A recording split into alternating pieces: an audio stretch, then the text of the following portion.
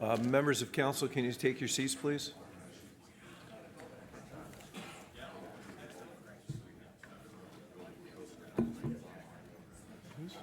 Before you get started, can I ask one more? Sure, okay. Good morning, Carl. Can you hear us okay? Yes, thank you. I can. Wonderful. We can see you and we can hear you. You are a registered delegate, so when it is your time to delegate, please press the request to speak button on your screen. Okay. You ready, Mr. Clerk? Good morning. I'll call this committee of the whole meeting to order for Wednesday, September 10th.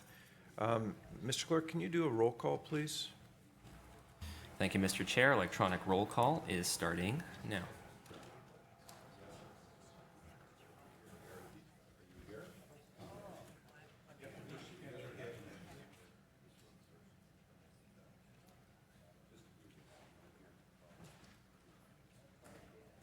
Just a note for members who are familiarizing themselves with the new microphones, if you press enter meeting on the screen, you should see your voting options, yes, no, or conflict.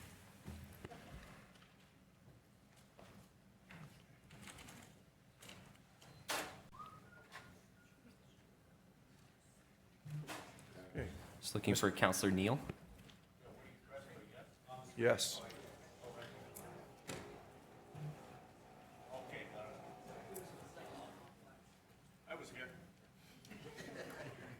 Okay, I just received a text message from Councillor Lee.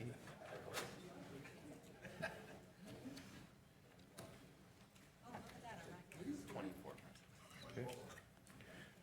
Members of council, we have quorum. Declarations of pecuniary interest. Mr. Clerk, please note that I do not see any.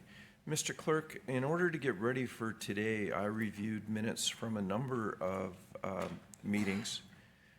You were not clerk at the time, but there is an error in the Regional Council Wednesday, January 27 minutes. It doesn't reflect council's composition at that meeting. Mr. Clerk, have you dealt with that yet, or do we need a motion? Through you, Mr. Chair, just to speak to that quickly, the minutes in question are the January 27th, 2021 Yes. council meeting minutes. There was a minor error in the roll call for attendance. Councillor Leahy was not listed on the minutes. We reviewed the meeting video and confirmed he was present for roll call and for all business at the meeting. Okay, thank you. There are no statutory public meetings. We have two presentations. The first presentation is Mayor Collier, who is also Chair of the Police Services Board, and Chief Peter Moreira, Chief of DRPS. Chair Collier, would you like to do an introduction, please? I would. Good morning, Chair, and thank you. Good morning. Pleased to be here with Chief Moreira to provide the quarterly updates. Statistics Canada released its annual report into crime trends across the country in July. I'm pleased to inform the committee that there are many positive results for the DRPS and community safety in our region. I'll provide some comments on this data for 2024. Chief Moreira will provide some more recent statistics during his portion of the presentation. But compared among 9 large municipalities in Ontario, Durham continues to have the second lowest crime severity rating. The DRPS ranks first in clearance rate, which is the ability to solve crime, and first place also in the weighted clearance rate, which means that our members are especially skilled at solving the most serious of those crimes. The crime rate in Durham region increased by 3% last year due to a spike of 12% in violent crime. Despite this concerning increase last year, Durham still has the third lowest violent crime rate among large cities in Ontario, and I'm also pleased to report the property crime dropped by 4% in 2024, securing a second place ranking in that category among the large municipalities. With regards to road safety, 2024 was also a successful year. Although we've had an increase in the number of vehicles on our road, fatalities decreased and the number of collisions involving injury went up less than 1%. And on a more cautionary note, the DRPS response time to emergencies continued to decline in 2024. This is an area that we continue to prioritize and expect to achieve better results as staffing levels increase. I also want to inform the committee that the Ontario Civilian Police Commission, the OCPC, recently reported to us the results of its 6-year investigation into the board and the DRPS.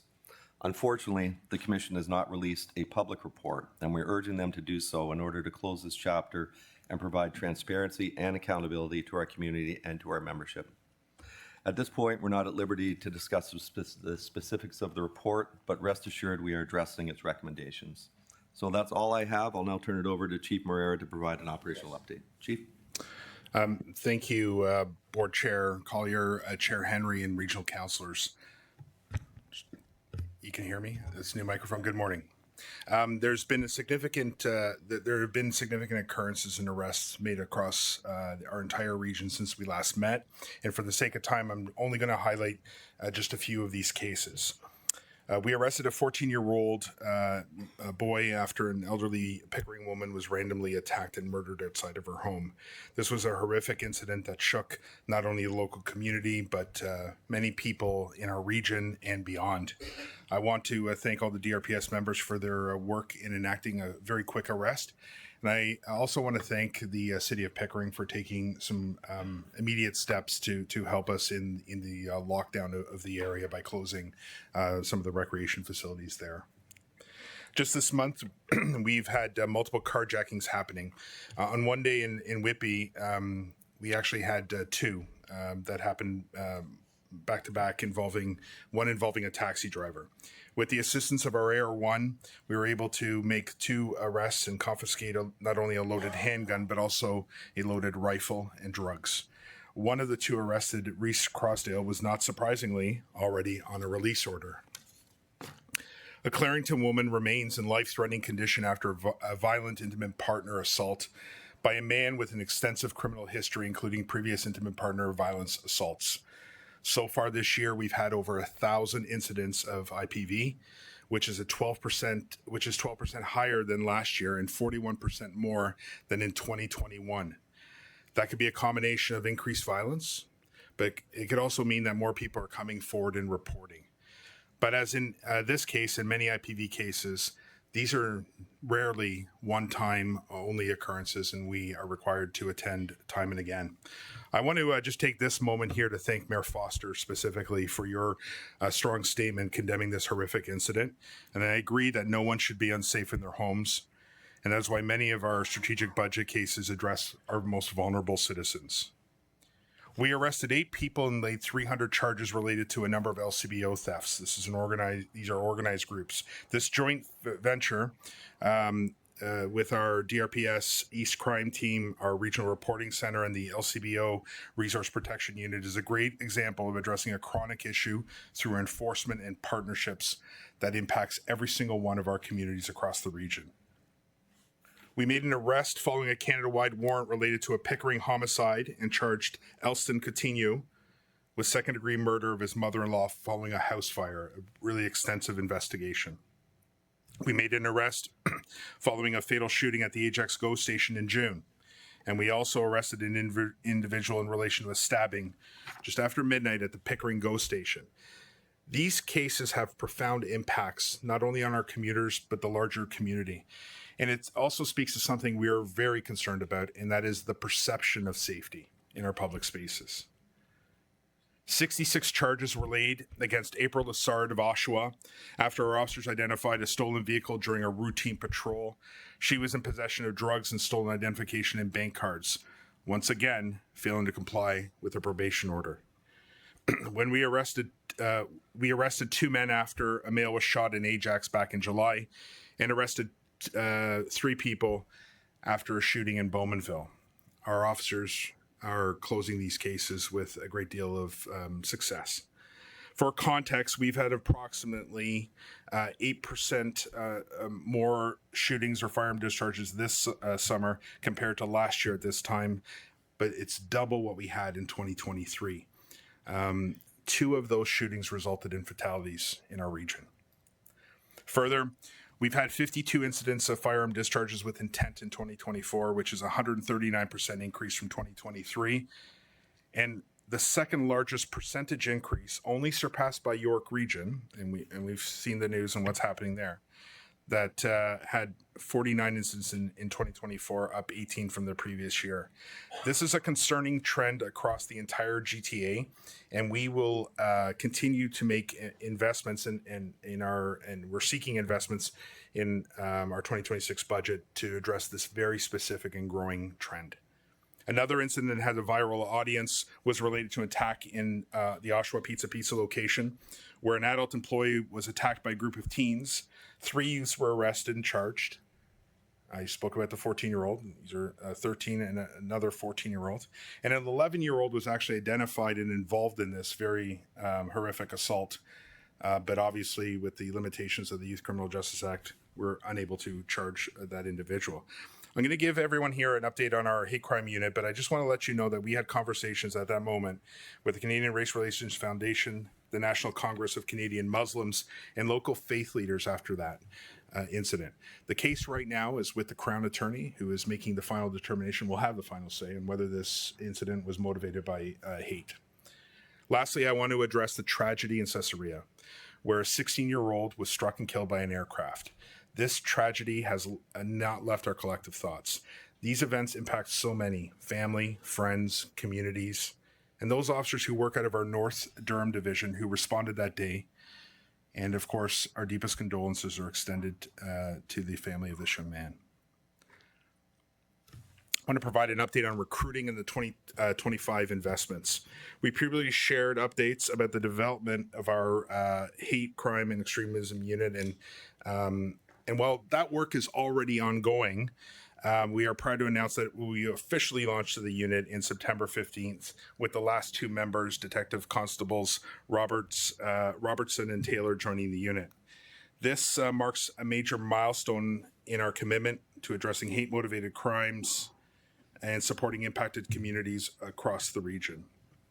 In preparation for this launch, we've partnered closely with the Canadian Race Relations Foundation, or CRRF, to gather key resources, shape policy and procedures, and deliver targeted education and training. The CRRF has played a pivotal role in helping us develop a reassurance protocol, an approach that places victims at the center of our response.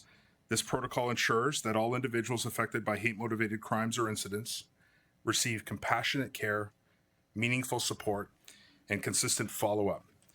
We've formally integrated this protocol into our internal directives in collaboration with our Equity and Inclusion Unit. To build internal capacity, we've introduced a new e-learning module entitled Hate Crimes and Incidents for Frontline Police Officers in Canada, through the Canadian Police Knowledge Network, or CPKN, now a mandatory requirement for all DRPS members, and I've already completed my training course. Public engagement and education are also central to our strategy.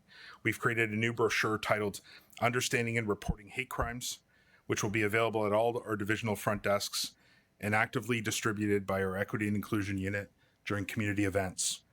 Looking ahead, we will be working with our corporate communications team to produce an educational video that will further inform the public. This video will be shared on our DRPS website and across all DRPS social media platforms. As part of their ongoing analysis, the unit has received 68 hate-motivated crimes and incidents to date, down from 82 last year. The most commonly perceived reported hate motivator has been religion, followed closely by race and ethnicity, underscoring the urgent need for dedicated resources and focused strategies in this space, especially during the time of rapidly changing political climate and global tensions. Currently, the Hate Crime and Extremism Unit, in partnership with the CRRF, is delivering immersive training to approximately 100 of our service members. This includes personnel from our 911 communications, our frontline patrol, our community response, the criminal investigation branch, and of course, the members of the unit itself. I'm proud of the comprehensive and collaborative approach we've taken to establishing this unit.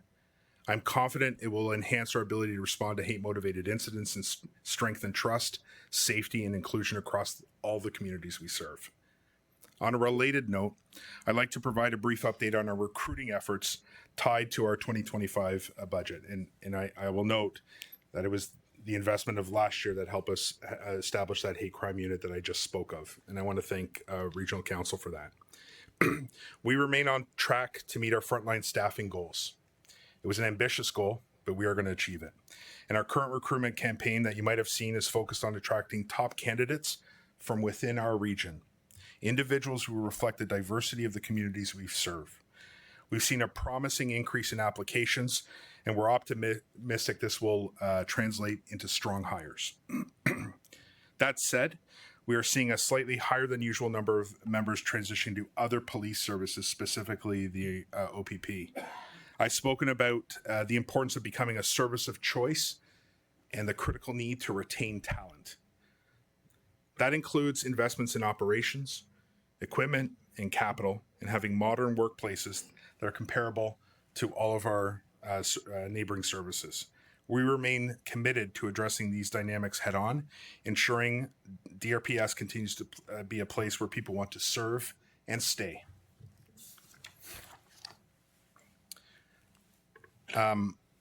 Today, I want to take a moment to address several comments made during recent budget guideline meetings, both by members of council and public delegations.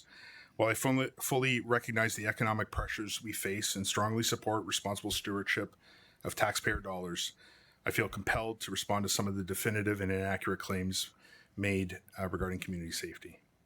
First, the misconception that routine calls are unimportant or pose no threat. One such claim shared by a delegate in remarks and materials sent to this council stated that 61% of calls are routine and therefore pose no threat. This assertion is not only misleading, it's dangerous and irresponsible. The term routine itself is problematic. It implies predictability and safety, when in reality, many of these calls carry significant risk. We are currently exploring how we communicate a tiered classification to better articulate the nature of the complexity of these calls. But let me be unequivocal, there is no such thing as a safe or insignificant call. Tragically, officers across Canada have lost their lives responding to what is considered routine calls. OPP Constable Greg Priscilla, for instance, was shot and killed after stopping to assist a motorist, a vehicle in a ditch. RCMP Constable Shaylin Lang, a mental health and outreach worker, she was stabbed and killed while conducting a routine wellness check. These are sobering reminders of the unpredictability of frontline policing. But let me give you a local context, a routine call in Durham. And I didn't go back in the archives. This just happened not far from where we're meeting right here. Just last month in Whitby. Officers responded to a disturbance involving a verbal altercation between two individuals, one on an e-scooter and the other on a bicycle. During the call, officers were alerted by a witness to an abandoned backpack left by one of the males who was involved. When officers retrieved that backpack, they discovered a loaded firearm in the backpack. An 18-year-old Whitby man was arrested and charged with multiple offenses, including possession of a restricted firearm without a license, possession of a loaded restricted firearm, and possession contrary to court orders ×2. Thankfully, he remains in custody. This incident began as a seemingly minor dispute and ended with the recovery of a dangerous weapon and serious criminal charges. This is the reality of routine calls in our region. Chair, I have many other examples here that I just in the interest of time, I'll move forward. But if anyone has any questions, I have some other things that have occurred just within the last few weeks right here in our area. And I offer these highlights. I offer these to highlight the misconception that routine calls pose no risk to our officers or to our community. Response times, a growing concern. Our data reflects the increasing demand on our service, which impacts proactive police work, which I will be addressing shortly. Our median emergency response time has risen from 7 minutes and 24 seconds in 2021 to 9 minutes and 20 seconds this year. Median time on scene for emergency calls has increased from 1 hour and 8 minutes in 2019 to 2 hours and 10 minutes this year.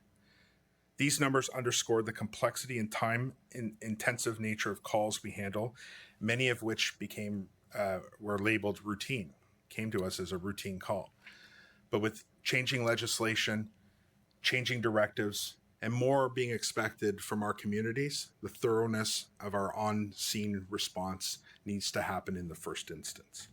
I urge everyone to consider the full scope of what community safety entails, not just the statistics or one budget line. It's about the unpredictable high-stakes work our officers perform every day. Dismissing routine calls as unimportant not only misrepresents the reality of policing, it undermines the risks our members face in service of our public.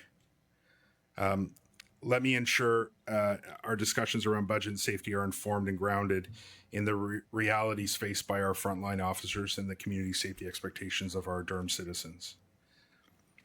Another comment I want to address is more officers won't reduce crime. It's been stated that there's no connection between more officers and crime levels. A number of academic studies have shown a clear correlation between police staffing levels and crime rates.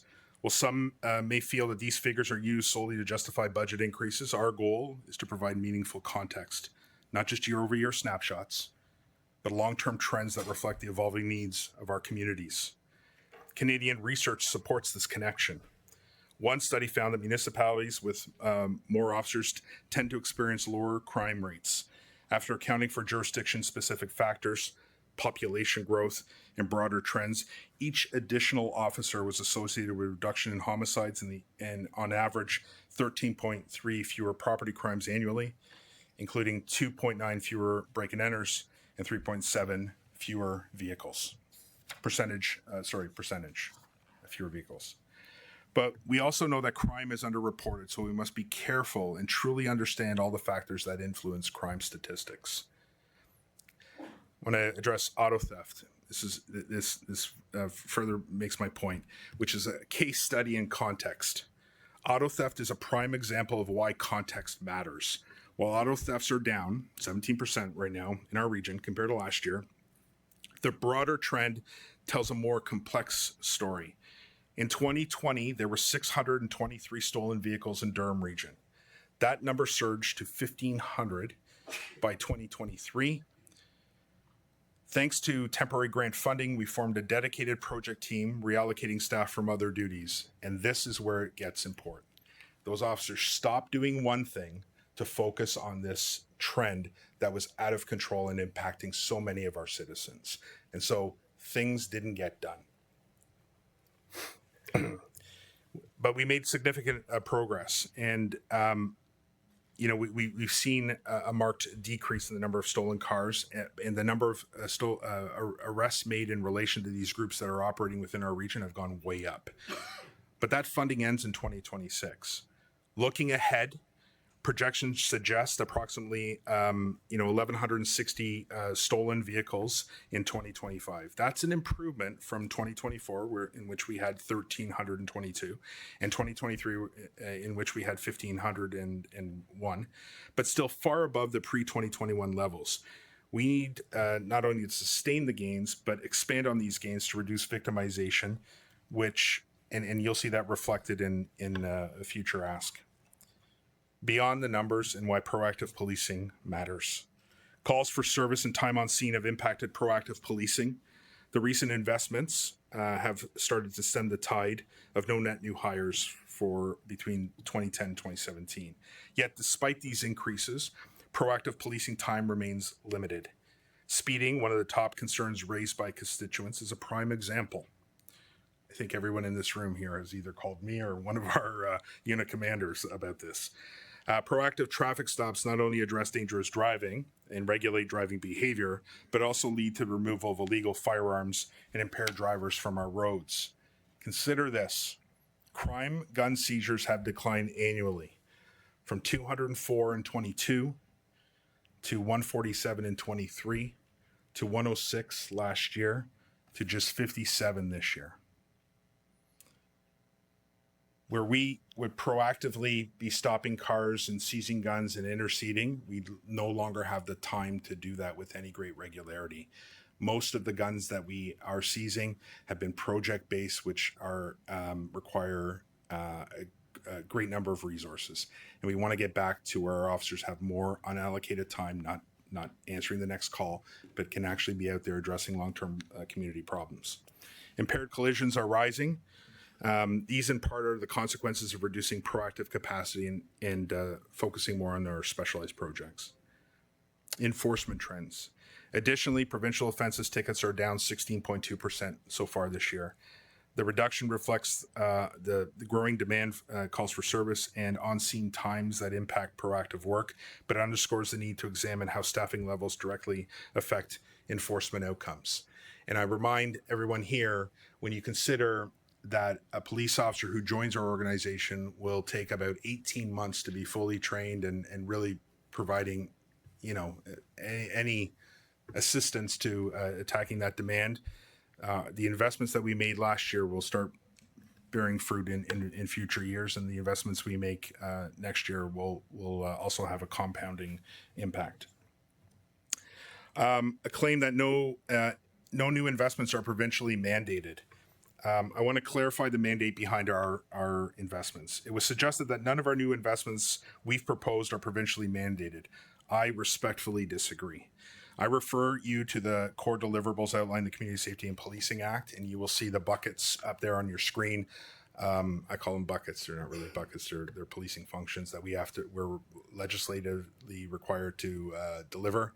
And all of our budget cases fall under one of those. Strategic alignment to the CSPA. I won't go through all of them, but every strategic budget case we put forward aligns with the 6 core service areas mandated under CSPA. And while the legislation may not be prescriptive on staffing numbers, the expectations are clear that they will be measured against the general applicable standard. For example, our proposal to enhance training and education capacity directly responds to both the CSPA requirements and, equally important, the evolving demands of modern policing. We have not expanded our academic staffing since 2010, despite significant shifts in expectations and complexity. That's not just a strategic priority, it's a legislative requirement, and we're required to maintain training on a yearly basis. Historic staffing gaps and regional comparisons. The assumption that we're already at the optimal staffing levels compared to other services overlooks a critical fact. The DRPS has had no net new hires between 2010 and 2017. Meanwhile, other regions are responding to similar pressures but have had significant and ongoing investments. But Durham delivers results. In 2024, our weighted clearance rate was 43.7%, the highest among major Ontario comparators. A strong clearance rate translates to more solved cases, greater accountability, and stronger public safety. It's not just effective policing, it is value for money. When we talk about what attracts people to live and invest in Durham Region, one of the key determinants is a safe community. And I say this, and let me be clear, being on top is not something we should be celebrating. It speaks more broadly to the systemic challenges faced by all police services who have seen their clearance rates drastically fall. While we can take some solace compared to other services statistically, I don't think any service should be celebrating right now. Funding realities and public trust. We continue to advocate for provincial and federal funding. We've had success with grants, but when bail reform stalls, Chair, I know it's a pet project of yours, and new initiatives like body-worn cameras are introduced and it has an impact on our existing budget. Financial burdens fall to us. Council initially funded $2.1 million for body-worn cameras in 2021. By 2024, that cost rose by 74% to $3.6 million. And in the first 5 years of this program, in the next 5 years of the program, we're estimating it to be somewhere around the $15 million mark. That is actually an example of something not mandated by the province. But I don't believe anyone here, including our officers who have found it extremely beneficial to their own safety, would suggest turning them off now. Still, we must acknowledge the consequences of including the substantial and growing cost of maintaining what is a critical program. Not only the cost of technology and equipment, which comes with new costs with each new updated tool, but the human resources needed to address the changing pressures around disclosure and the amount of video that has been redacted. And I have never shared here at Regional Council what goes into disclosure. And anyone who wants to take me up on seeing exactly what that is, please contact Chris Bovey and we will walk you through exactly what it is. It is not just photocopying things and producing it or making a copy. Takes an extensive amount of time and resources to do. And it's not doing it means cases are lost. Let me give you an example. The body-worn camera unit manages a tremendous amount of volumes. Between January 1st of 23 and February of this year, there were 560 plus thousand body-worn camera videos uploaded to evidence.com, the software we use to manage this. And 64,000 plus were redacted body-worn camera videos, which totaled over 25,000 hours of footage.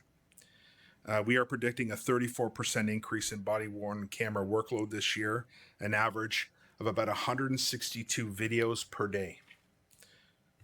And all of this must be redacted and processed within 21 days to the Crown Attorney. The next comment is citizens would be okay if we don't make strategic investments in 2026. There was a statement made by one of the delegates that it would be okay if we didn't make strategic investments in 26, that crime wouldn't get worse and it would just remain the same. To be honest, when I first heard this claim, I wasn't even sure where to begin. I understand if someone hasn't had access to police services, it might not be easy to underestimate the importance. But when our community is facing an emergency, like we've seen right across our region, I spoke about the plane crash, I spoke about murders, I spoke about shootings that are happening, or when vulnerable individuals are being victimized, I doubt anyone in that moment would argue that the police resources aren't essential. Crime doesn't affect everyone equally. Statistics Canada has shown that individuals in lower income households are disproportionately affected by violent crime, including sexual assaults and robberies. Just like healthcare, I believe most Canadians expect timely and equitable access to emergency response and community safety services, regardless of their income. When a child goes missing, or we have a victim of an imminent partner violence, we respond with every available resource to ensure the best possible outcome, regardless of where in the region that call comes from. Just like healthcare, many of those who rely on our services could never afford to pay for them out of pocket. The risk of standing still. The idea that we can maintain the same levels of community safety with no new investments in 2026 assumes that we are already where we need to be, and that the region of Durham, along with the criminal organized groups that are out there, will remain static, and that is simply naive. Take a look at the scale of growth we're facing. In Pickering alone, there's proposals for multiple residential towers of up to 35 stories. That kind of development brings population density, which is a layer of complexity, increased demands for service, which further impact our response times, and unfortunately, new opportunities for crime. We must be proactive, not reactive, if we want to maintain and improve upon public safety.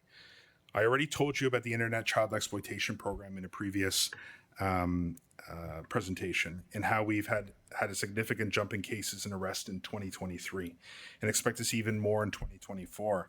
That number fell, not because there's less victims out there, but because of the attrition and staffing pressures we faced.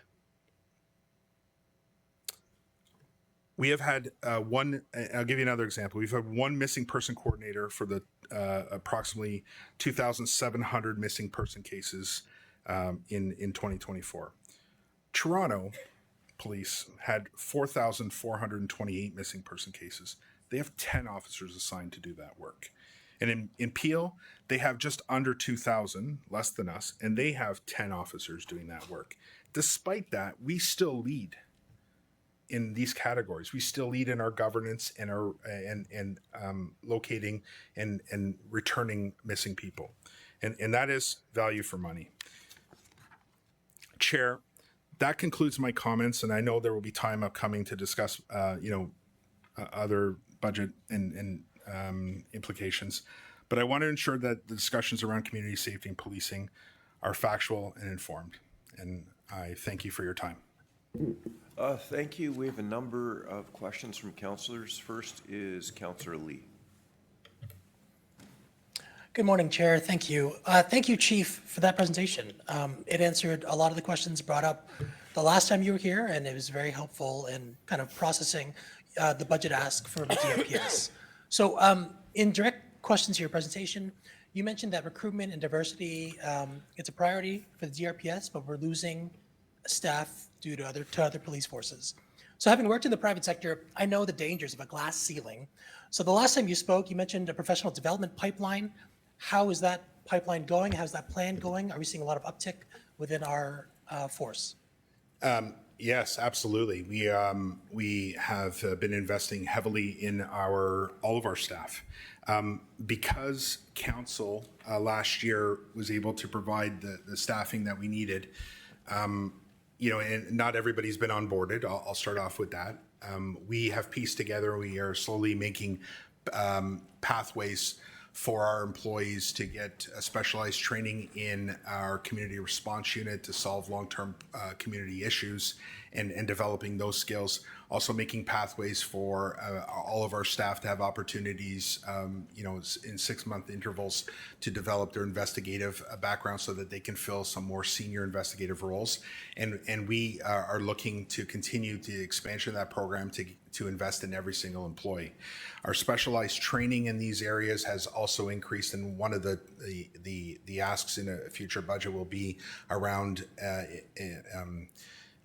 increasing the number of dedicated trainers, courses, and the specialized training that comes with it is heavily regulated in policing and must be delivered by accredited trainers. And so we are also investing in that. Even right now, as we speak, Mr. Lee, we have 10 of our 10 of our people who are at an International Women in Law Enforcement conference in Scotland right now, making those connections, receiving cutting edge training in a number of different areas. And these are important investments we're making within groups that have been underrepresented in many of our units and throughout our ranks. And so we continue to invest in those areas. And in fact, we have a diversity plan an equity plan that we are,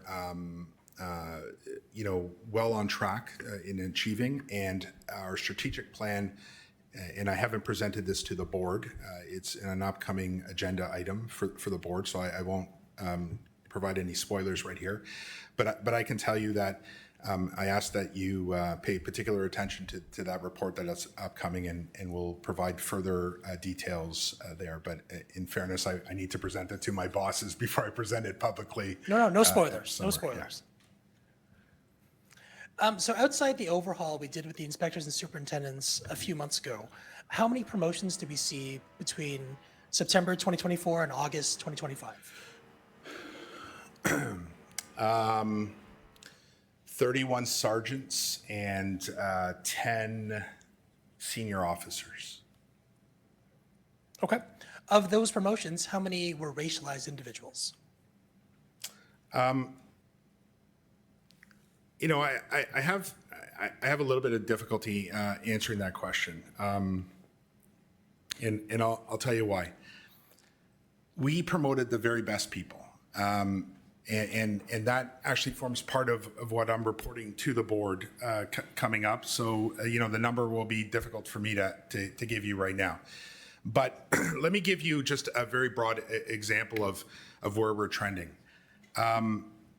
Regional Council last year provided us a budget that allowed us to hire a significant number of staff. From that pool, the first 2 classes have now graduated, completed all their training, are actually out there on the road. And 60% of them were of each class were from equity-seeking groups. And so we are moving in that direction. But we don't carve out spots for people from groups. We hire the very best people. What we're doing is removing obstacles and barriers for people who haven't been successful, and we continue to make investments in all of our staff so that they can develop the skills they need to be the very best candidates. And we're seeing that play out in our promotions. I asked the question not to be difficult, and I understand and appreciate the response. But, last term, I think my focus was on recruitment, and we've done a great job on that. So my next job has to be the next step. And especially if we seem to be losing possibly diverse candidates to other police forces, there has to be a reason for that. And if it's because of that metaphorical glass ceiling, then it's like, I want to make sure that DRPS is cognizant of it and making steps to fix it, which you say you are, which is great. So my last question regarding hiring would be, during a promotion, who comprises of the selection committee? There is a comprehensive hiring process that we have in place, and I think it would take me some time to explain it all to you, Mr. Lee. If you want to connect with me after, I can have Deputy 100%. Kirkpatrick, and we've just hired our new HR director, Colleen Oldman, who is sitting here in the gallery with us. She just started this week, so give her a little bit of a break on some of the tougher questions. But we are working towards removing as many obstacles and barriers as possible. Okay, and this won't be a surprise. I'll be asking this question this time every year, right? Because it's an important number to ensure that we are doing our best to shatter that glass ceiling and that there's no blind spots, so to speak, in our hiring that's preventing, certain groups from moving up within the force. Which leads me to my next question. I think it was 2020-21, we had the employee census. It took us a while to get to that point. When can Regional Council expect an updated employee census? Well, I think this is for the board. With utmost respect, this is a matter for the board. These are employee surveys, and I think that I'm going to let the board have a look, and the board can make the decision on what they share or not. And this council has representation on that board. So I can tell you, Mr. Lee, while you will ask that question this time every year, and I very much appreciate that, the board asks this question on a monthly basis of me and is provided information. Not all of it is public, obviously, for a variety of reasons. But, the other thing, too, and one of the major obstacles to answering some of these questions, quite honestly, and Mr. Lee, I know you will know this very well, diversity is not always visible. And there's lots of different ways to measure diversity. And oftentimes, because it doesn't form part of our hiring, like we don't say specifically, do you have any of, are you any of these, or, how do you classify yourself? We don't do that.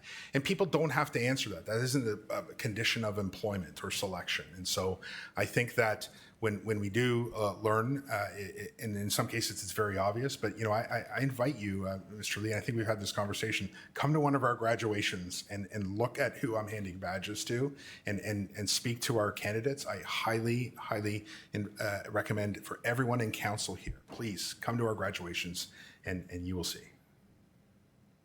No, I came to the one in June. It was amazing. You're right. Like Great. it's the pride and privilege is amazing. But again, I have to kind of look at that next step now and ensure that Absolutely. DRPS is doing what it can. So thank you very much. My next question is to the police chair. So you publicly stated that you are asking the OCPC for this report that was done to be released. The news is reporting that the DRPS or the police board itself has the ability to release the report themselves. So what is it? Is it the board needs to ask the OCPC to release it, or permission? I'm unclear why that report just can't be released from the police board.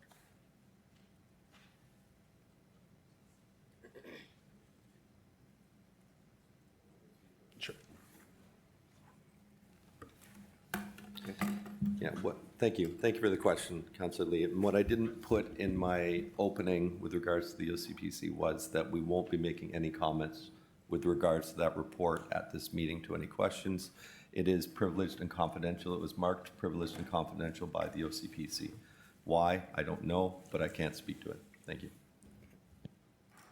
Okay. Another question to the police board chair, because I think this falls under your purview. So currently, we currently don't have a CAO for DRPS.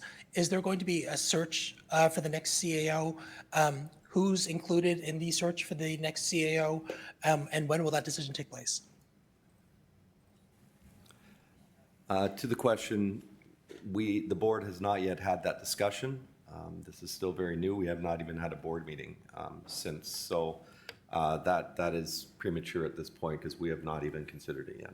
There are some, since the new Community Safety Policing Act of April 1st, 2024, the CAO position became a contract to the board position versus the member of the SOA. We made that change. There are some agencies in the province that don't actually have a CAO. And that was one of the considerations we made at that time, and that's one of the considerations the board will look at again, whether we actually do continue to have a CAO and how we're going to go about that search. So currently then, where do all the administrative final decisions lie? Is it with the chief and the deputies? Is it with the police board? Oops, the CEO did report to the chief, so I'll turn it over to him. Thank you, Mr. Lee. So administratively, there's a superintendent that some of the business units report up through, and our chief financial officer, she reports directly to me now. And so this is how we are dealing with it in the interim, and we're looking at different options to present to the board in terms of how they may want to consider filling that role. And the chair is quite right. There are many different models, and right now we're doing our due diligence. And before I bring anything to the board, I'm going to complete that work to tell them the good, the bad, the ugly of every single option that is available out there. Okay. Chair, I'll just leave with this kind of one question. To the chief and the police board, as we continue to present regional council these quarterly updates, which are absolutely necessary, absolutely integral in helping us make our decisions, I'm left to ask, what ultimately is the measure of success for DRPS, and how do we measure it? You know, are we hitting the CSPA requirements? Is it reduction of call time, clearance rate, cop to pop, reduction in crime? Like, I find each time we tend to focus on a different statistic based on whatever's happening of the day. From a DRPS point of view, how do we measure the success of DRPS? May I start, Chair? Well, it comes down to public safety. It means making us the safest community that we can, and that's done through adherence of to the Community Safety and Policing Act, to all of its regulations. The Inspector General is conducting inspections. We want to be the model of that. In fact, we volunteered to work through some of the work that the IG is doing. We're volunteering to be reviewed. We do provide different stats on a number of different things because they're all part of what we do. And Mr. Lee, I'm glad you noted that because this is the importance of what we do. We're sort of in the background of every service that is delivered. People in all the departments will end up calling us, as the backstop for things. We don't have the luxury of calling anyone else. It's up to us. And so the measure of success means a reduction and, quite honestly, an elimination of, the violent crime that we're seeing that's rising. Success is measured differently to different people in different groups across our region. And we're going to continue to make sure that we are delivering adequate and effective policing. Again, this permeates the CSPA, this term of adequate and effective, which is now defined in a way that it has never been before. And we are going to work towards that goal, and we are going to ask for the resources that we think we need in order to achieve that goal. So I think that's we're going to leave it unless the chair wants to add something. I'll just add very quickly, and I'm partway through my third year on this board, and one thing I've learned is this policing is constantly changing.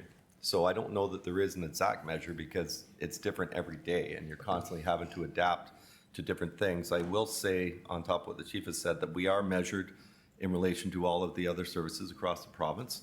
I think our numbers kind of speak for ourselves that we are below the average in the good way on a lot of them.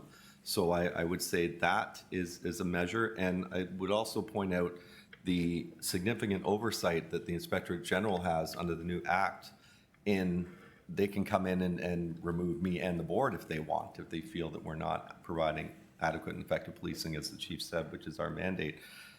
So in absence of intervention from the IG, I think that's also a very good measure to show that we're doing what we're supposed to do. Okay, thank you to the police board chair, thank you to the police chief, as always, and thank you, Chair, for the questions. Thank you. Councillor Pickles. Thank you, Chair. Thank you, Board Chair. Thank you, Chief. And Chief, we started to speak just before you came into the chambers here, but you've touched on a few points today about getting significant new resources through the budget process, which I was pleased to support based on getting more staff.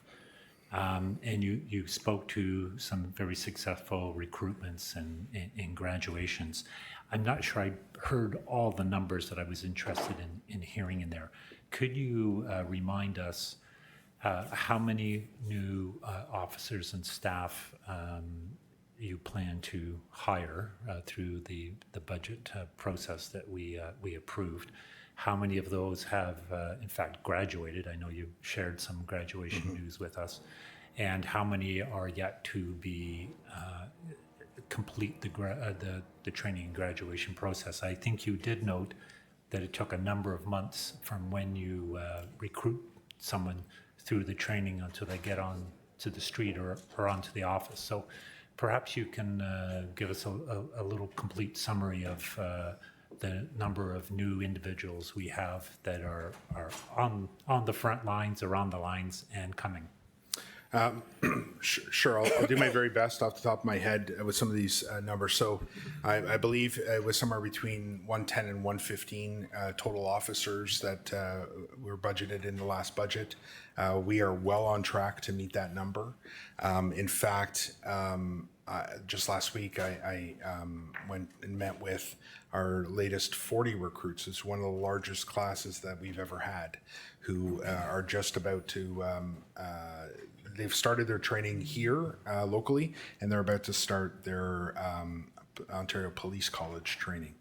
I'm actually, we are going to be part of a little test right now. The Ontario Police College is bursting at the seams. We've been relentless in asking for more seats, and we are the Solicitor General will be making an announcement in terms of a second training facility, which will Durham and Ottawa will have the biggest component of that for our officers, and I'm quite proud that we're going to be getting those seats allocated to us and working there. We will meet that target in terms of all the hires. In terms of how many have already hit the road, I know 2 full classes have. They varied.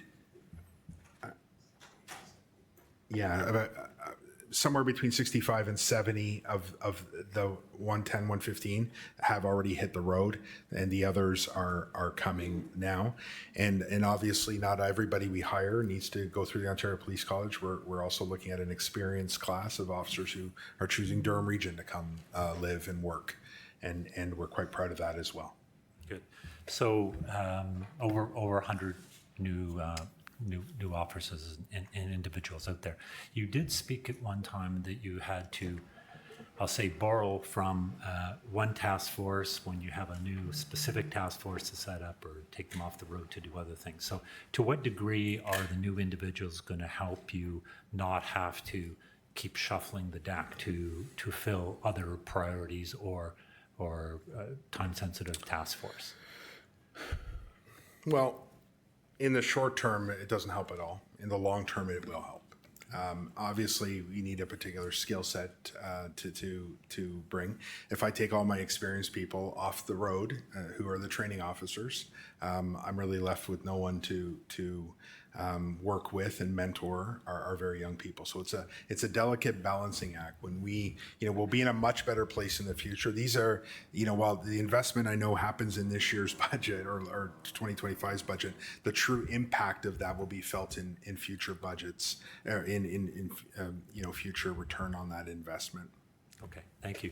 My last question, we've spoken about this before, but not recently. With the new Police Services Act and requirements coming in, there was requirements to replace certain equipment or to acquire new equipment. And at the time we spoke about it, there was a provincial announcement in providing some additional funding to the OPP. And I'd asked you whether any additional funding was coming to non-OPP police services such as ourselves to help defer the cost of that new or replacement equipment. And I think there was some discussions ongoing, so I'm not sure what degree you would like to speak to that. But given that the province brought in these new requirements, I'm keen on knowing how they've helped us fulfill those obligations financially. I'll answer that in two parts. First, the money that was allocated were to the communities that pay for OPP services. It wasn't necessarily given to the OPP, although you can argue one way or the other. I know this issue was also raised at AMO. I wasn't at AMO, but I do know in the conversations I had. I also wear another hat on the executive of the Ontario Associations of Chiefs of Police. I can tell you that when it comes to our jurisdiction, and this is not a political answer whatsoever, the Solicitor General has allocated a significant amount of money for the replacement of our helicopter in our human trafficking section and some other areas like that. And all of this offsets, some costs, right? So in terms of what is Durham's share of the $77 million you're speaking to, I think it's zero. But I can provide, a more comprehensive list of other grants that we've been able to get. And quite honestly, we just met with the federal public safety minister who was here along with many of our local MPs, federal MPs from the region. And we're talking about funding opportunities as well from some very specific programs. Okay. Well, thank you, Chief. Thank you, Board Chair, and thank you, Chair Henry. I know you're always a great advocate with the province for trying to get funding from them to assist us here. So thank you. Thank you. Councillor Anderson. Yeah, thank you, Chair. Thank you, Chief, for being here. And I will echo Councillor Lee's comments that this is so vital you're doing this. The public get a better understanding where their tax dollars are going as well. It's towards keeping our community safe. I'm going to touch, I speak after Councillor Lee covers a lot of the topics I would want to cover. One of the topics you spoke about was intimate partner violence, and that's increasing, you've said. How does that compare to what happened during COVID? We know that when people are together for that escalates that. And do you have any idea what has caused the current spike in that, whether it's socioeconomic conditions or so forth? I think all of those things are contributing factors. There may be a correlation. I'm not sure causation exactly. We need some academic research to prove that. But I will say this: it is grossly underreported, intimate partner violence, like many other offenses, but in particular that there are barriers, cultural barriers, and others that are also impact that. And so, oftentimes, when the police are called, and we are called quite often. We have presumptive legislation in here where if a police officer sees if there's any evidence at all that we will arrest the primary aggressor. And so we continue to evolve how we respond and the things that we're doing. The reality is that, whether I want to be very cautious to say, I'm not sure that there's more happening, but more is being reported. And the more we're able to intercede and get in the way and get people connected to resources and help, the better outcome we're going to have. The other thing, and equally concerning to me, is the adverse childhood trauma that this creates for those young people that are witnessing it.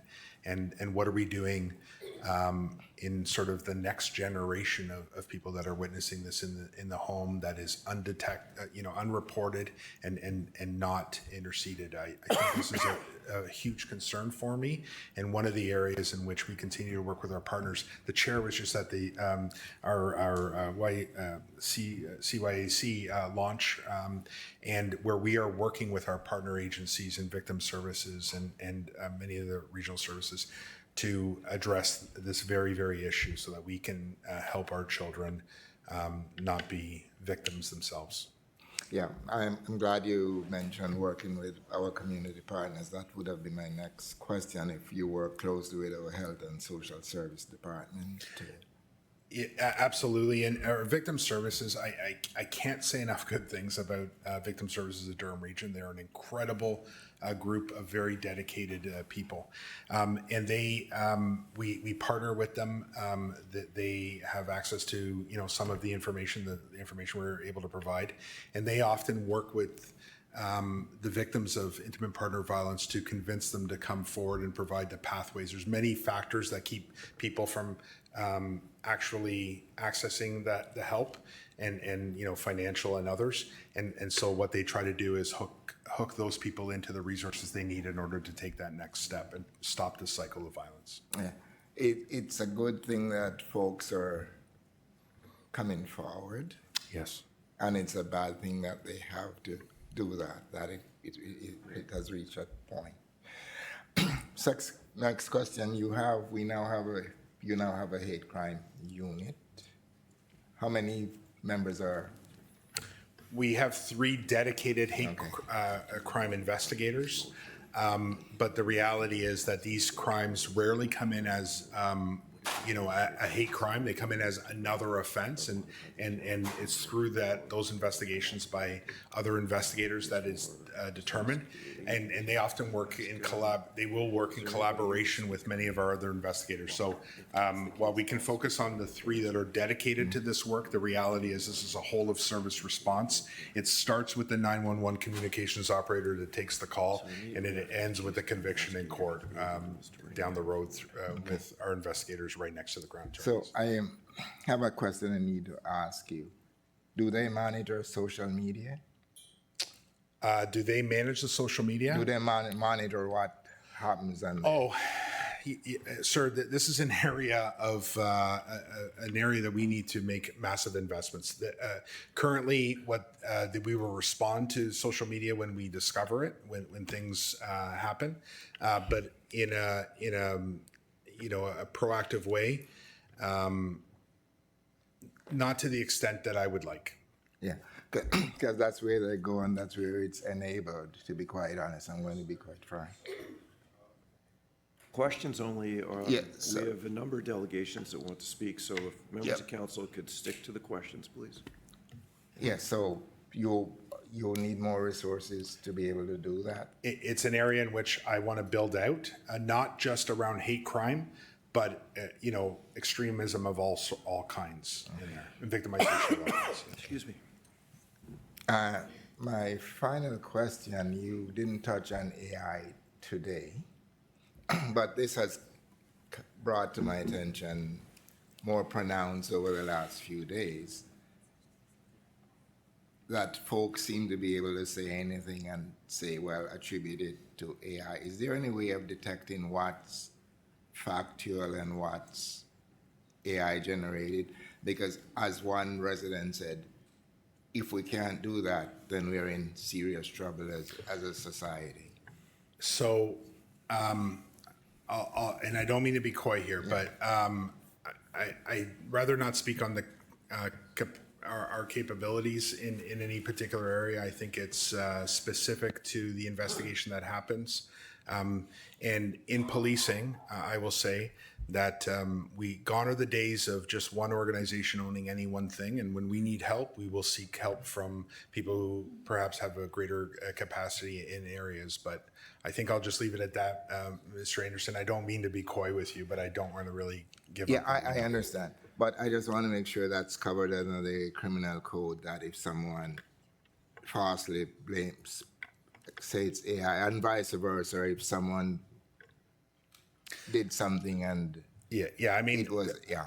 I get the essence of your question, and I will say any eventuality like that is so specific to the facts that are collected and the evidence that are collected, and it'd be impossible for me to give you an accurate general answer. It really depends on the facts of each case. Yeah, so it's not any specific case, it's just that rightly so, the community is saying, well, where does it end if there isn't a way of making that determination? That's where I was going with that. And you're speaking to the Yeah. complexity of modern policing today.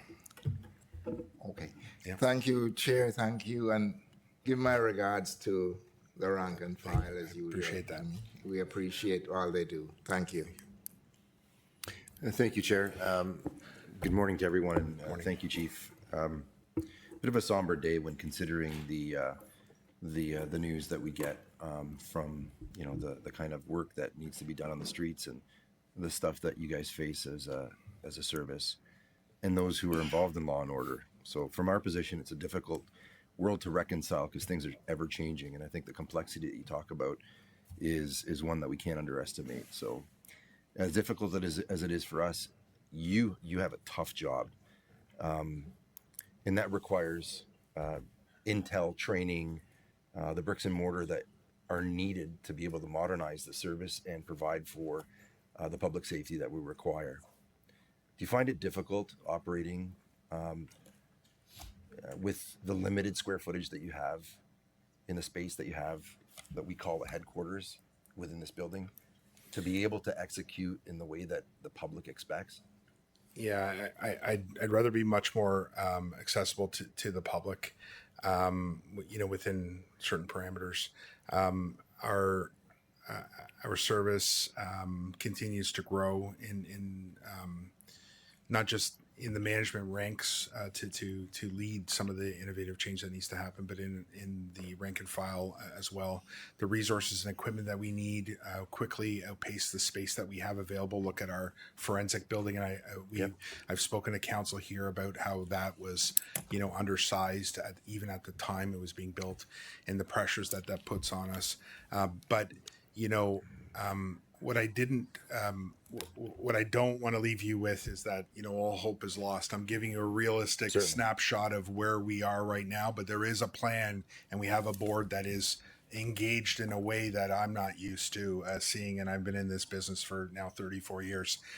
They are engaged, they ask great questions, and they challenge all of these things. But when we bring things to regional council, is to begin to inform the important decisions that you have to make as our elected representatives, and I say that as a resident here as well. And it's never lost on me the financial impact that the things I talk about here have on our citizens. We don't do so lightly, and I will never ask for more in terms of negotiating things. And so we have a 10-year capital plan that speaks directly to the growth that is needed to meet today's needs. But as important is the needs of the next 5 to 15 years, because that is coming, and that is right around the corner, and we better be ready for that. And it takes time to obviously build. The region continues to make investments here in this building in terms of modernizing the facilities, and that comes with some trade-offs, both good and bad. The nature of our work really doesn't lend us to the kind of open concept that other departments have the luxury of working, and I wish we did, but we don't because of the sensitive information. And even within a police service, not everybody has access to every bit of information, and so we have requirements to make sure that those things are kept separate from others, which further complicates what our bricks and mortar needs are. I appreciate that through you, Chair. Just a curiosity, because I think the average person wouldn't realize just how much you do and how well the service performs with the limited resources that it has. And it's almost difficult to say limited, because people look at the lump sum number and say, what do you mean limited with that? But how many square feet do you have in this building, which is for those listening, is the headquarters for DRPS, in contrast to the headquarters for services of this size across the country. 30,000? 30? I think it's somewhere between 30 and 32,000, I think. Square feet? Square feet. 3,200 maybe. 32,000? 30. And I apologize Yeah. for the question, because I think what I'm trying to lead to is the work that continues to be done to put us in a position to have the resources and the deployment necessary for the service. I'm not an expert, but I can tell you, I hear morale, I hear training, I hear intelligence, and I hear the reality is that's a costly proposition that requires action. And I'm glad to hear through you, Chair, that the board and the service is wrapping its head around, because I don't miss an opportunity, neither does Council Neal or my colleagues around the table, to talk about a police station in North Oshawa. But I think we're well past the police station, and this may be an undertaking that looks a little different if we want to make sure that our community is kept safe, in the regard that you're looking to move the service in, and you've done a good job. Would you agree with that? Yes, we definitely need more space. And to that end, and I brought this to council recently, we've had to lease space just to move units that work in this building here out, so that we can move critical staff to keep units together. It's the disjointedness of this organization where similar things are similar services that should be co-located are having to work in different facilities because of that. It really creates inefficiencies. I'll give you a prime example. Sure. Now that you raise it. So we have a training facility in which we have classrooms in one building that we lease, but our range is so far away. And, by the time you get somebody to show up here and then they have to get in their cars with all their equipment and go to, you're losing hours. Mm-hmm. And we do that on a regular basis. And every single police officer, including myself, have to go through recertification every year for 4 days. Right. So you can begin to see how many hours are lost just because of our structure and the fact that things aren't co-located and we don't find those efficiencies. We actually get in our own way because of some of the facilities challenges that we have. So with escalating conflicts between rival biker gangs, street gangs, terrorism, I just want to get to this again, because I think the folks that may be tuning in, or those who are, around the table, may not readily, because there are competing interests, right, and providing services, understand where the headquarters of Durham Regional Police is. What floor of this building is it on, and how much of that floor do you occupy? So, Chief, you have 32,000 square feet in this building? That's what And it it's- is. Yeah. Chief, and you can identify what floor you're on? Yeah, I'm on the third floor. The third floor? Yeah. The entire third floor? No, How much of the entire floor? 32,000 square feet of it. So that's a portion. Yeah. It's approximately half of the third floor. Okay. So I think what I'm trying to lead to is, and I think that this council has been very supportive in the direction that we need to go in, which is to evolve the service and the work that you're doing, and to provide the resources to ensure that people are safe.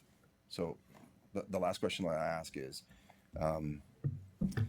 how soon can we get a proper headquarters and facility before this council to meet the increasing needs and the complexity that policing is facing in the Durham region, which is nearing over 1 million people? Yeah, well, the sooner the better, because our needs will continue to grow. We've recently onboarded a director of facilities now. We now hired somebody with a great deal of experience, actually comes to us from another regional government municipality here in the province, and has an engineering background. So we're hoping that, by having somebody who's actually quarterbacking it on our side now, we're going to be able to move multiple projects at any one time forward. Hey, thank you very much, Chief. Thank you. And to the men and women and partners that you have in law enforcement, we appreciate it. The public depends on it. Thank you. Very, very much so. Thank you.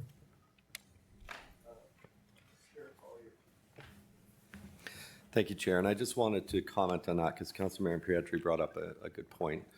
with regards to our headquarters. I believe we're the only force in the province of the Big 12 that doesn't have its own standalone police headquarters, which is problematic in a public-facing situation. I did understand when we built this building and the logic behind getting all the resources in one place. However, it has been problematic. At the same time, our capital budget for the next 10 years is done. The region does have it. We have not had the discussions with them yet on how we're going to implement that and bring it forward. The cost is significant. One of the things that Regional Council is going to have to be considering is our buildings that we have right now, we have not been shy in previous updates about the condition of them. Also the fact they are not in the right places now. The way the region has developed over the last 20 years has grown in certain areas and not in others. It doesn't necessarily make sense to be putting money into upgrading these facilities when we probably should be relocating and putting them in the areas where they're most needed, especially now we've concluded the municipal comprehensive review and we're looking at the longer term growth. So that does exist. We are going through it. We are going to be working with the treasurer, the CAO, and the chair, and be bringing it forward to regional council. Don't ask me when. I think it's pretty soon, but it is coming, and because we do need to get this in place. It is a significant number. I think it's about $1 billion over the next 10 plus years to do what we need to do. And yeah, this council needs to be aware and be supportive. Thank you. Chair Collier, it's my understanding that with the loss of your CAO, that our teams are working together and this won't be coming till January. Okay, thank you. So council is aware. Mayor Roy?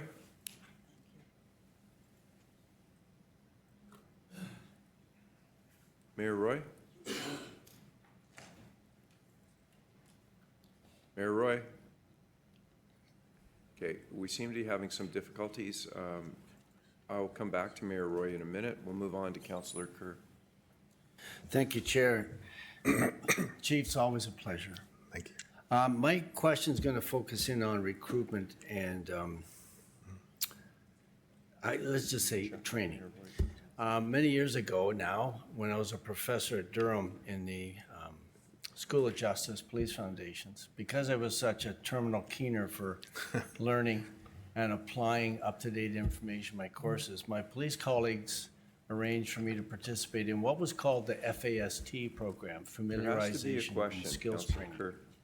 And it was a 1 month long program to, if you will, acculturate not only new recruits, but also officers transferring in from other departments. Month long, 46 seminars, everything from homicide to pepper spray. And yes, I got pepper sprayed. So my question is, do we still have the FAST program, or is there a modern equivalent to blend not only new recruits, but also seasoned officers transferring in so that they learn how to do policing as we do in Durham? So those are two very separate things now. The experienced class comes in and gets a very intensive review of how we do things here, our processes, our directives, and that work. The recruit training today, you wouldn't recognize it. It is markedly different than even when I went through the things that they're much better cops than I ever was. I'll say that. They're receiving really comprehensive training both at the Ontario Police College, and then when they return here, they're getting very top-notch modern training. And so there's not that same overlap that you described, because they're learning at very different rates. And today with the training requirements and the accreditations that need to happen, they're evaluated differently as well. So my understanding does not exist anymore, and my deputy who's in charge of all of that is nodding his head. I assume he's telling me I got it right. Yes. Okay, I guess I didn't want to leave out of the equation the incoming officers Yes. with experience that are also trained how to do policing Durham's way. Thanks very much, Chief. Mayor Roy, Let's try this again. we can hear you. Is it working? Yes, it is. Perfect. Good morning, everyone. I have two questions. First, with the, around the issue of automatic speed cameras. I know this isn't necessarily under your jurisdiction, but yesterday there was an announcement potentially of the removal of automated speed cameras. We know that within transportation and traffic, that one of the number one concerns from our residents is around speeding in our communities. Do you have any thoughts on the use and efficiency of the tools of the automatic speed cameras, but also how many officers would one of these speed cameras have to be in place to replace one? I very much appreciate the question. I'll say this.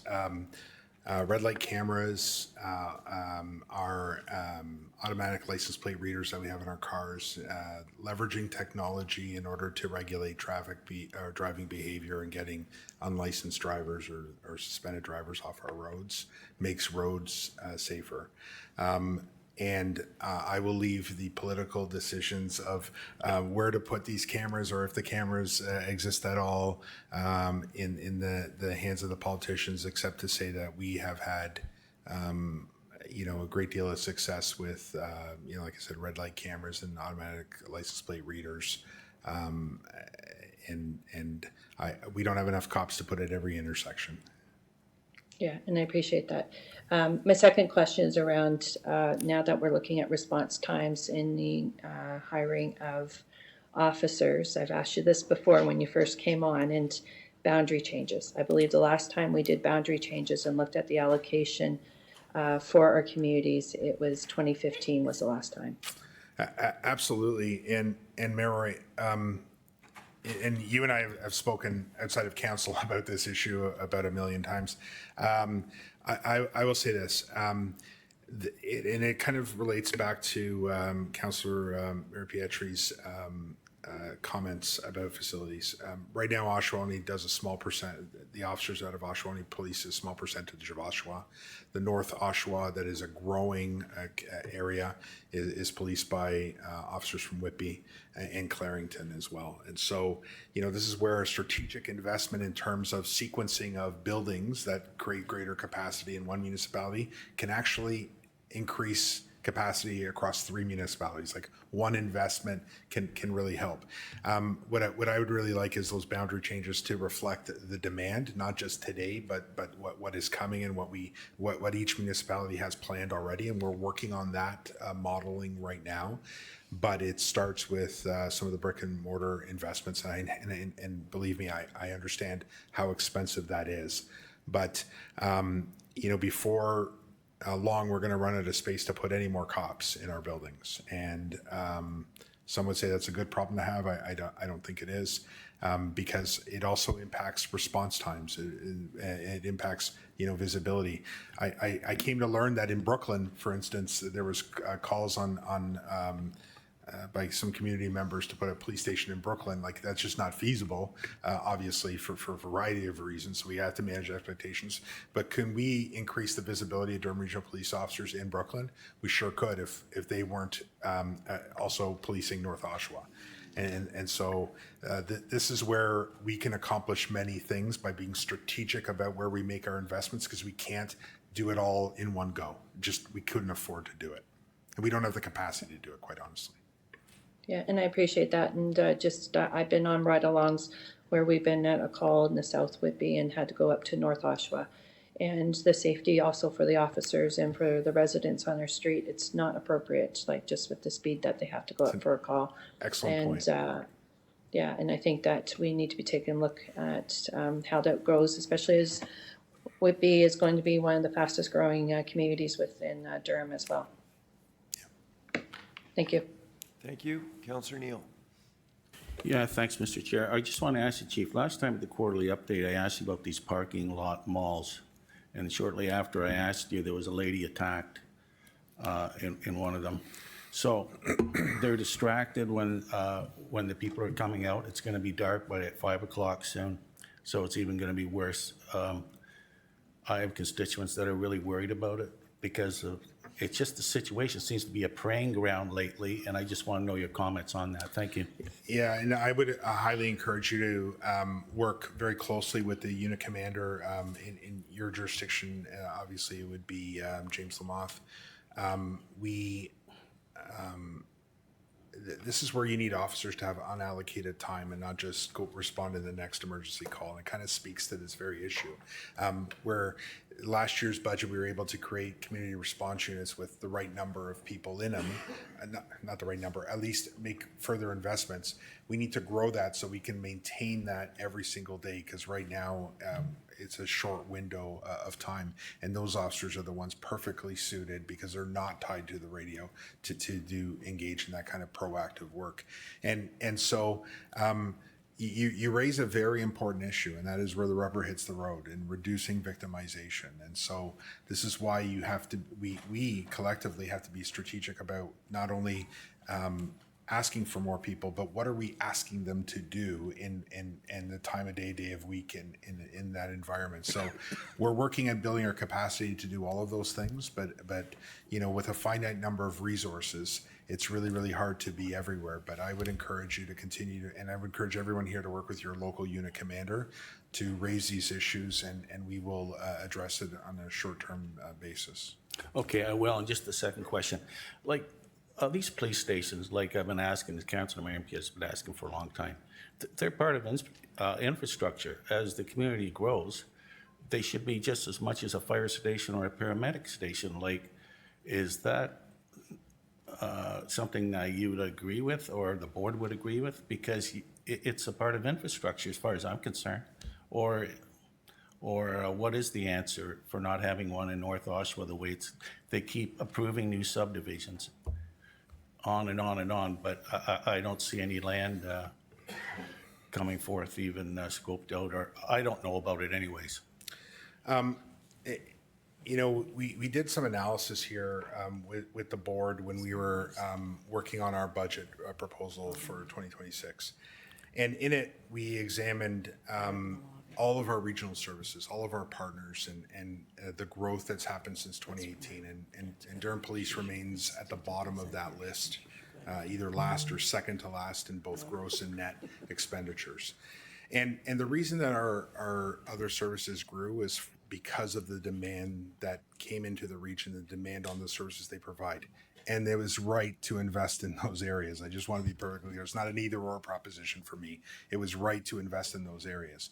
But equally, we need to be investing in policing, because the pressures that we're facing underpins and appears on the front page of the paper often, and more importantly, victimizes people to a disproportional amount. And, you know, when you think about issues around homelessness, mental health, and addiction, you know, we're facing the exact same pressures and increasing stats. When you think about all the malls all the plazas that are throughout our region, you know, how can you be in all of those things? So I don't think there's any one solution, but you're quite right. The region continues to grow, and all of our partner agencies have had significant investments, and it's right to invest in all of those areas, but we also need now to see some of those significant investments. And I also caution this because I just sat through the budget town hall, and you know, there was an infographic that was put up that talks about the police portion of the property tax base, and they're quite right. We are the largest portion because we receive money from no other source, right, than one-off grants that are limited time only.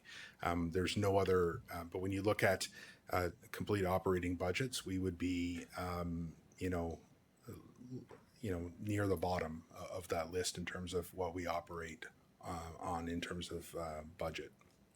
Thanks, Chief.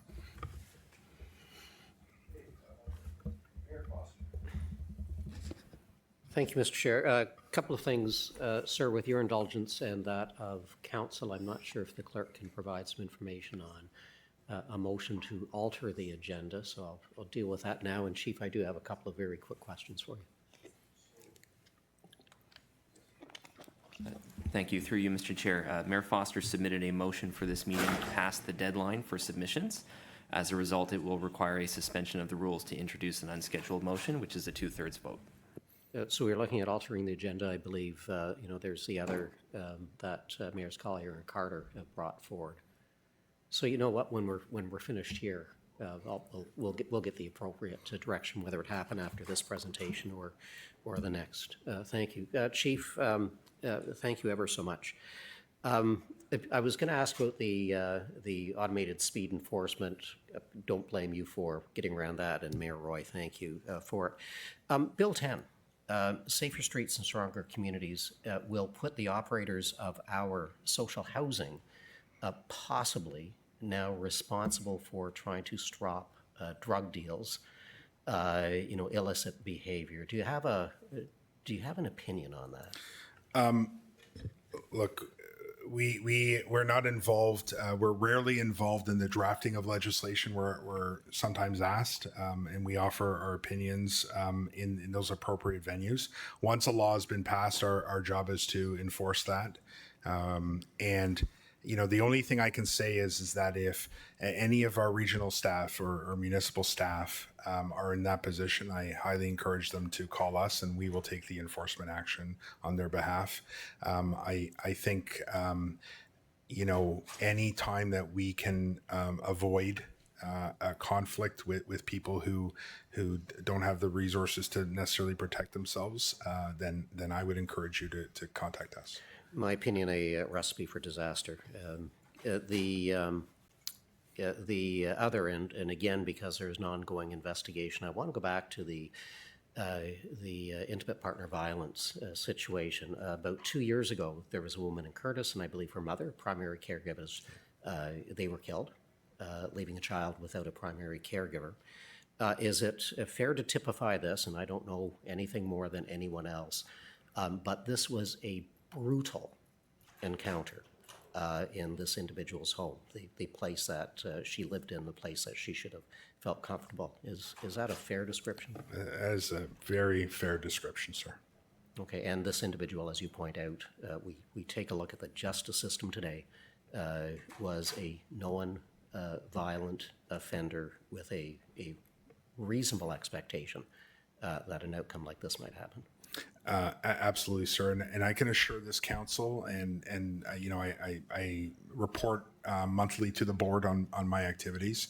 I am speaking to the Attorney General, the Solicitor General, the Public Safety Minister. I have a meeting scheduled with the Justice Minister of this country to talk, and I keep pressing the issues around bail and changes to the laws that need to happen.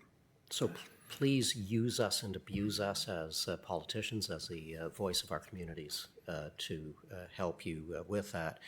Following up on that, you may not have the numbers, but thousands of women and children are turned away from shelters in Durham Region for lack of enough space. Is that fair? Yeah, I know that's what's been reported. I have no evidence to support that claim, although I will acknowledge that I have heard very similar statements made by Victim Services of Durham Region.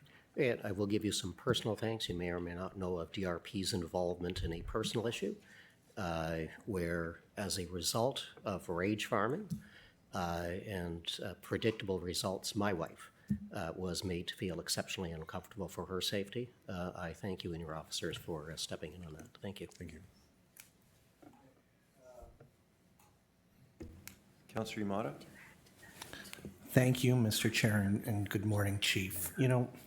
When I see what taxpayers see and just scroll through the local news, or I'm sitting watching CP24, I read some headlines.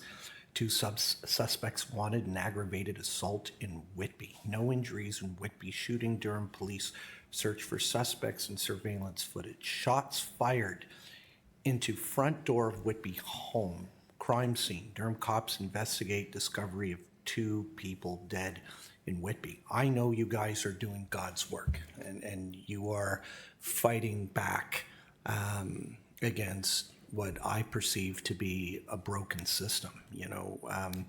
When I look at the stats coming out of the latest police report, crime stats from 2024, we see since 2015 that gun crime has skyrocketed 130%. Instead of targeting the criminals responsible, governments doubled down on failed playbook of targeting law-abiding firearm owners and taxpayers are on the hooks for tens of millions to pay for failed gun buybacks. And it doesn't matter if it's a federal government, provincial government, or municipal government. There's only one taxpayer. And I think it confirms, I think, what a lot of Canadians and taxpayers I speak to are thinking. Questions, please. You know, crime pays and Canadians pay the price. What are your views on Bill C-75? Do you think it should be repealed? And moreover, in the people that we are, or that DRPS arrests, are you seeing an uptick in repeat offenders? The answer is recidivism is a massive problem across our country and in our region. I have spoken about Bill C-75 that was brought in 2019 and C-48 that sought to make amendments to it in 2022, I believe it was. I have spoken about the gaps that I see there. I've done that with many of the elected officials that have the power to change those, including our local MPs in the federal level. I continue to advocate for that change, and not just in my role as the Durham Regional Police Chief, but in my role on the executive of the Ontario Association's Chiefs of Police. We have been strong in our comments about it. In fact, we just released a statement about bail reform just this week. And I invite you to go to the website and have a look at that statement. I think that there are changes, and my understanding is, from my meeting with the public safety minister, that there's an intent on strengthening a bail in this country, and that's coming in the fall when Parliament resumes, and that is my understanding. I'm going to look forward to that and seeing what impacts it's going to have here locally. But I've been crystal clear on the gaps that I think exist. And also note, sir, this is well beyond just the laws. The administration of justice charges that fail to comply are equally as concerning to me.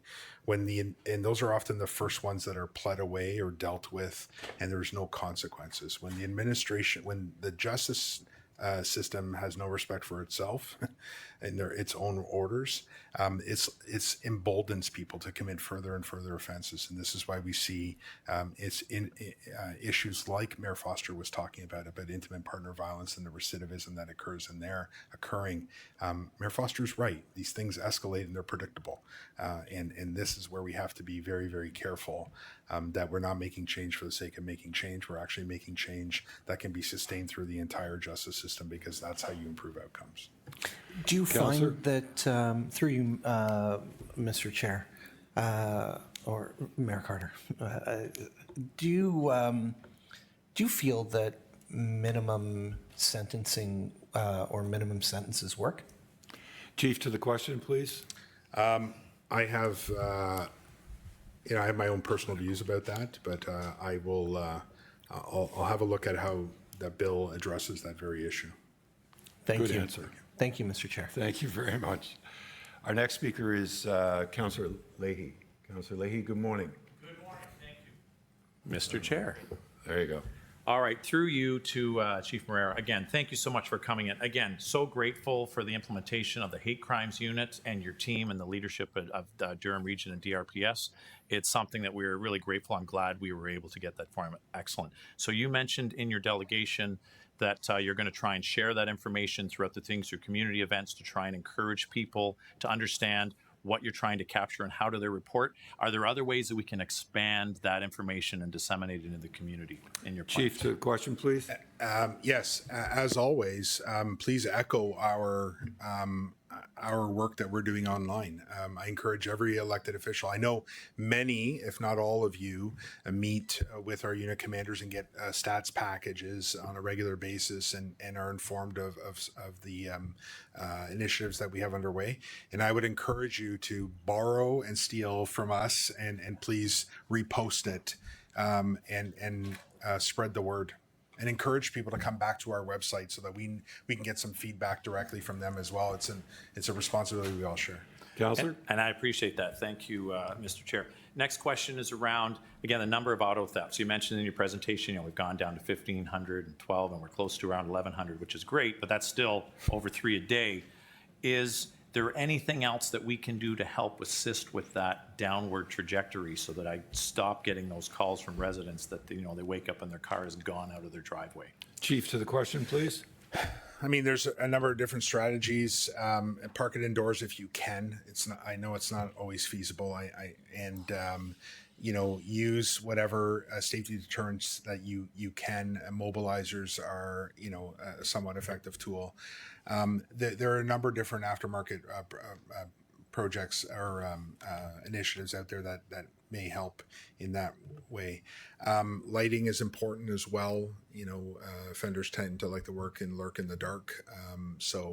There's a number of crime prevention tips that we can provide, and I would encourage that if there's the community reach out to one of the investments we're making is to have embedded crime prevention officers in every single station to do this very work, where we can have somebody dedicated to going into these communities when these things are happening to make sure that the public is better informed and therefore better able to protect themselves. Counselor? Okay. No, and I appreciate that. Through you, Mr. Chair, my next question to the chief is, going on my ride-alongs and other different things and appreciating the great effort of the frontline workers, some of the feedback that's come back is some of the challenges compared to our service versus, let's say, service like Toronto, is the amount of paperwork and the time. Are there any ways that we can explore having back-end workers or civilian workers doing more of that paperwork, or at least trying to minimize the paperwork that's being done by frontline officers so they can spend more time on the front line and less time on paperwork? Is that something that we're exploring?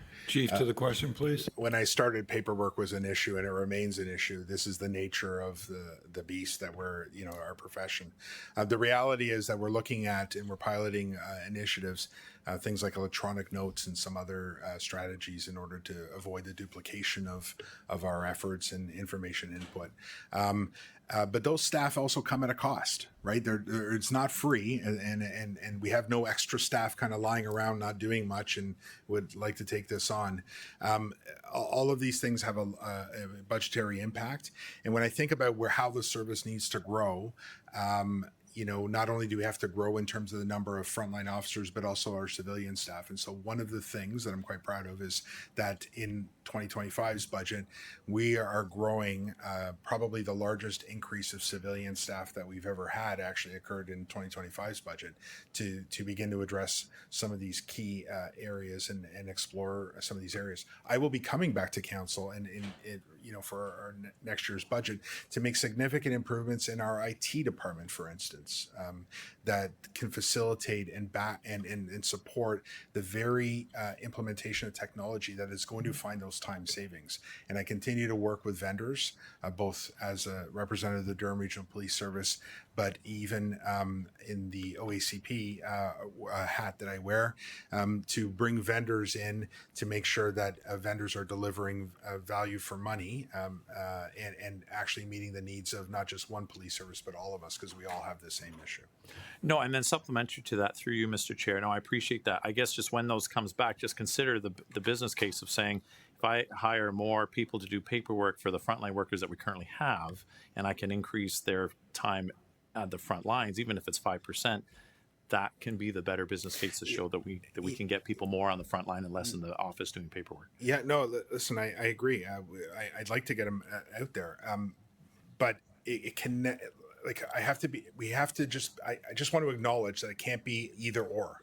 Both things need to exist at the same time, which is a significant investment. And if you ask me, which investment I prioritize, I will prioritize the frontline officer because they have more versatility. I can't ask a civilian to go do something else. I can ask a police officer to do something else. And so it's that fine balance that we have to find. But it's an excellent point, Councillor Leahy, and I will. It definitely forms part of the conversations at the command table. Perfect. I appreciate that. Those are my questions. Thank you, Mr. Chair. Councillor Shahid? Thank you. Through you, Chair. Good morning. Good morning. Chief, really appreciate the presentation. I have a couple of questions. As you know, you'd mentioned that diversity, if we see in our forces, may not be visible unless you attend an inaugural of new recruits. What I would like to know is, as you see diversity from one end to Durham Region to another increasing, what are we doing in terms of sensitivity training and cultural training for our new recruits and existing DRPS officers? That is a great question, and I will say that it starts at the Ontario Police College. There's an intensive training that begins the conversation with many of our recruits, and it continues and sees its way through all of our training here when they return. It forms part of the ongoing training. One of the things I spoke about was the just better understanding our diverse communities, or online training, e-learning that our officers are mandated now to complete. I've completed that training as well, and we continue to make the investments in all these areas. The other place it is also reflected, quite honestly, is at the table at the beginning of the shift. Where more and more people of varying backgrounds are starting to join our ranks in a meaningful way, and there's a process of osmosis where we learn from each other in that way. So I think that's very, very positive thing as well, and we continue to invest in our equity and inclusion unit in terms of some new investments we've made there, and embedding this not as a checkbox, but really embedded into every single one of our lines of service that we deliver to our community. Thank you so much. Through you, Chair, I appreciate the answer. All of my other questions are already answered. Thank you so much.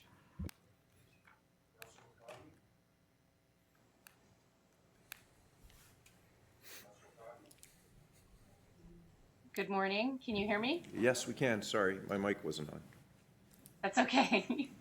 Good morning, Chief, and thank you for your presentation. It's great to see you today. Just one brief question, and it's just something that I think that is, because it's playing on my mind, I know it's playing on the community's mind.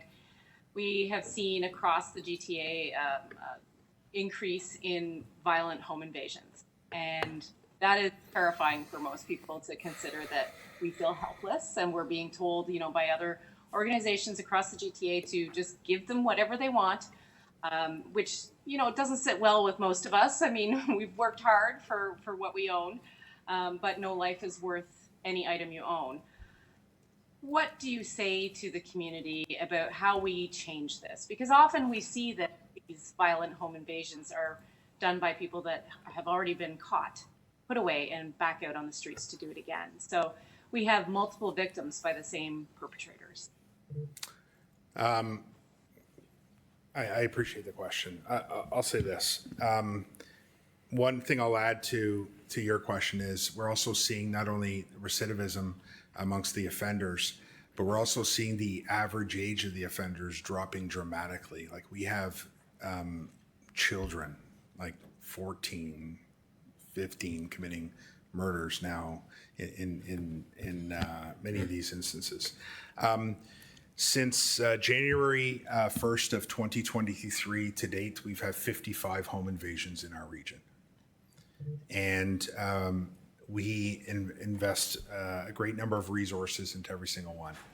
And I know that the sentiment and the sort of public discord around comments made by one of our GTA partners.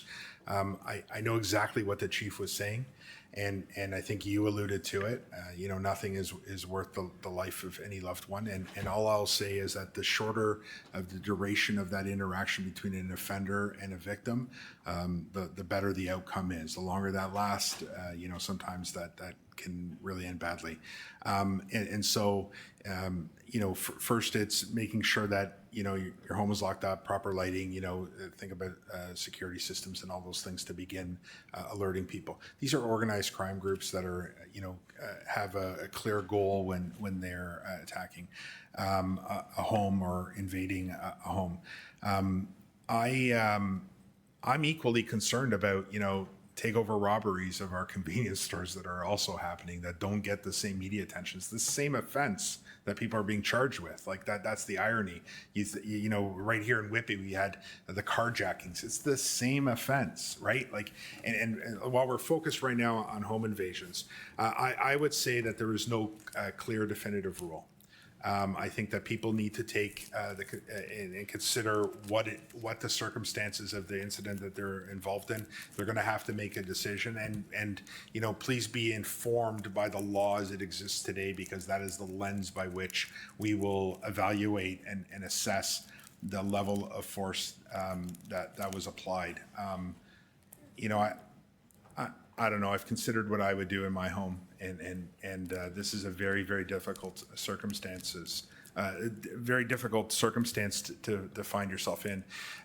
This is, though, why we are insistent on getting our response times down, so that we can, when these things happen and people are calling, that we can respond as quickly as we can, to have the right number of officers with the right skill sets, with the right equipment. And we talked about, you know, the breaching equipment that Councillor Pickles raised that we had to buy as part of the CSPA. This is why. It's because we're seeing more of these things, and we may need to breach a door to get in to go help people. And so, you know, from our side, it is being in a state of readiness to help any of our citizens in a reasonable amount of time. And this is why the Services Board, and rightly so, holds our feet to the fire, the service that is, in all of these areas, and making sure that our response matches the expectations of our public. And the other side of it, and it speaks to the recidivism, you know, the people who commit these crimes need to be in jail when they do commit them, so they're not out there reoffending. So supplementary to that, how can the average person help you with that? We all have elected officials. They all have emails.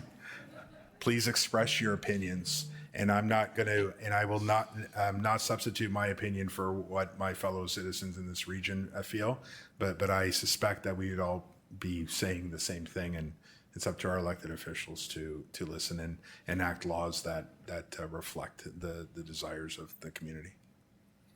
Appreciate that. Thank you. Chief, on that comment, we don't create laws that service this country. It's done by the federal government. Yes. 3 questions.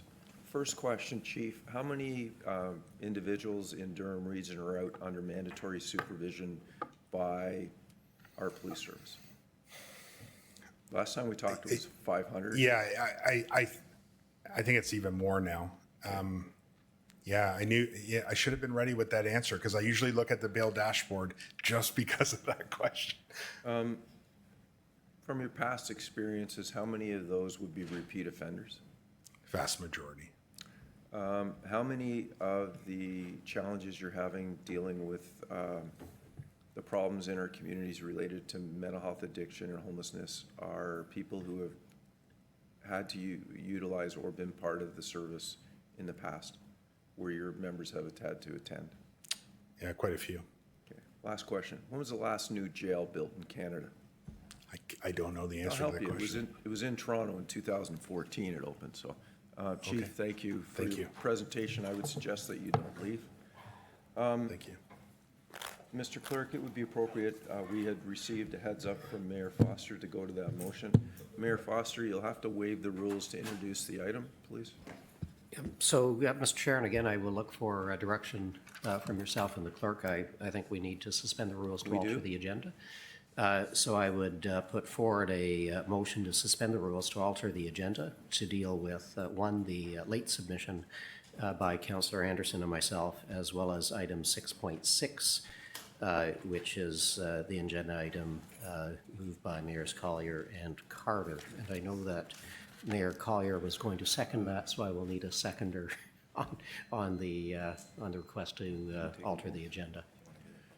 Okay, so this is for altering the agenda to introduce the 2 items. We're going to do them both at the same time. We have the mover. The seconder was Councillor Marin Pietri. Okay, and altering the agenda to bring these 2 items forward, I'm going to call the vote. All those in favor?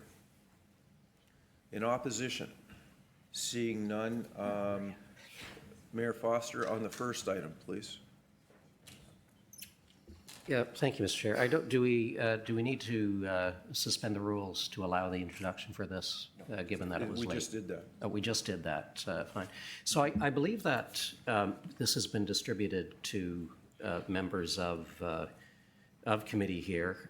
It is a simple request that we get that report, the OCPC report, made public, or at least what can be made public of the report. I think the Chair of Police Services has an opinion. This is consistent with, I think, both the Police Services Board would love some direction on this. My understanding is the association like direction. Just putting some pressure on for something that everybody seems to feel is necessary for public confidence. Thank you, Mr. Chair. Thank you. Mayor Collier? Thank you, Chair, and I want to speak first on this, hopefully. Just answer the question before they come up, because there is very little that I can say on this, as I opened with, and as I mentioned when it was brought up during the questions. The actions on this are already done. This report was released after 6 years, and I can't speak to specifics, but it was marked privileged and confidential. I don't know why they marked it privileged and confidential. The OCPC has not done that in any of their other investigations. They released them publicly. This is their report. I will say there are some confidentiality matters to do with many of our personnel, and it is not our report to release. We need to protect the rights of our employees, and I have written letters to the Inspectorate General, to the Attorney General, and the Solicitor General, requesting them to pressure the OCPC to release their report publicly, because as I said, it is their report, it is their responsibility, and if they're going to violate the rights of our employees, they can do it. I'm not going to, and that's all I'm going to say on the matter. Thank you. Thank you. But I just will finish that this, I guess, sets out the Region's position officially. Thank you. Any other members of council wishing to speak to this? Councillor Leahy? Thank you. Through you, Mr. Chair. So just so for my clarity, we're asking them to release this publicly because we don't have the ability to do it ourselves. Just, it's Mayor Foster's motion, but it just says that the province be urged, that the council urge the relevant authorities and bodies to give leave to Durham Region Police Service to release, which they have. We disagree. We have reached out to our oversight bodies stating this and asking them to take action. So supplementary through you, Mr. Chair, do we not have the ability to kind of release it but then redact any personal information? I'm not speaking to the specifics of the report. As a way that at least some of it could be released, or is that? I'm not speaking to the specifics of the report. Okay, it's just in the understand hands it. of the oversight bodies. Okay, so I appreciate it. I just hope there was another way, but supportive. Thank you. Councillor Anderson? Yeah, I support the release of the report, and we don't want confidential that's going to disclose personal information, but what the portions of it that can be released should be released. And you know what, it's a matter of restoring public confidence and credibility in our police force. So I fully support the motion, and hopefully we can bring it forward, and hopefully it gets released. If not in its entirety, the portions of it that can be released should be released. Thank you. Councillor Chapman? Yeah, I have an amendment. This is the first time I saw this, so I don't have an amendment written up, but I think it's fairly simple. I think you would delete where it says to give leave to the Durham Regional Police Service, so that line would say, therefore be resolved that the Council of the Regional Municipality have urged the relevant authorities in bodies to release the findings and recommendations of the OCPC investigation. I agree with the, sorry, you need a second. So, okay, lots of hands. So Councillor Brenner. But as we're going, can we make the changes, Mr. Clerk, so members of council can see it?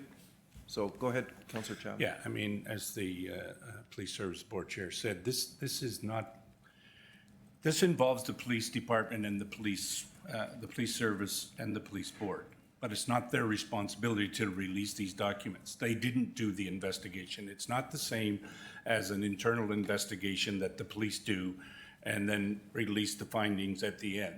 This was an investigation done by the province, the OCPC, which is really no longer in existence now. They were finishing off their stuff. I think they ceased to exist at the end of this year, and their mandate was changed to finish off any investigations they had. It's their responsibility to release the recommendations and the findings, and then do the media stuff on it, take the questions on it, and all those types of things. As to the findings and the recommendation, that's the police board and the police chief's responsibility to implement, the ones that are necessary that should be done. But I think this amendment there, we're not asking for the police, for them to allow our board, our police service board, to release it. We want them to do their job and release it like they have with all other investigations that I've ever seen that body do in all the time I've been involved in policing. Thank you. Thank you. Councillor McDougall. Thank you, sir. And perhaps first to the chair, not to ask you to speak to specifics of the report, but you did speak to the specifics that releasing the report would highlight individuals' identities, et cetera, and that the Police Services Board could not request this release to be redacted. I'm thinking in terms of the Region of Durham, if we're putting forth this request, can the Region of Durham not request that the information be redacted?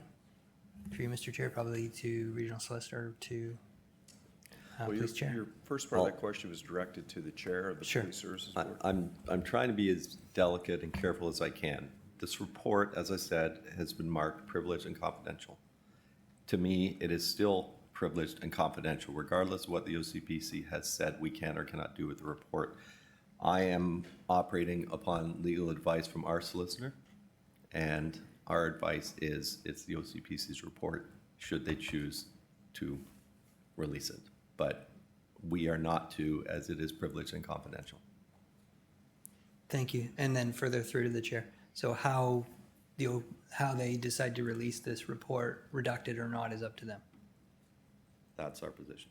Okay, and then further, if I might, through Mr. Chair, to our solicitor, can we request that when this report is released by them, that it be redacted at our request?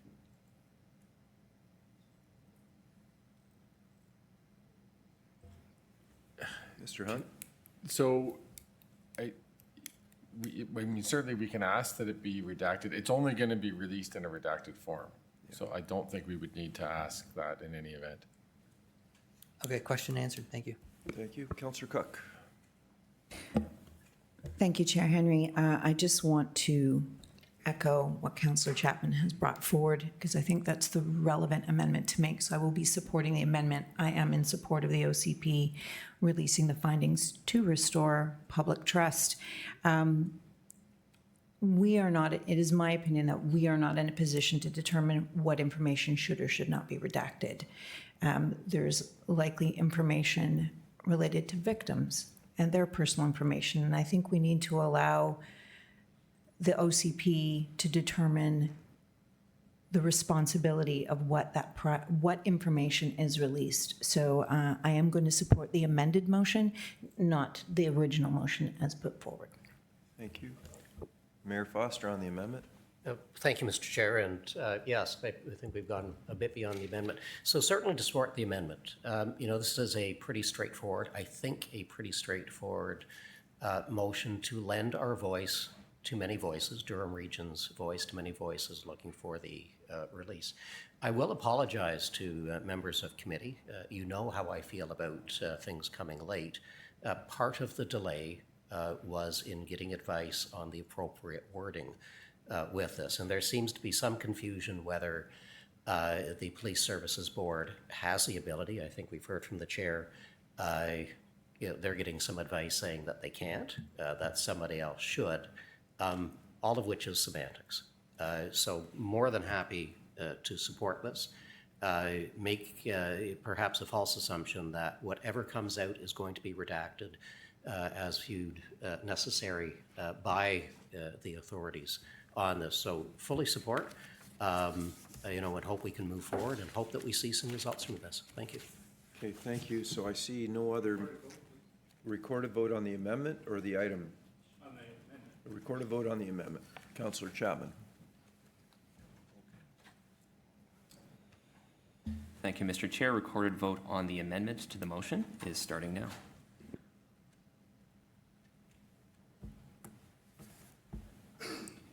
It hasn't popped up on my screen. Press enter.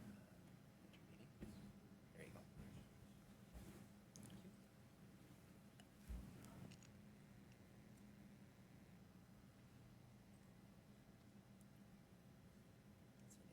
go. It's unanimous by members present. Mr. Chair, just to add some, I think we should have recorded vote on it. Absolutely. Record a vote on the main motion as amended. Mr. Clerk, when you're ready. Thank you, Mr. Chair. Recorded vote on the main motion as amended is starting now.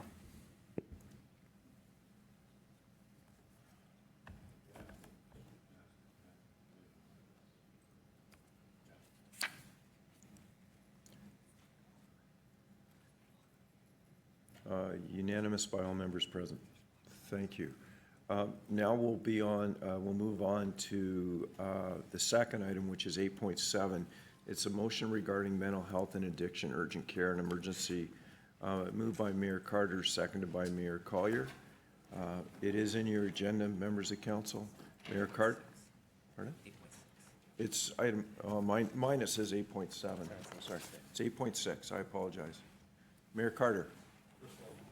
A second. There we go. Good morning. First of all, good morning, sir. Thank you for the opportunity, and thank you to members of council to allow us to bring this forward.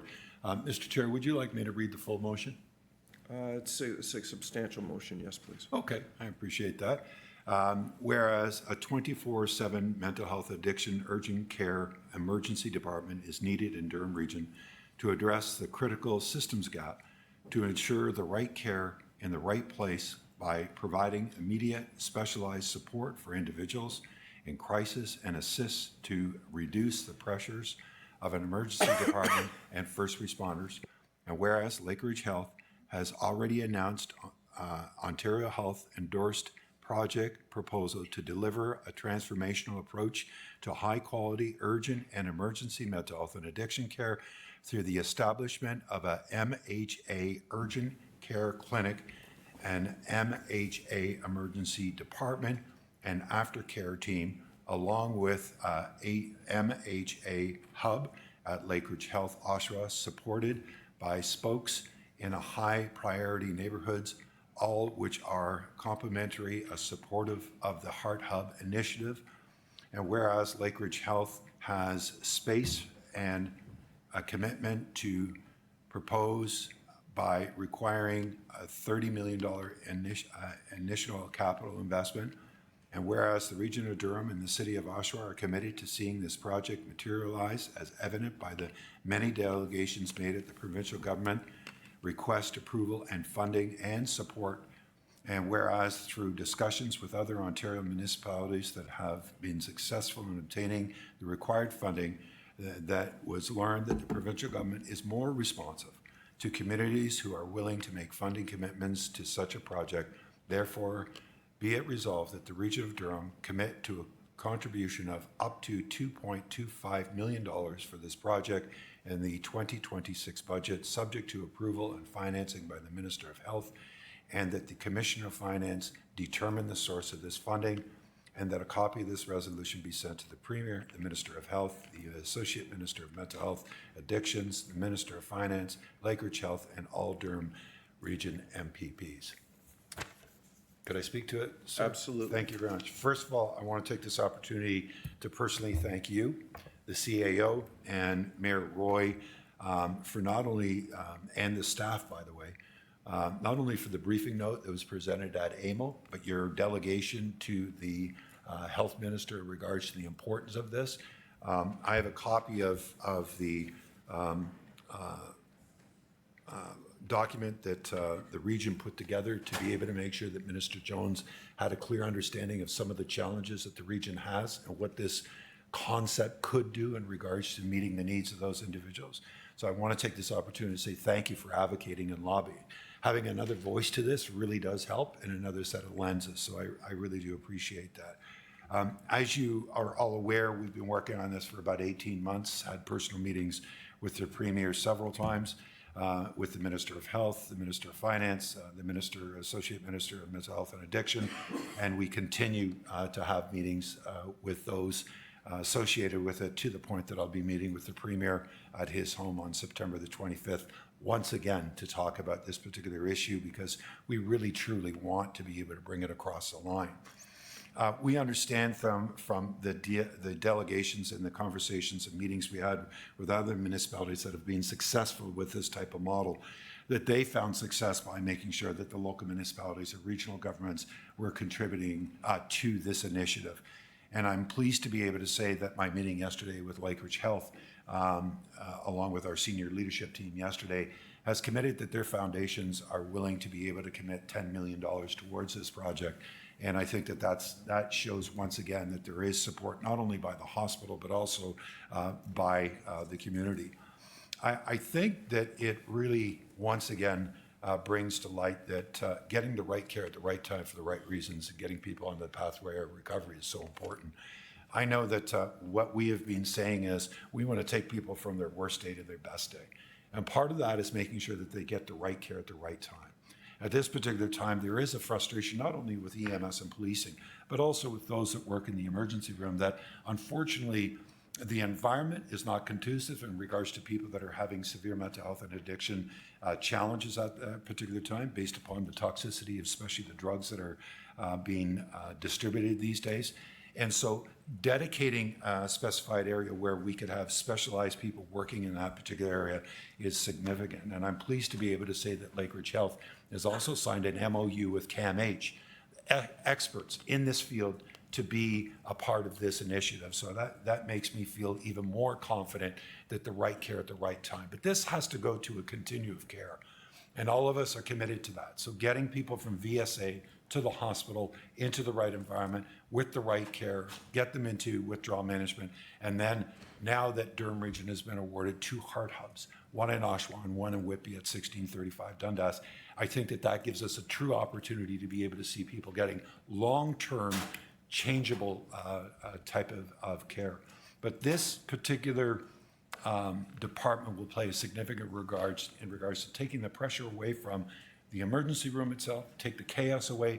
It'll also release police and EMS within a 20-minute period based upon what Lakeridge believes that they are able to deliver under this environment. And I think that that's very significant, because we've heard anywhere between 2 hours to 13 hours where we have 2 paramedics and 2 police officers held up in our emergency ward.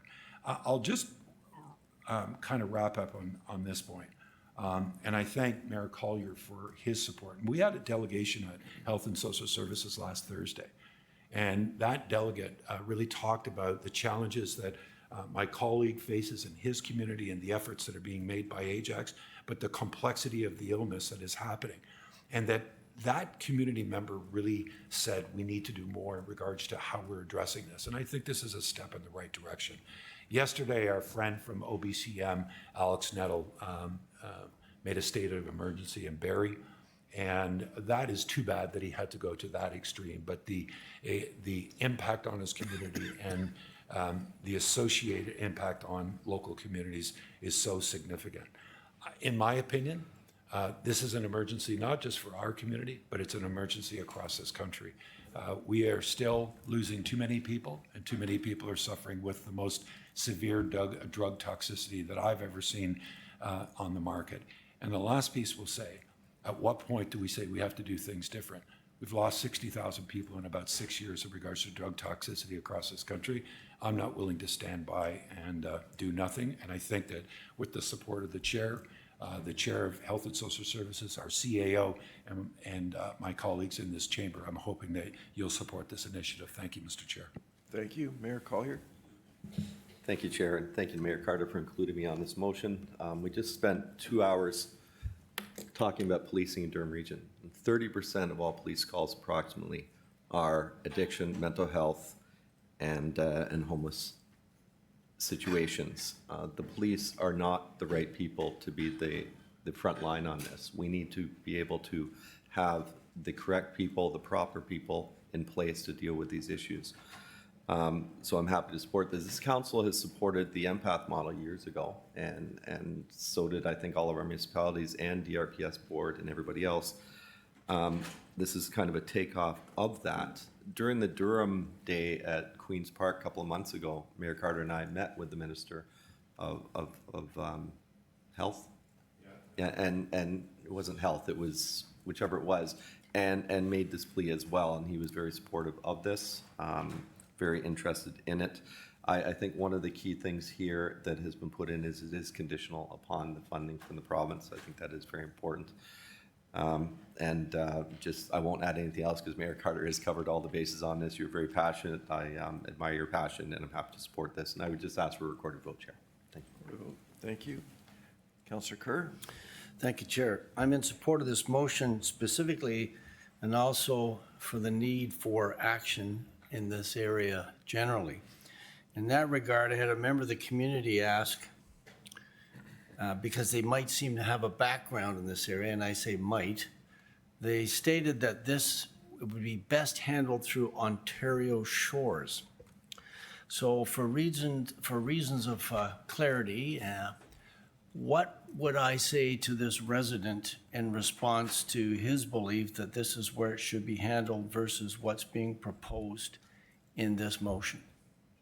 And I would ask Mayor Carter perhaps to state. Mayor Carter? Mr. Chair, thank you for the opportunity to answer that question. I had a previous conversation before his retirement with Kareem Mandani, the CEO of Ontario Shores. At this particular time, in concept, they like the idea. The problem being is it looks like their proposal has escalated to the point of about $250 million, and several years before they can get a building being able to be produced and established, and then also to be able to make sure that they have, I think, I may be speaking wrong, but I believe it's that they need to be recognized as a Schedule I hospital, because the reality being is when somebody is picked up on the streets VSA, I think the legislation, I know there's experts around that will correct me if I'm wrong, but this is what I understand. They must be taken to a Schedule I hospital. Ontario Shores is not a Schedule I hospital because it doesn't maintain an emergency room. So my understanding is this particular initiative would be able to get up faster. It is an available space. It's less cost, and it will meet the needs of the community. I hope that helped, Mr. It does. Thank you, Mr. Chair. Thank you. Councillor Shahid? Thank you so much, Chair Henry. I just want to make a comment that I will be supporting this motion wholeheartedly. And I'd also like to thank my colleagues for bringing it forward, the courage of bringing forward. And the fact of the matter is raising real issues that are really impacting our community that needs attention from all of us. So I appreciate that. Thanks. Councillor Lee? Thank you, Chair. This is just a very quick question. Do we have any indication when the province is going to make a decision on this? Would this be in their next budget, or we're just kind of waiting? Mayor Carter? Well, I have my meeting with the Premier on the 25th of September in his home. I plan to be able to maybe make sure that my courtship with him is very pleasant and very complimentary. I'm hoping that I'll be able to convince him, along with being joined by Minister Bethlenfalvy in that meeting, and that I will see that the Premier will give his direction to Minister Bethlenfalvy and to the Minister of Health to be able to move forward and make sure that it's activated as soon as possible. Thank you. And then just to manage constituent expectations, assuming all the funding comes through from our side, all the funding comes through the provincial side, and then Lakeridge is able to fundraise themselves, when would we see this building? Mayor Carter? Great question. Our understanding is to be able to convert the space, put pieces in place. We can have this up and operating in 8 months. The ongoing fundraising commitment in regards to mental health and addiction across the region is one of the priorities of Lakeridge Health and all of their foundations. So therefore, that initiative would continue for many years to come. Councillor Lee? That's great. I just requested if the mover could let us know by regional council how his meeting went, and if necessary, if you need letters of support from the local municipalities, I'm sure we are more than happy to provide them. Thank you, Chair. Mayor Carter? I'd welcome any type of support that this council wishes to be able to demonstrate. Thank you, Mr. Chair. Thank you. Councillor Pickles? Thank you, Mr. Chair, and I wish Mayor Carter well in his courtship. And hopefully he brings back great results. Mayor Ash and myself had the opportunity to have a tour, a fairly extensive tour of Ontario Shores recently. Great facility, doing great work, but I do agree with Mayor Carter that this is the initiative we need at this time, and that this work cannot be done by Ontario Shores at this point. My curiosity just about one thing in the motion, and maybe it's too early to speak to it, but it does say supported by spokes in high priority neighborhoods. So I'm assuming that each municipality would get an opportunity to speak to how that would work in our respective municipalities, and Councillor Brenner being our representative on health and social services could assist with that. But do you have any sense of, is that a clinic that's held a couple of days a week? Is it a referral process? Would someone come to Pickering in our case, or is it a little early and needs some work? So my understanding through you, Mr. Chair, with my conversation with Lakeridge Health and their senior leadership team is that it needs to be a systematic approach, and it has to be a complete package. One of the things that we have been making sure is it has to be a continuum of care. So that care would be made available to all 8 municipalities that would be led by the agencies under Lakeridge Health to make sure the right care at the right time is. They're very, very committed in regards to this continuum of care. We can't just do these one-offs and hope for the best. That means coordinating even through our outreach teams here at the Region of Durham and our community paramedicine program that is very successful. So I think it has to be that, and that's what I understand from the senior leadership team at Lakeridge. They want to make sure that no municipality in the Region of Durham is left out. Okay, I appreciate that, and I think it's a good response to speak to the outreach staff and teams, because we work closely with them and they have a good handle of what's going on in communities. So thank you. Councillor Dyes? Thank you, and thank you, Mayor Carter, for bringing this forward. It's going to save lives in many communities. I know for a fact that a lot of the homeless who struggle with mental health and addiction can't get any support. And then therefore we have very much difficulty in finding them housing. You can't really house them if they don't have that medical support that they require. So thank you, and the continuum of care too is much needed. So really very much appreciated, and I appreciate your efforts on this. Thank you. Thank you. Mayor Foster? Thank you, Mr. Chair. I had indicated earlier to Mayor Carter that it was my intention to refer this, ask for a referral to the budget. Mayor Carter said, could we please have some discussion and dialogue before you shut that down? I of course said yes. And if I'm reading the room here today, it would seem that there is a significant desire to move forward with something that we all need. We all need to move forward with, and will address a number of issues. So Mayor Carter, you have convinced me not to make that good on you, as well as my fellow colleagues. But I do want to ask Finance, if we do this, where do we find the money? Is it one time? Is there a capital pool that we can reserve that we can take this from? Does it go on the levy? Because there is huge concern with the proposed budget. Sadly, members of the public seem to believe that we have voted on an increase when we in fact have not even seen the budget yet. But can you give me some guidance and just a hint on that, please?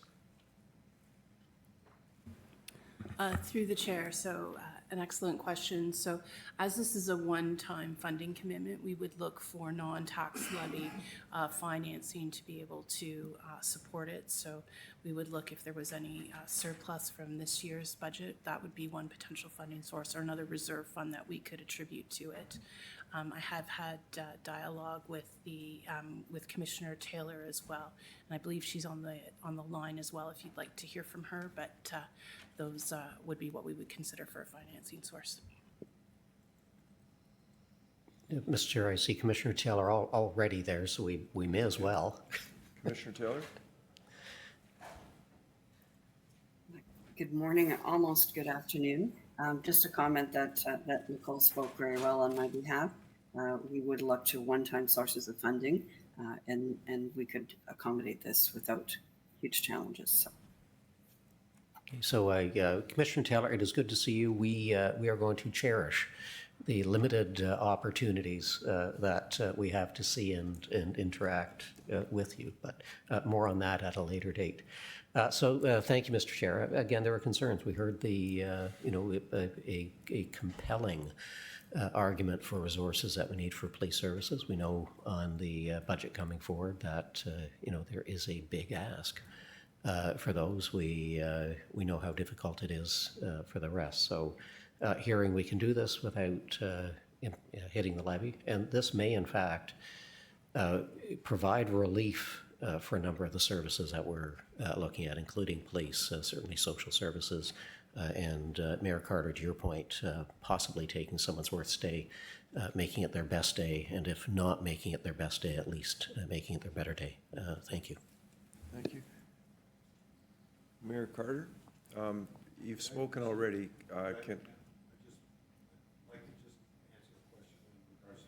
Go ahead, please. Mr. Chair, I realize I've spoken before. Just to answer the question that Councillor Dias had brought forward, part of the continuum of care is making sure that housing is available once they have been released from the Heart Hub, which is a long-term inpatient program. We've worked with local developers, the Canadian Mental Health Association, and also Lakeridge Health in regards to units that would be made available so individuals don't go back to their familiar environment. They go back to a new environment so that they can continue their recovery. Thank you. Mayor Carter, it's not that you had spoken before, it's just that we'd go back to the list because we're in committee of the whole. So clarification is always good. Mayor Roy. Thank you, Mr. Chair. Can you hear me okay? Yes, we can. Okay, perfect. I just want to give support to this ask. It is one that we have been talking about for quite some time. And we had a very, very positive presentation with the Ministry of Health. I think that for the region of Durham to give this commitment to be one that illustrates to the province, but also to Lakeridge Health, that we're very committed to this. It's a much needed program. It's not a new program. It's one that has been in place within London with CAMH there. And I think the model is the where we need to give the support for those with mental health needs. Okay, thank you.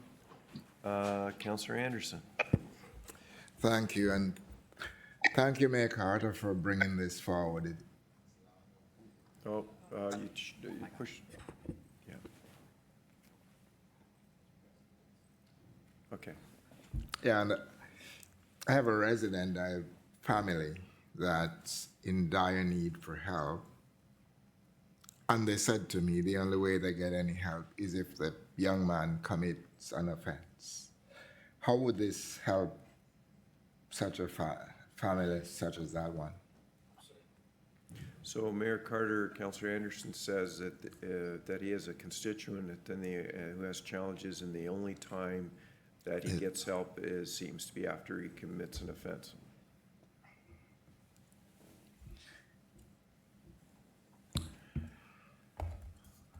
I'll speak to that question in two ways.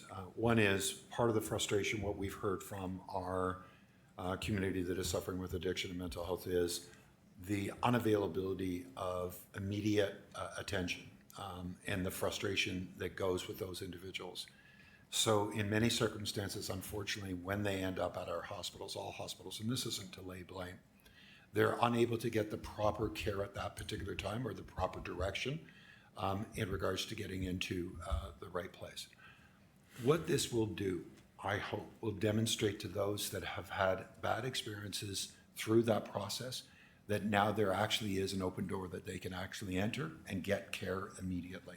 And I think that that's what we've heard from individuals, because when we've gone to calls that are VSA or severe mental health calls, one of the things that we did hear back is, I'm not going to go to the hospital because I know I'm just going to sit there for hours on end.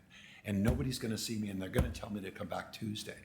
The idea being is getting the right care at the right time and eliminating that frustration. If I can just speak just 1 second, as a recovering alcoholic and drug addict myself, it was one day that the choice was given: either go into rehabilitation or die. That was the choice. There was no other choice. That was the choice that was given. I said yes to rehabilitation, but that rehabilitation was available immediately. Because if you gave me 24 hours, I would have backed out because I would have been scared. So having the right care at the right time also demonstrates that that individual, maybe for the first time, counselor, feels that they are really listened to and that they are going to get the proper care. And that's what I hope will happen with this. And I'm confident it will, sir. Let's all hope that's what happens, and that's what we need. So I'll be supporting this overwhelmingly. So thank you again for bringing this forward. Councillor Chapman? Thank you. You know, for quite a number of years, we've been trying to figure out how to address this issue. A lot of people have been trying to figure that out, how to reduce the times that our ambulance and police officers spend at the various emergency rooms throughout the region because of this. And this is the solution. My friend here, the mayor, has been working on this for the last 18 months, and I know I've got scars from all the frustration that he's had when it hasn't gone up and down. And the door finally opened when we were at AMO. The region made a presentation to the minister, we made a presentation to the minister, but we talked to some of the other communities that just got this now on how it's working. And this is where it came up with saying where those other communities got it was because they were all single tier, where they made a commitment to the Minister of Health and the Premier that their buy-in to this. And this is why this motion was drafted and brought today, for our buy-in, to show the Premier, to show the Minister of Finance, show the Minister of Health and the Associate Minister of Mental Health and Addictions that we as a council are buying in for our community, that how important this is, that we're willing to put some money forward to make this happen. What's going to happen in the end result, 8 months down the road, hopefully we'll get the nod when legislature goes back in I think it's October, and that this will be able to start, and then Lakeridge Health can start.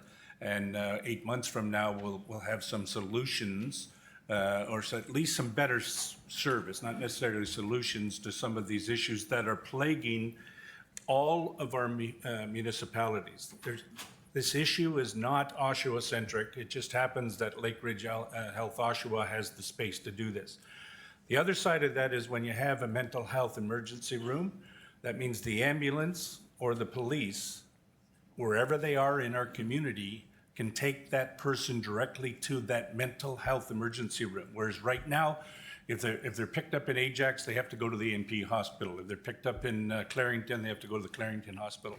That will save a lot of issues, and as the mayor said, that they'll get some direct response. Instead of somebody looking at them and looking to form them to send them to a place like Ontario Shores for some help, they'll start getting that help the moment that they're offloaded from the ambulance or the moment that they walk into that emergency room. So this by far is very beneficial to our whole community of Durham Region, and I wholeheartedly support it. And I thank the finance people and the treasurer about making that this can be made happening without increasing taxes. Thank you. Okay, thank you. That exhausts the speaker list. Mr. Clerk, there was asked for a recorded vote. I'll call that vote now. Thank you, Mr. Chair. Recorded vote on the motion is starting now.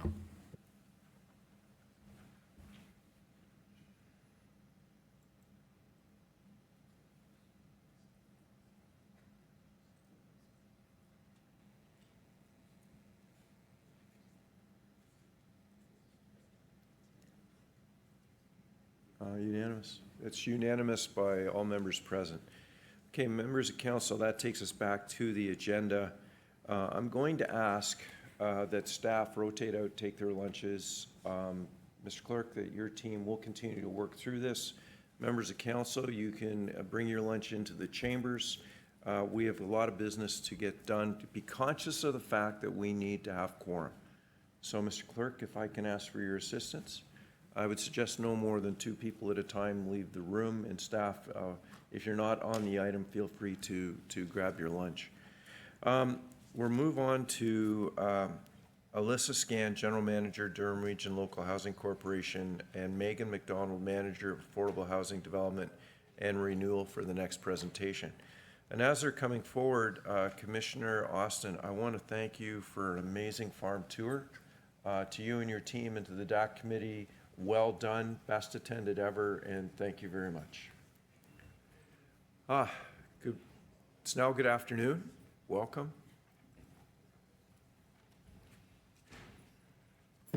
Okay, I'll change my notes to say good afternoon now.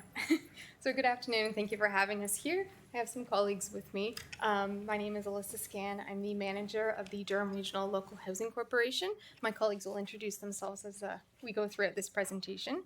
The Board of Directors for the Durham Regional Local Housing Corporation, which is made up of councillors, has asked that we attend this meeting to provide you with some of the exciting updates on the Durham Regional Local Housing Corporation. We're going to focus on 3 main areas: redevelopment, revitalization, and rebranding. So just to appreciate where we're heading, it's important to reflect on where we've come from. The Durham Regional Local Housing Corporation, or DRLHC, has a unique and important legacy in Durham's community and rental housing landscape. DRLHC was created through the transfer of the public housing stock from the province to the region of Durham on January 1st, 2001. This established the region of Durham as the sole shareholder, and the transition marked the beginning of our local stewardship of community housing. DRLHC is the largest community housing provider in Durham. The portfolio includes 23 rent-geared to income housing sites spanning across all municipalities of Durham, with a total of 1,291 units. We also provide the property management services for the region's 2 transitional housing sites, the 10 units in Oshawa at the microhome site, and the new units 47 in Beaverton, which we call Beaverton Heights. Much of our housing stock is rapidly aging, with many buildings constructed several decades ago. The DRLHC stock is some of the oldest in the community housing portfolio in Durham Region. This presents both challenges but also opportunities as we look to modernize and revitalize. Historically, DRLHC has operated as a 100% rent-geared to income provider, serving some of the most vulnerable residents in the community. This has been a cornerstone of our social mandate. A significant portion, roughly 70% of the portfolio, is dedicated to seniors housing. This has shaped our service delivery and building design and continues to influence our planning. This history grounds our work and reminds us of the responsibilities that we carry to evolve while staying true to our mission of providing safe, affordable, and supportive housing. So today we're excited to share a new strategic direction for DRLHC, one that reflects the evolving community needs and long-term sustainability goals that we have. All of the DRLHC governance documents have been updated and modernized to better align with our mission and the realities of modern housing. This shift is about more than policy, it's about a purpose. We're moving towards building and supporting mixed income and vibrant communities, places that are inclusive, accessible, and resilient. We envision complete and thriving communities in the DRLHC housing stock where people of all income levels can live with dignity, where accessibility is built in, and where climate resiliency is a priority. That includes practical improvements like in-suite air conditioning and energy-efficient design. We're also focusing on ensuring DRLHC is financially sustainable and independent, so we can continue to serve residents effectively for many years to come. This includes having financially self-sustaining redevelopments where the rent revenue generated through the mixed income rental communities will support the development debt at each site. Current DRLHC properties are 100% rent geared to income, so that provides minimal rent revenue, which doesn't offset the operational costs. The new direction is about creating housing that works for people, for communities, and for the future. I'm now going to turn it over to my colleague Megan McDonald to discuss our redevelopment projects. Good afternoon. As Alyssa said, I have to press the button. There we go, sorry. As Alyssa said, we're here to share with you some updates on the redevelopment projects that we have underway. And I'm joined by Andreas Bautista, who's going to be the project manager for some of these key projects, and will speak to two of them for us. What's really important for council and everyone to understand at this point is, as Alyssa mentioned, the DRLHC housing is 100% RGI right now, and we are working through redevelopment to create these modern, financially sustainable mixed income communities across Durham. What's also really exciting, though, is the DRLHC is the region's community housing. There is a lot of community housing in the region, but the DRLHC sites are the ones that are directly controlled and operated by the region. And so redevelopment of these sites is the perfect opportunity for the region to influence increasing the supply of community housing that can support the residents in need of social and affordable housing in Durham. So I get the honor of highlighting 4 projects that we have underway right now, and that is 409 Centre Street in Whitby, the Broader Hill in Oshawa, which includes Christine Crescent, Malaga Road, and Townline Road in Oshawa. So just to give you some context, 409 Centre Street in Whitby, that's where it's located. It's located within the downtown area of Whitby.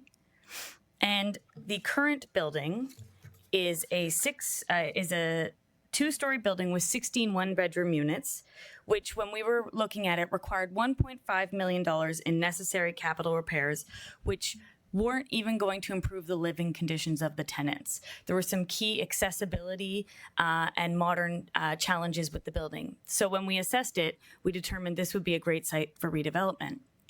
As a result, as of today, we are currently envisioning a 3-story building, which would have 30 one-bedroom units and a ground floor indoor-outdoor amenity space that would promote socialization and connection among the tenants. The project is currently, we have submitted our Stage 2 application to the town of Whitby, and we are hoping to have a site plan approval in place by the end of the year. We've also submitted our heritage permit application and and we will be submitting a minor variance permit application later this fall. The next step, would be demolition or deconstruction. However, that is dependent on the heritage permit process, which is currently underway. We are also submitting funding applications to senior levels of government, as it's really important within our redevelopment initiatives to leverage the existing federal and provincial funding for affordable housing. And we are hoping for construction in 2026 with lease up in 2027. So we are working really hard to move this project as quickly as possible. We've also done some proactive public consultation. We did a focused engagement with the tenants back in July, and we will be doing an information session for the broader community later this fall. So I'm going to turn it over to Andreas to speak a little bit about the design for this new building.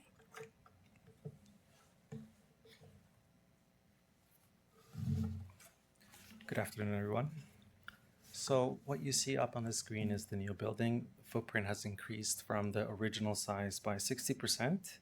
And as stated, we've gone from 16 to 31 units. That's an 88% increase. Densification primarily has been accomplished by widening the footprint of the building and moving it towards Centre Street.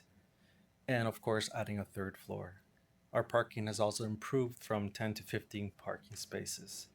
The new building design is committed to accessibility and disability inclusion by ensuring that our vestibules, amenity spaces, common areas are designed with mobility in mind.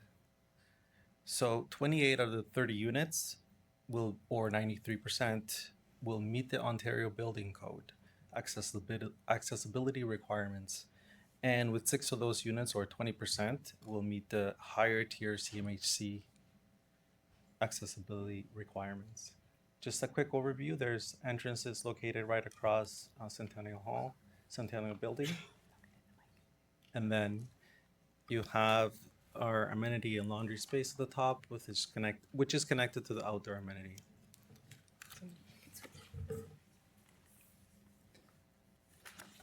What you see on the top image is the existing building. It's a 2-story building, and the bottom image is our new render, what it will look like.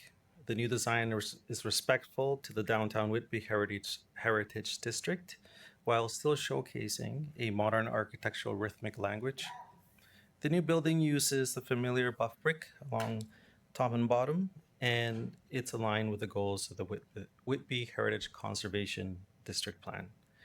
The existing bee sculpture that is shown on the top image will be relocated. It's an object of community affection and is a wayfinding as well. It'll be relocated to the bottom left beside the entrance. Thanks, Andreas. And so the next one that we're going to discuss briefly is Christine Crescent, which on this slide you'll see is the 12 semis that are at the bottom of what we refer to as the broader hill. And the current building, as I said, is 12 semis, which have been boarded up. They had reached end of life and needed to be replaced. And so what we're envisioning for this site is 2 modern and efficient buildings with private indoor-outdoor amenity space and a large interior community programming area. Right now, we have about 160 units, which are composed of 1, 2, and 3-bedroom units across the 2 buildings. This project is really exciting too because not only does it involve developing this large site into a large intensification, but also it gives us an opportunity to do required surfacing upgrades on the street, but then also improvements to Chopin Park, which include a new programmed park space at the top and trail connections to the existing park and leading people down the hill. So the project schedule for this one is we have also submitted our site plan application to the city, and we are working towards hopefully having approval before the end of the year. Demolition is, the RFP for demolition, I believe, is out right now, so that we're hoping that will happen this fall. We've also, once again, we're working on submitting funding applications to upper levels of government to cover a lot of the cost for these projects. And we're hoping for construction in 2026, 2027, with lease up in 2028. In terms of public consultation, we actually do have a focused engagement with tenants in this neighborhood on Monday. And we also just recently completed engagement with the broader community on those proposed improvements for Chopin Park and got some pretty cool feedback from the community, especially the kids. So once again, Andreas will give you a little bit on what we're envisioning for this site. So the site will be composed of 2 buildings, a bar building along the north end of the site. It's a 4-story building, and an L-shaped building along the south side. Together they create a courtyard with various types of amenities for our residents. The main entrance is along the north side forecourt, which has a welcoming space with sitting areas and visual permeability into the courtyard. The entire development has 1 level of underground parking, seen at the bottom right is where you would come in.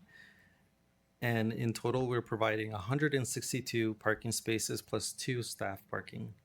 The new building design is committed to accessibility and disability inclusion again, with 22% of our units meeting CMHC's higher tier accessibility requirements. So the top left image shows the existing 6 buildings or 12 semi-detached townhomes. The bottom right building is the forecourt or drop-off area of the new development. On the right is the 4-story northern building, and at the back is the 6-story southern building. The ground floor is animated through the locations of the lobbies and amenity spaces, which give a sense of permeability into the courtyard. So those are the 2 projects that we have that are currently in the furthest along in the redevelopment process. However, we all know that there's a need for affordable housing, and the DRLHC has much more work to do in terms of redevelopment. So I'm going to do a quick overview of 3 other projects that we have underway. The first is what we're referring to as the Broader Hill Phase 1A. And so Christine Crescent is the bottom portion of the Broader Hill, but all along Normandy, Nevis, and Lamond, there's a bunch of DRLHC units there. And the first phase that we're looking at redeveloping is along the west side of Normandy. It's in the map there, referred to as Phase 1A. It's currently 10 semi-detached units, which we've done some detailed design on, and can fit 18 townhouse units in combos of 2s and 3s. And so we are working right away. Relocation on those has already happened, with vacancy anticipated by the end of the year. Due diligence activities are underway. And we've got detailed design, and we are doing that focused engagement with tenants on next week as well, that will focus on the entire hill as well as Christine Crescent. And we actually hope to submit building permits for this before the end of the year. And our construction forecast for this is in 2026, 2027, because we are combining it with Christine Crescent and looking at a larger construction management plan for the entire site. We also have Malega Road, which was originally identified by the DRLHC board as an area for redevelopment. And the existing 65 townhomes, right now the preliminary massing and the business case that was presented last June envisions approximately 430 plus units that would be composed of townhouses and mid-rise buildings. And so right now for this project, we are moving forward. This is a very large redevelopment, so a lot of groundwork has to be done. And so right now due diligence has actually been completed.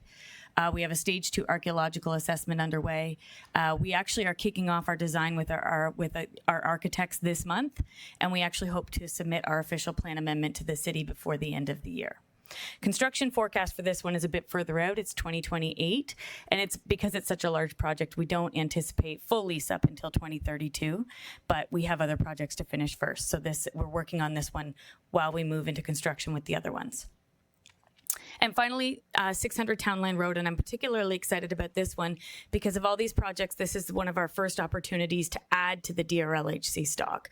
Instead of just redeveloping on land, we're actually going to be able to add units as well.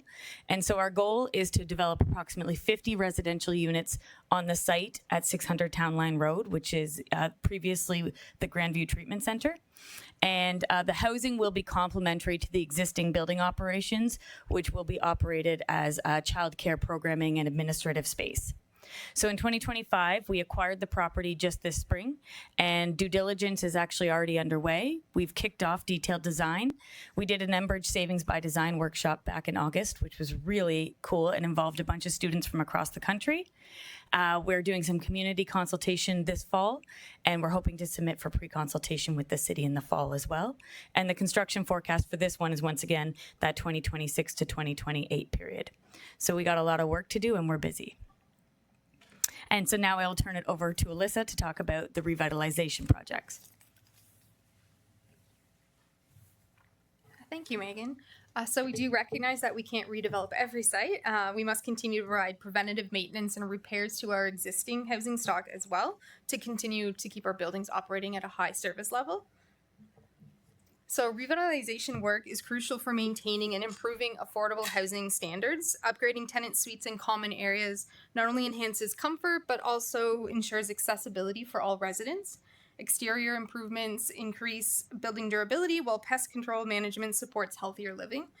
These efforts collectively contribute to creating that vibrant, sustainable communities that residents can thrive in. We're doing most of this work now as these items are at the end of their life cycle. So we're using the opportunity to replace the systems with upgraded, more modern and energy efficient systems. To modernize the sites, we're updating laundry rooms, common rooms, and hallways. We're also updating and modernizing tenant suites at unit turnover. As noted, 70% of our sites are dedicated to seniors.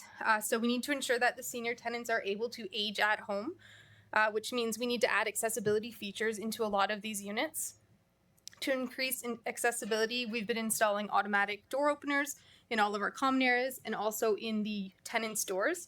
We are adding grab bars, fire alarm strobes and lights, tub cutouts, stand-up showers, basically whatever the tenant requires to continue to age at home, we do what we can to accommodate that. Pest control continues to be challenging in our large apartment sites. To assist in managing pest control infestations, we've been replacing all carpets with hard flooring. Hard flooring makes it easier to identify the pest control issues, but also carpets tend to harbor the pests and the eggs. And lastly, to increase tenant comfort and well-being, as well as to manage the long-term operating expenses, we're adding energy-efficient improvements to the buildings, such as upgrading windows and doors and recladding buildings. To show you some of the work we're doing, we pulled together before and after pictures at our 155 King Street East site in Oshawa. This is our largest apartment building with 150 units of senior housing. The work we're doing here, though, is similar to work we are doing across all of our sites. So as you can see in the picture, the building is currently being recladded, the before on the left and the new building on the right. The project is undergo right now with full completion anticipated next month. Recladding the building will increase the energy efficiency of the site as well as make the building more comfortable for the tenants, and it definitely increases the curb appeal as well, which makes tenants proud of where they live. As part of this project, tenants were all provided with portable air conditioning units to support tenant health and well-being. You can just imagine how hot it would get in some of those units in the middle of a heat wave up on that 10th floor. The building also has had new windows and doors installed recently. So these pictures show some of the interior work at 155 King Street. All the common area flooring, including the 10 hallways, have been transitioned to that hard surfaces from that very outdated pink carpet. The hallway and apartment doors are also all painted. And last, to show you some of the in-unit improvements, here are before pictures of a unit. You can see from these pictures we've got very outdated cabinets, tile work, and just overall bathrooms. This same unit now looks like this. It has that modern flooring, cabinets, tile work in the bathroom. So I'm going to turn it over now to Allison to discuss our rebranding project. Thank you, and good afternoon, members of council. So I'm excited to share with you today that we've been working on a rebranding project to align with the vision and the ongoing work of the DRLHC. Why is it important to do this work now? Because a new brand would reflect the modernization of the organization, the new mission and values, would better represent our current and future residents in our mixed income communities. It would strengthen our brand identity in the community, and it would distinguish between the regionally operated Durham Region Local Housing Corporation, the DRLHC, and the Durham Region Nonprofit Housing Corporation, DRN-PHC, which is a private nonprofit corporation. And this is important because of that similarity. We sometimes lead to confusion by tenants or by others in the community who have questions and want to know who to contact. As we move forward, the DRLHC will be known as Housing Durham. This represents a commitment to innovation, service excellence, and inclusive communities. It's a clear and recognizable brand that will help us build trust and visibility in the community. Our new name, Housing Durham, reflects not only who we are today, but where we are headed. We'll also use the tagline, your home, your community, and that really tries to capture the heart of the mission. It emphasizes it's not just about the buildings, it's about the people, the neighborhoods, and belonging. It speaks directly to our tenants, affirming that their home is part of a larger and supportive community. And with this new name comes a new look. This new logo aims to bolster the image of us as a social housing provider, highlighting revitalization, community growth, and sustainability. The logo is meant to be simple. It's inspired from the different types of accommodations that will be provided at the new sites. From the colors, green represents growth, community, sustainability, and the color blue represents trust, stability, and calm, which are qualities a social housing provider should represent. How will this new logo be used? Here are just a few examples of how we can incorporate it as the construction and the new operations begin. Could be part of uniforms, there could be decals on the community vehicles, and signs at the construction sites. These are just some of the ideas to get started. How did we get here? Well, we have an incredible team internally. Our internal graphic designers created options for a new look. Our internal communications staff researched options and other names used by other housing organizations across the province, and we came up with a list. To determine the new identity and what worked best, we engaged tenants, board members, and staff to ensure the new brand aligns with their needs and their expectations. A survey was available this summer, closing on August 13th, to determine the new name and logo. This is really a renewed commitment to the mission and the values, and we're excited to launch this new identity as the construction begins at these sites. We're happy to take any questions. Thank you. Thank you. First would be Councillor Kerr. Thank you, Chair. And to the team, thank you for your efforts on this. This is very exciting. I love the new brand. I love the new names, much simpler. Very cool. Just two things. One, just an observation. The new 155 King East is a bit reflective of 80 Bond. It kind of ties in the downtown. Thank you for that. My question is with respect to 409 Center Street South. And I'm wondering, since it is a heritage district, I'm wondering with modern architectural and building techniques, is there not some way we could adjust the fascia, the facade of the building to make it maybe look a little more heritage in nature, since it's right across the street from what I would call the Whitby Courthouse Theater, near and dear to my heart? Is there a way that we can maybe, it looks very, very modern, right? It kind of sticks out in that area. Can we adjust it to do some brickwork that makes it look more heritage? Have you considered that, or is it possible? Yeah, so actually that's been quite a lot of discussion over the summer months. So the first designs we got looked very modern. And so we actually went back to our consultants and asked them to really dig into and I believe it's the Wardens District Downtown Heritage Plan. And so they've done that, and they have a cultural heritage impact assessment that's underway.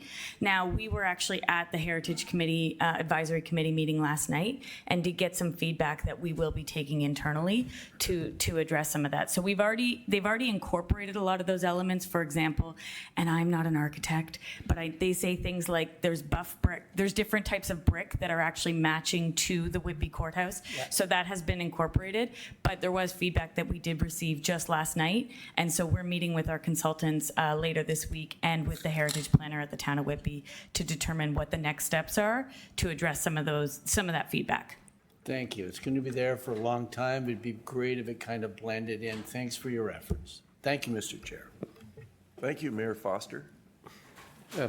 Thank you ever so much. Yeah, thank you for the presentation. So a lot of what we're hearing this morning, if you don't have a spot to live, and so many people don't have places to live. I may have rose-colored glasses on, but I would encourage both committee, council members, as well as staff to understand that Durham Region Nonprofit Housing Corp is very much a sister organization and very much Durham Region's as well. So for those of you who don't know, I chair that body. We rely so much on the help of Durham Region to do exactly what you're doing. So tag teaming, if I can suggest that. Mr. Chair, I may be a bit off topic, so shut me down if you feel that you should. You've got an opportunity, perhaps, expose some of the challenges that both of the organizations are facing. So, for example, Bill 10, you may have your staff in a position where there is an expectation from the province that they are stopping or controlling illicit activity. Can you speak to that and some of the challenges, or would you prefer not? And again, Mr. Chair, it's a bit beyond the revitalization, but there are some fundamental challenges that are being imposed upon the nonprofits. Great question. I'll go to Aaron. Thank you very much. Through the chair, we are working with our legal department on how best that we can support our sector and also to understand the impacts on us as a landlord. We do have a regular community housing advisory network meeting. We do have a meeting coming up in a couple of weeks, and we're hoping to be able to share more information and resources with our sector partners there as well. Perfect, thank you. And Aaron, if we look at the challenges, so I'm sure they're the same with you, that we have tenants that are threatening, tenants that are doing illegal acts, tenants that are destroying property, and it is near impossible getting a ruling from the Landlord-Tenant Board to have these folks evicted. Is it possible in your mind that we are going to be dealing with individuals that are causing the problems that we now need to deal with, possibly putting staff at risk, and then we've got the Landlord-Tenant Board saying, essentially, sucks to be you, these folks you can't evict them, and the province saying you've got to do something about them. Is that a fair concern? Through the chair, we do have concerns. We have had challenges at the landlord and tenant board, as have all of our sector partners. We have advocated to the landlord and tenant board in regards to having specialized adjudicators who are informed and knowledgeable about the community housing sector. We have heard in decisions that community housing can sometimes be seen as housing of last resort. And understand the hesitancy to evict, but we also have a responsibility to all of our tenants to ensure that there are strong and vibrant communities across Durham. So that's something that we will continue to advocate and work on. Thank you for that. Politically correct, and that's not a criticism. I'm grinning as I'm saying that, but I'm sure you've got the same situation where there are tenants that have their neighbors literally in terror, and we can do nothing about it. Construction costs, I just looked at this yesterday. I don't have the numbers with me, but to give committee members an idea, for Durham Region Nonprofit, I believe the numbers from 2019 to today, we are roughly at 2.5 times the cost per square foot to build. Is your experience somewhat similar? It's a bit of a challenge for us to answer that because the region hasn't, like the only project that we've actually built before was Beaverton Heights. So the comparator that we have isn't really the same. Fair enough. Yeah, so watch out, I guess, and nothing we can do about that. Lastly, Mr. Chair, something that Durham Region has done, Durham Region has funded across both organizations, the wraparound services that are being provided to the tenants. I assume you are seeing the same results that we are, and that is the number of calls from paramedics, police, fire are diminishing radically as we do things that we never thought we had to do before. We thought we simply had to provide affordable housing, and it's apparent that we need to do more. So for that, I thank you. Phenomenal initiative that at the end of the day is making people's lives better and saving us money. Mr. Chair, thank you. Thank you. Mayor Foster, just so you and council are aware, at AMO, every opportunity with every minister, we raise the issue of the landlord-tenant board and the challenges that we're having. It would be, if the board had improved its method of doing things, I think people would be more willing to rent their properties out again, and that could go a long way to solving our housing challenges. Councillor Yamada. Thank you, Mr. Chair. I have the opportunity to sit as the mayor's designate on the Heritage Committee, and I was listening to the dialogue yesterday between the members of the committee and staff, and I know a few things that did arise from those discussions that didn't sort of center on Heritage, but had those questions posed by the members. For example, does the region have a program for displaced renters? The City of Toronto was pretty strict about this. And is there a first right of refusal for any of the new spots? Yeah, so I can speak to this. We do have a relocation policy, and the tenants do have first right of to the new building. We started our turnover of units a few years ago at some of these sites when we knew this was redevelopment was coming up. But Center Street in particular, we only found out about this last year. So we started moving tenants out to other vacancies that we had within Durham Region. We tried to target where they were looking for. So because, for instance, Center Street is in Whitby, we moved them to vacancies of our other sites in Whitby. So they have all been relocated within our housing portfolio, and then they will have the opportunity to move back if they choose. Thank you. The question about parking was raised yesterday as well, and I know from a lot of these seniors buildings, you still have some seniors who drive, some seniors who don't. If you're on rent gear to income, you may not be able to afford a car. Can you sort of speak to that issue that was raised at the committee yesterday about the parking requirement? Okay. Yeah. So through the chair, yes, we did recognize that there was a concern that the site is only providing 15 parking spaces for 30 units. The current site has 10? Yeah, 10 for 16 units. So we do recognize that there isn't enough parking for every unit. However, the location of the building within the downtown area of Whitby with access to transportation, and as well as you said, the demographics of some of the tenants, that's why we were, and also truthfully, site restrictions and site limitations. That's the most amount of parking we could deliver on this site to be in redevelopment. So we tried to maximize it as much, and then we will be working with Alyssa and the operations team in the way that it's leased, as well as some of the transportation support that we can give. Thank you. And with the rebranding, do we have a total budget for that?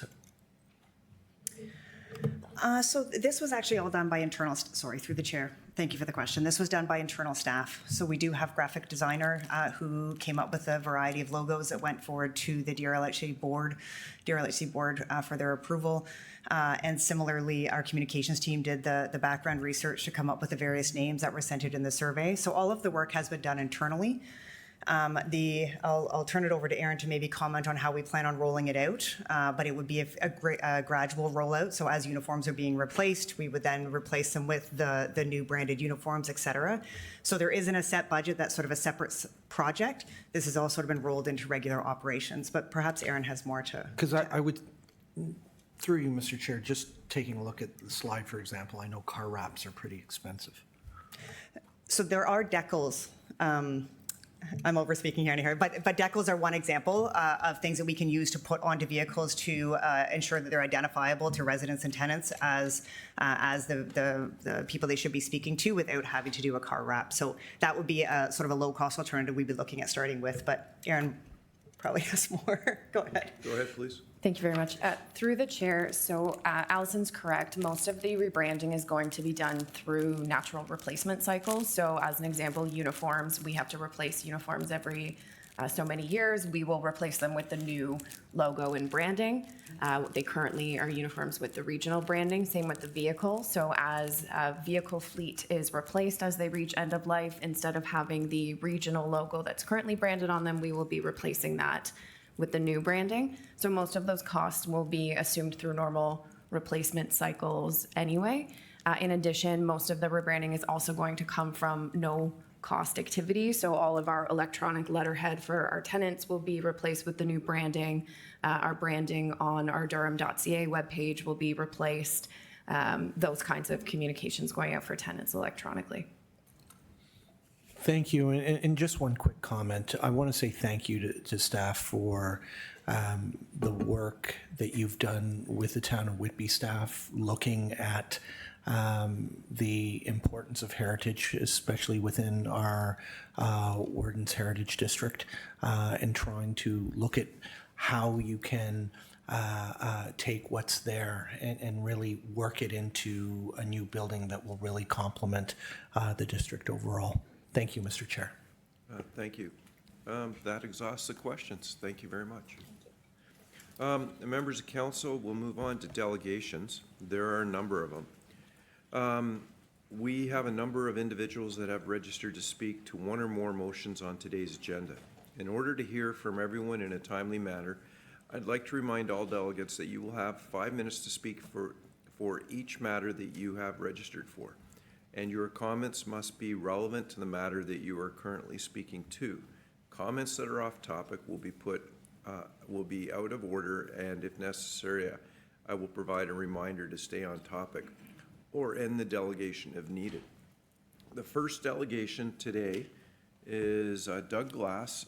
He is speaking to report 8.3, or motion 8.3, a motion to seek a report on spending at Durham Region Headquarters. Good afternoon, Mr. Glass. Good morning. Good afternoon. Good afternoon, members of council. At the June budget guideline meeting, I mentioned the growing apathy amongst Durham residents. I really appreciate all the issues that you're facing, how complex they are, and I recognize that no decision you make pleases everyone. Your work and service is critical to our community. Good faith and accountability are essential. They create legitimacy and trust that the public good is being served. That is the spirit in which I come today.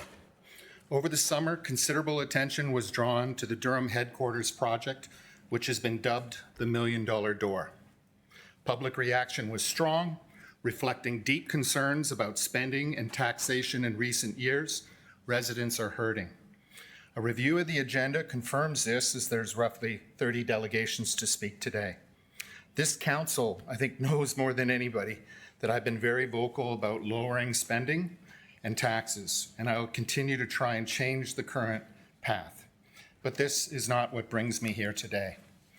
What struck me most was how the conversation has unfolded. Phrases like a palace paid for by taxpayers, a gross misuse of public funds, fiscal irresponsibility that lacks transparency may resonate with frustration amongst residents, but they do not solve problems.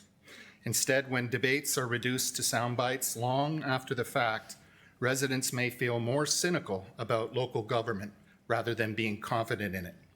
What was missing from the public conversation was recognition that this project went through 5 years of oversight, a finance committee review, and as the report says today, more than 20 staff report updates. Also missing was any public acknowledgement from the member who raised this issue on the role that they played as a member of the Finance Committee over the past 7 years, 2 years of which as vice chair between 2022 and 2024. Durham's Finance Committee exists to provide financial oversight, to review budgets, and to ensure financial responsibility in Durham.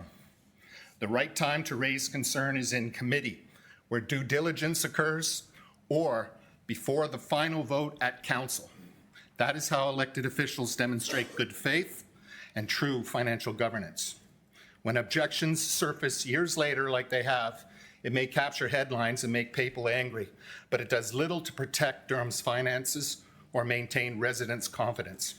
As a Durham resident and property taxpayer of 30 years, I felt it was critical to make these points publicly today. Beyond this example, I'd like to close with a call for council as a whole to reflect on the issue of professionalism.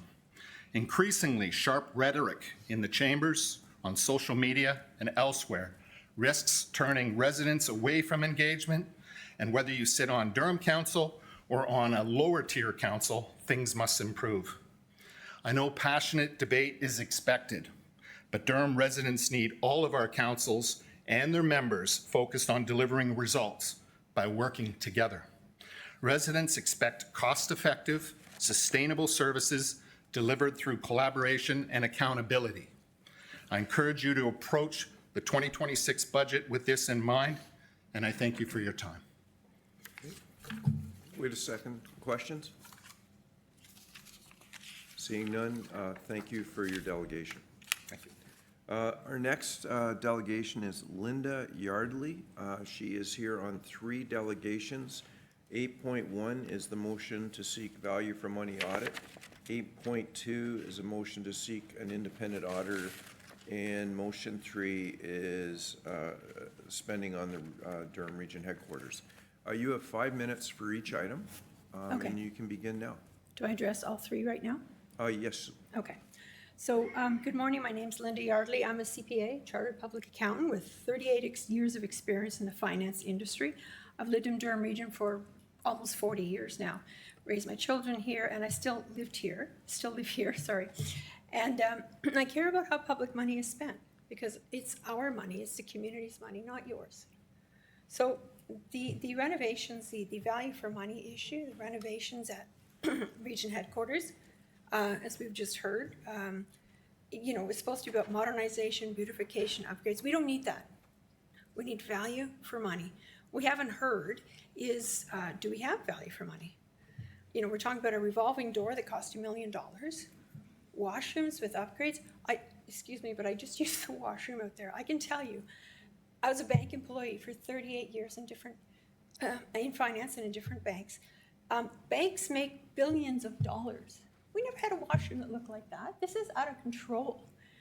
Sorry, it's my opinion. Anyways, we need to, you know, I'm not being dramatic. It's about being diligent. Households across Durham are struggling with grocery bills, choosing between heating and food for their children, and they expect the same from this government. So we need a value for money audit to explain, did we get value for money? Or is it just excessive spending that's not necessary? This is a public environment, public taxes. And so if everything's above board, great, you shouldn't be worried about a value for money audit. Nothing to worry about. But if not, we need to see what's going on and how to fix it and bring back trust, as was just mentioned by the gentleman before me. So we need to identify changes and implement what those changes need to be. Because at the end of the day, the region can't keep asking the residents for more and getting less and less back. But you do less and less with more and more money. That's my end. Okay, 8.1. so stop the clock, please. Questions okay, first is from Councillor Leahy. Thank you, Chair. Through you to the delegate. Thank you for coming out here today. My questions and clarifications around your experience. So specifically, you said, so you worked for various banks, I assume downtown Toronto? Yes, that's right. Okay, and you got to see all the bank buildings and all those different things and Yep. all of theirs bathrooms, and you're saying in your entire experience, you never saw a bathroom like the one we just built out here. No, employees don't get those fancy bathrooms, and even in the underground shopping experience, nothing like that. I've seen it in a hotel, but not even a bank building. Okay, so no, that's helpful. So, and then the other thing, so you think we should be focusing on different things, like you spoke a little bit in your delegation on when we're doing renovations, like our $54 million renovation here at the Absolutely. We don't, do we really need a renovation? It's like, I've been at this building twice, maybe 2 or 3 times in my years I've lived in Whitby. I don't need a fancy building, I need service. So when I come, I just need a friendly person, tell them what I need, and we work together on resolving whatever my issue is. I don't need fancy things, and I don't think you do either. So we've seen today where we need money in other places. Like we're talking about spending money at the hospital for a rehab facility. Great, let's help the community. We've seen spending money on, other things as well. It's important for the community. It's not about having a pretty place to go to work. Most people work at home now. We don't need a fancy place. And obviously, here the council does, I know some do, but we don't need a fancy place. We need services to help the community. So we don't, yeah. And I appreciate your patience waiting since 9:30. Thank you. Thank you. Councillor Yamada? Thank you, Mr. Chair. Through you to the delegate, thank you for coming out. You indicated you worked in the banking sector. Have you done value for money audits or reviewed them and things of that nature? Not to that extent. I'm familiar with them through my professional training, but I was a project manager in the project management office, and we created guidance, governance, and financials for all the projects, and we reviewed them to make sure they were on budget, and made sure, like, if there was overspend, their job was to present that to the executives. So it's not a direct value for money, the official value for money that we look at, looking at methodology and objectives and that sort of thing. But when we did the work, we looked at $1 million projects, as you can imagine, at a bank. I was in the digital area. So lots of improvements needed for digital banking.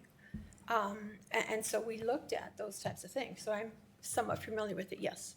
And you touched on value for money audit through you, Mr. Chair, to the delegate. What would that, what do you think that would find? Well, I think the point is to find expenditures that don't bring, we say value for money, because we're taxpayers.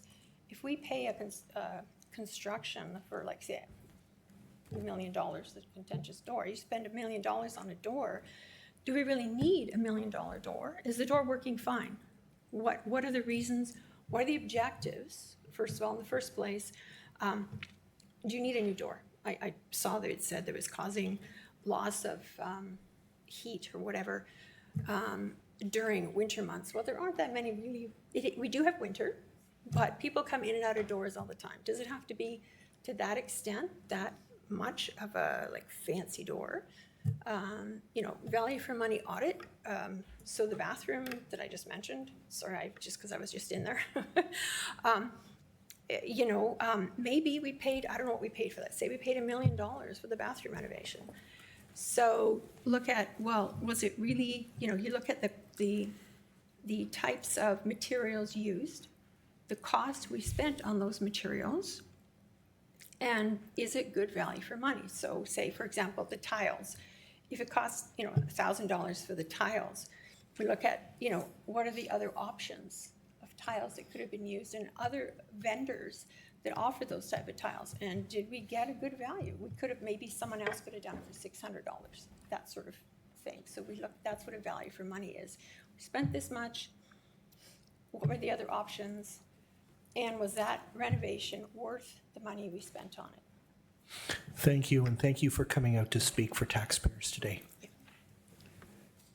Councillor Lee? Thank you, Chair. I have to know, what makes the washrooms particularly fancy? I've been to the men's washroom in regional council, and it's clean, which is great. Yes, but that's I true. don't. You keep using the word fancy, and I don't know what makes them particularly fancy. Well, I don't want to get into the whole washroom issue, but you've got individual stalls with the walls going down to the floor. You've got top-end tile. It appears to me it's top-end tile. And I don't, like I said, I don't really want to go on about the washrooms, but out front, for example, do we need to have such,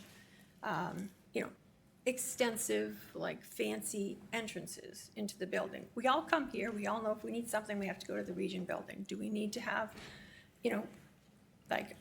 fancy, planters and sidewalks and things? No, we just need practical. At this point in government, it should be practical spending. Okay, I was very curious, and obviously all the regional purchases go. Councillor Lee, we're getting some awful feedback from you. I apologize, I'm on my speaker. So obviously all our purchases go through a procurement process, right? So and I think it's standard practice, and staff can correct me if I'm wrong, where we go with the lowest bidder possible. Is that good? That's not financial value for sense? money, no. It's not always the lowest bidder.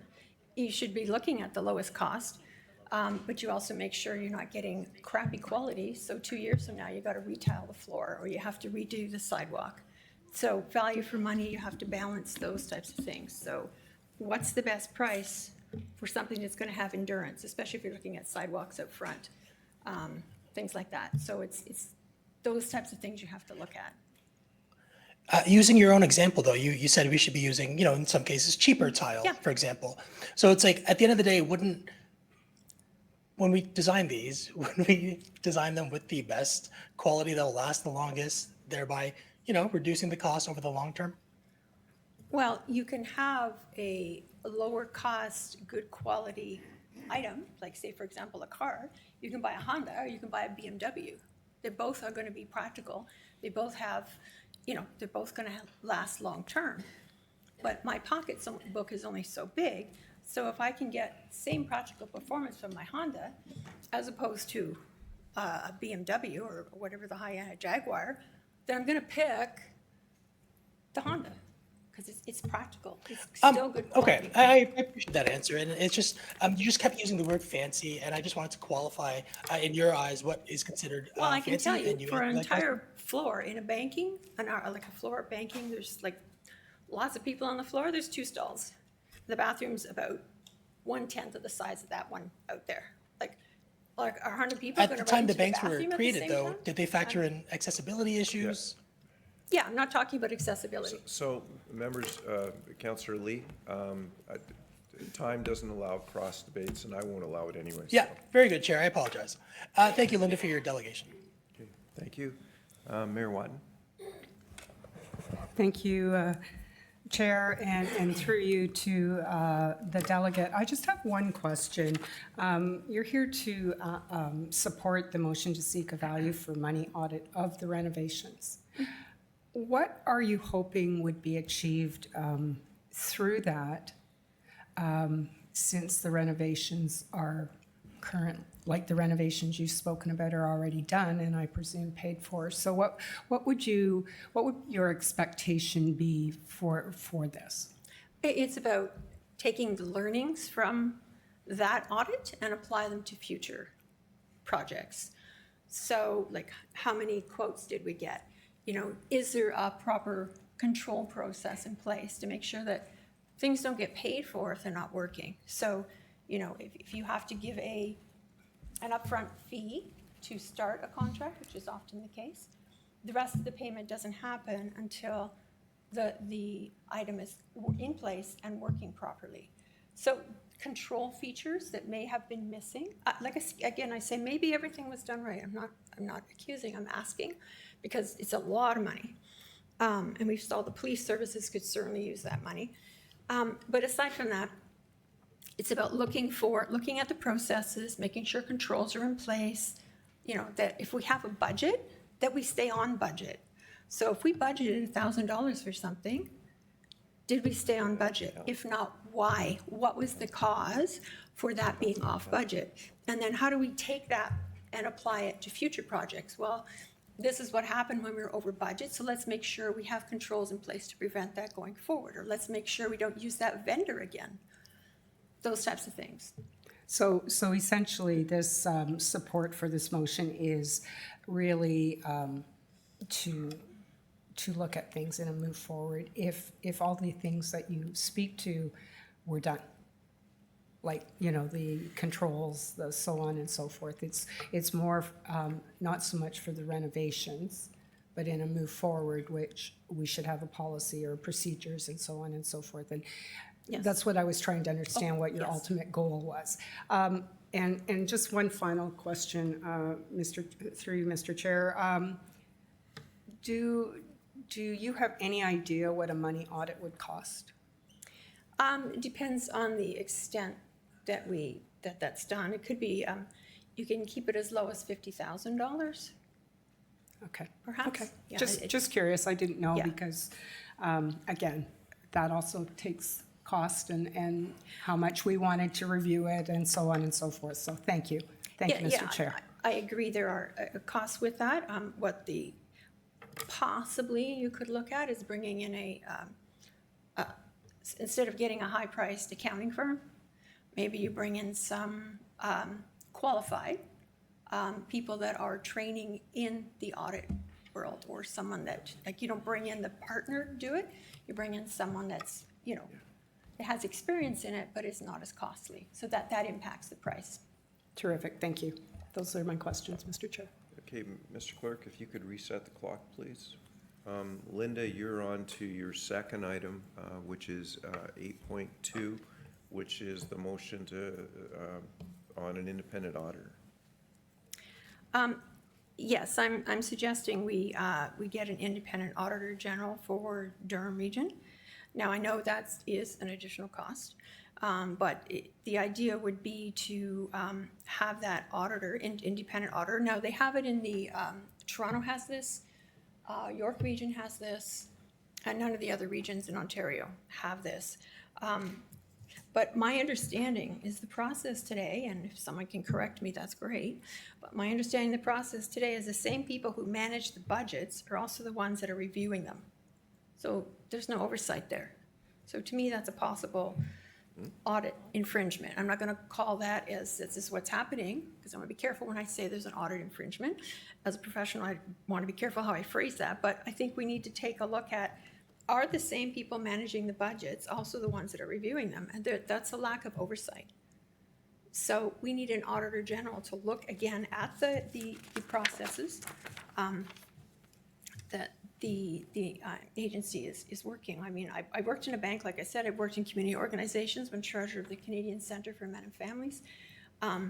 We wouldn't want someone doing the budget, managing the money, and self-auditing. That doesn't work, right? It's not something that should happen. So we need someone their job is an independent process works for the public, that takes a look at auditing the processes and auditing the financials. Again, I'm not saying there's something wrong, but I'm wondering why you've got the same people doing the budget and the same people reviewing the budget and then congratulating themselves about how we've done on the budget. So again, that's my understanding, but I need someone in the council or staff to clarify that that's the case. So again, I'm not accusing the council. I'm not here to accuse you. I haven't done an audit or anything myself, so I'm not going to accuse you. But I think we need to restore trust in public figures, not just in this room, but all of government. And we need to identify things that need to be corrected. So the idea would also be having independent auditor that's monitoring what's happening and monitoring the budget. Theoretically, they should come up with savings. I mean, that's the part of the intent of this audit. One is controls and management. Other is to identify savings, and that could potentially help fund some of the items that we talked about today, like the rehab facility and the police. So it's not a threat, just want to be really clear. It's about transparency, and that we start treating it or that you start treating this as a sacred duty to the taxpayer for monitoring funds and auditing the controls that are in place. Thank you. Okay, thank you. Questions? Online, Mr. Clerk? Seeing none, we'll reset the clock, and you have 5 minutes on item 8.3, which is the motion to seek a report on spending at Durham Region Headquarters. Okay. As I mentioned, I'm not going anywhere. I'm planning to stay in the community. Now that I'm retired, I still plan to be in the community. And I'm just here on behalf of other residents and kind of where did the money go? We're hearing numbers like it was 22 million, it was 50 million, it was 1 million. But all we're looking for is we just want a breakdown of what money was spent in detail on which items. So we've heard kind of very little, if any, details. We don't need a 100-page report. Like I said, I worked in the PMO office. I trained project managers on how to do financials and governance over their projects. So, the point is, at the end of the day, you have to come back to the table to your executives and explain, here's what was spent. Just give me a breakdown. How much was spent on this? How much was spent on that? That's missing. And I think if we, as the gentleman that was speaking earlier, provide that to the public, they will restore their faith in this council. Because this is what has to happen as part of governance. And like I said, I wrote governance policies. This is a requirement. It's at the end of every project. It's a report that project managers are required to present, because I've seen them, again, in the banking industry. So one example is, if again, I think I've mentioned this a bit earlier, if we put a faulty door or install something and it's not working, we shouldn't be paying them. So what's our control process over a payment? You never make a payment until the item's installed, you're happy with it, and it's working just like we do, right? You have someone come in and they I don't know, put in a pool or they put in a sidewalk. You're going to hold payment until it's completed and finished. And we also have to look at why it takes so long, because that drives up the price. So if we have, were there penalties put on for late delivery? So if the contractor says, I'll be done in 3 weeks, okay, and he's taken 6, well, hey, too bad, Or did we pay them for the full 6? Did they come back to the project manager, which is required in the PMBOK book of project management, come back and say, oops, I'm running out of money, and here's why there's cost overruns? And do you approve the cost overruns? You can't just let the project go on forever. I'm not saying that happened, but I'm saying if that's one of the situations where there's been cost overruns or the project wasn't delivered on time, did they come back and request funds and prove that they needed more funds? And we should not have paid anybody until things are completed. Again, not accusing, I'm just asking, were things put in place that weren't working and someone in the payments department paid the bill? It's not, it's not right. So just in summary, like, we want a simple document showing what was spent on what items for the Durham Region headquarters. Again, not about coming after people. It's understanding where the tax dollars are going, because we work hard and families are struggling, and it's not right to not be accountable for the money you're taking from us. So what we have to make sure is that we're funding the needs of the community, not the wants of the community. So we don't need something fancy.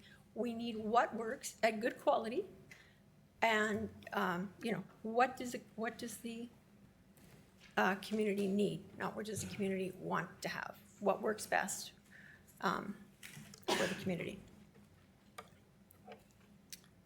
That's the end, sorry, thank you. Okay, we have questions. Councillor Neal? Yeah, thanks, Mr. Chair. Yeah, just to clarify, like at the region, we don't do the sidewalks, unfortunately, because of the Municipal Act or municipalities. But regional roads, and I know our Commissioner Worth can attest to this, I've complained about the work done on regional roads, some of it. Very little, but some of it I have gone back to staff and I said, I drive and my vehicle's going up and down, and then the lines have to be reprinted because they've come off. Like, where did they go?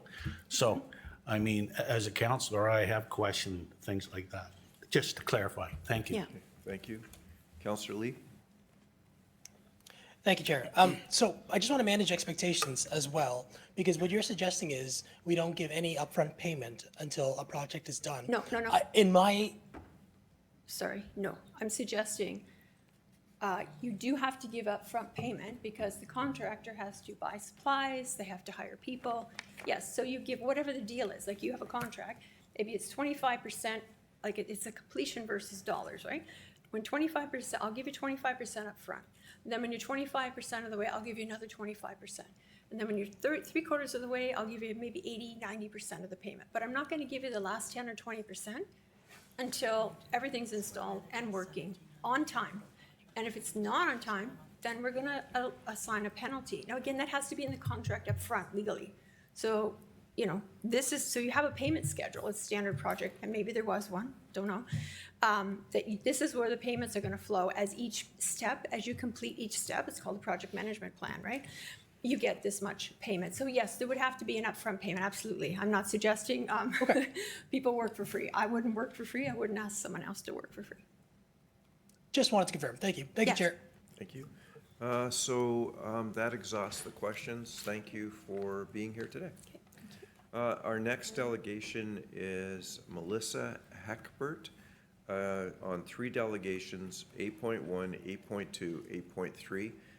We will be doing it in the same format as the first speaker, so welcome. Thank you.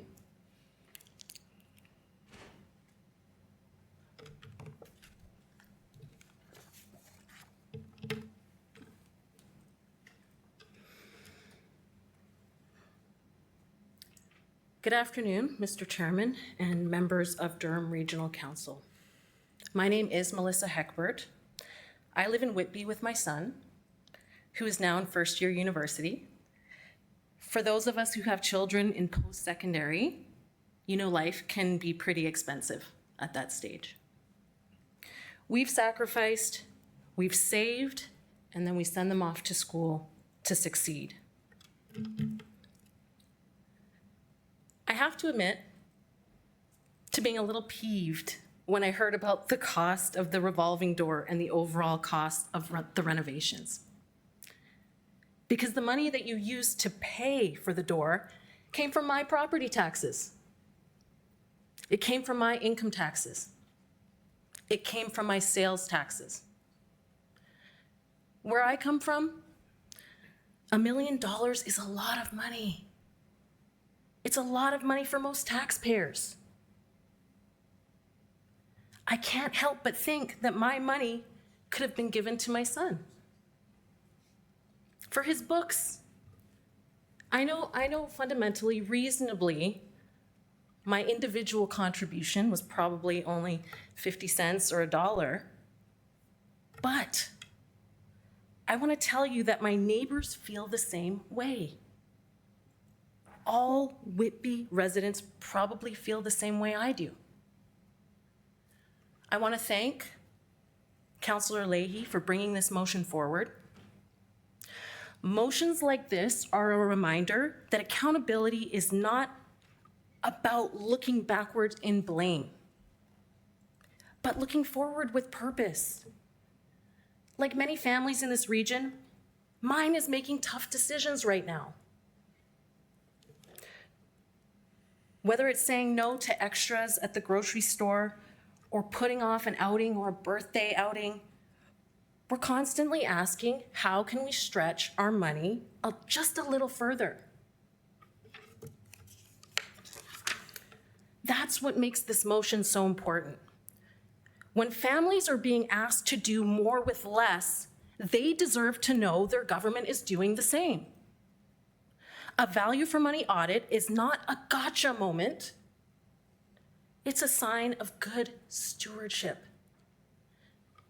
It's about confirming that every dollar spent on renovations, from kitchens to revolving doors, reflected the kind of prudence we expect from those managing public funds and managing taxpayer funds. In my work in HR, we build accountability in every level of the organization. Because without it, confidence erodes very quickly. And when you lose confidence, it doesn't matter how good your policies are, people stop listening. They stop trusting and they stop having faith in our government institutions. This value for money audit is a chance to rebuild that trust. It's a way to show residents you don't just spend money on a revolving door expecting to smooth it over with tax hikes.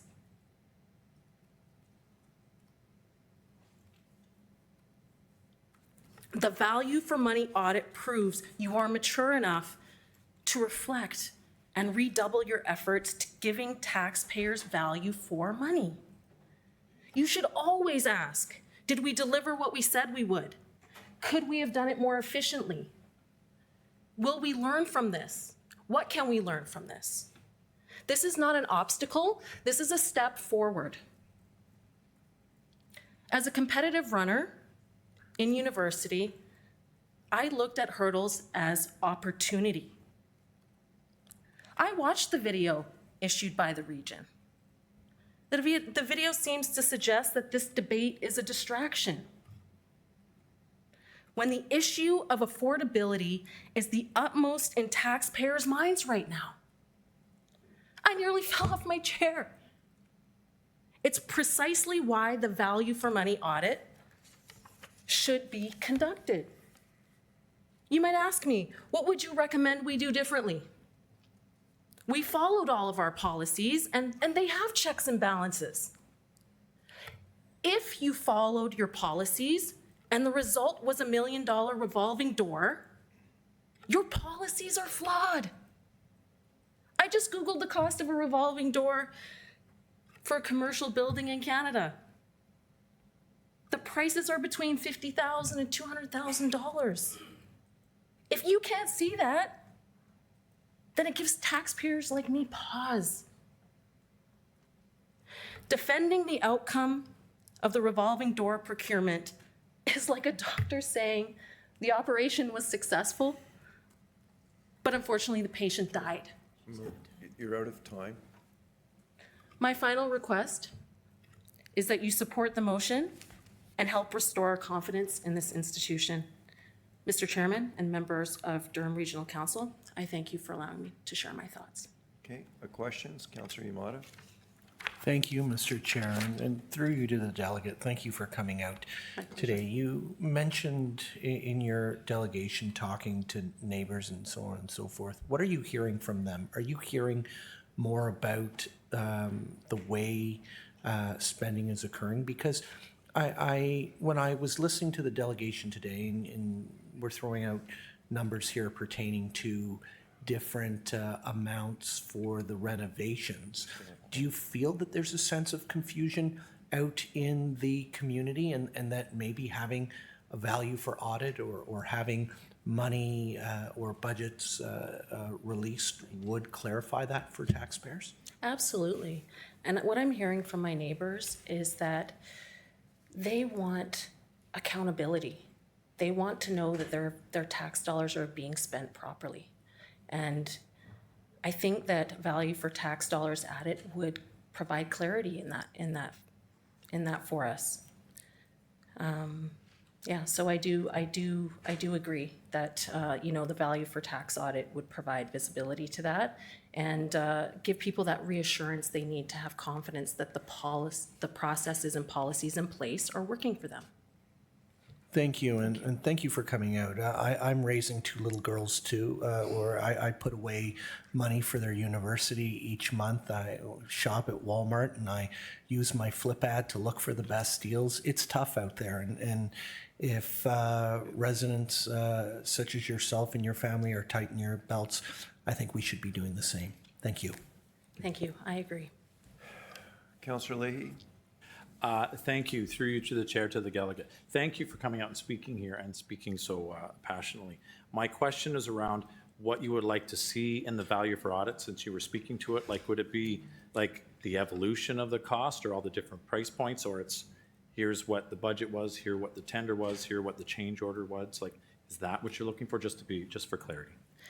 Yeah, I think we need to take a deeper dive into the processes and look for efficiencies, because clearly there's a gap somewhere in the process. And I think even in my own field, we're constantly reviewing our processes. Maybe they're good, they're effective, but could they be more effective or more efficient? That's the question. So I'm hoping that this provides that level of transparency and visibility for residents. Thank you. Perfect, thank you. Councillor Anderson? Again, good afternoon. Thank you for presenting, and you made some valid points, and everyone in this year, I can speak personally. When I knock on the door, I am going to tell folks, I'm not going to sugarcoat it and say, I'm going to make your taxes good, but I'm going to make sure every penny that's spent is valued. So I agree with that. And I believe that's goes for all in this chamber. So if we can do things better and differently, I support that wholeheartedly. So again, thanks for taking the time being here. Thank you. I appreciate and that. presenting. Thank you. Thank you. And there's no problem with refining our processes. Nothing wrong with that. So thank you. That's your first delegation. We'll move on to the second one. The members' council, remember, it's questions to the delegation, please. So when you're ready, just please start. Thank you again, Mr. Chairman and members of Regional Council.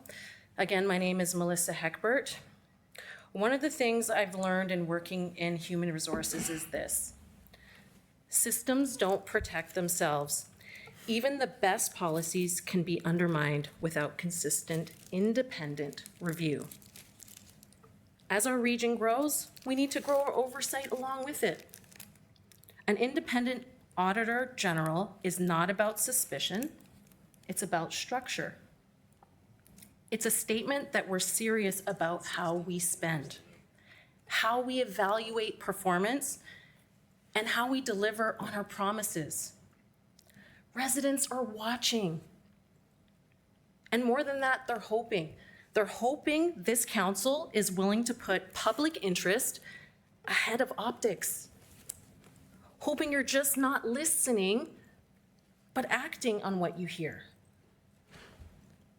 Bringing in an Auditor General tells the community, we want to be measured, we want to be better.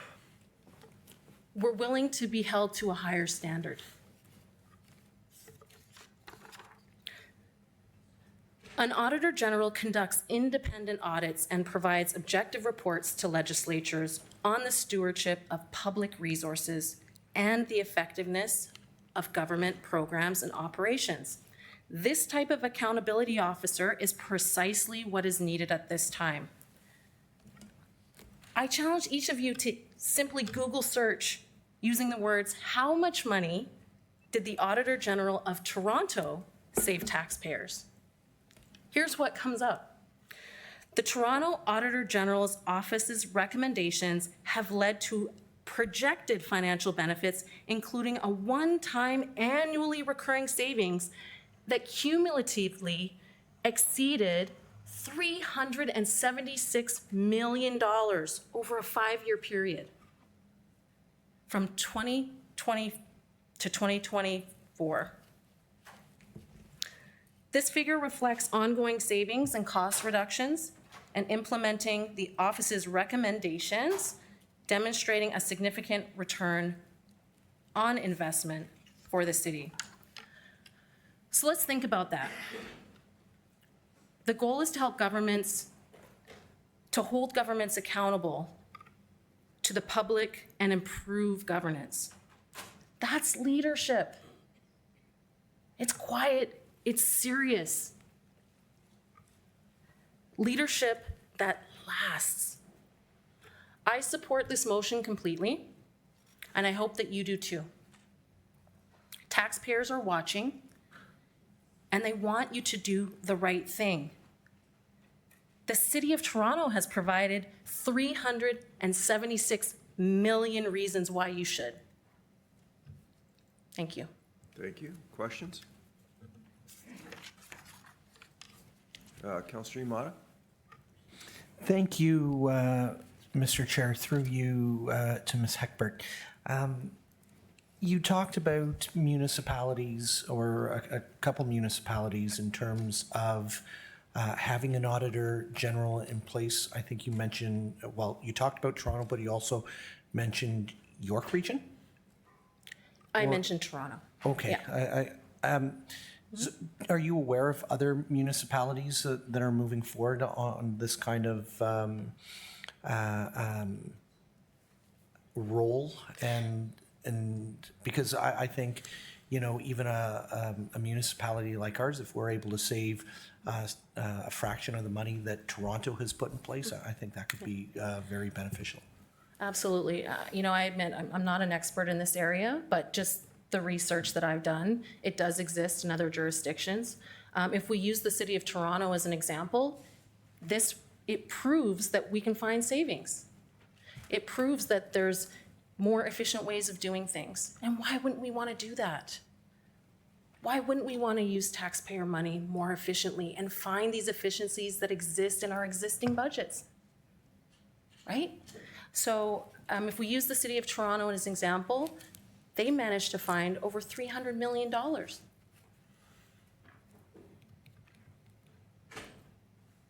Thank you.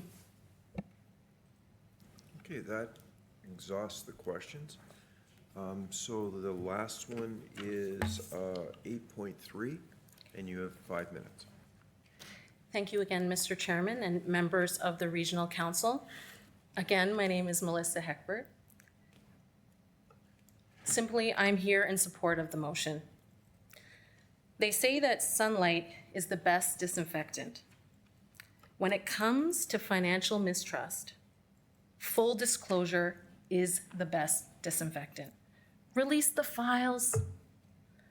Let taxpayers like me be able to see them if they want. Durham Region and Whitby have so many professionals from all facets and walks of life.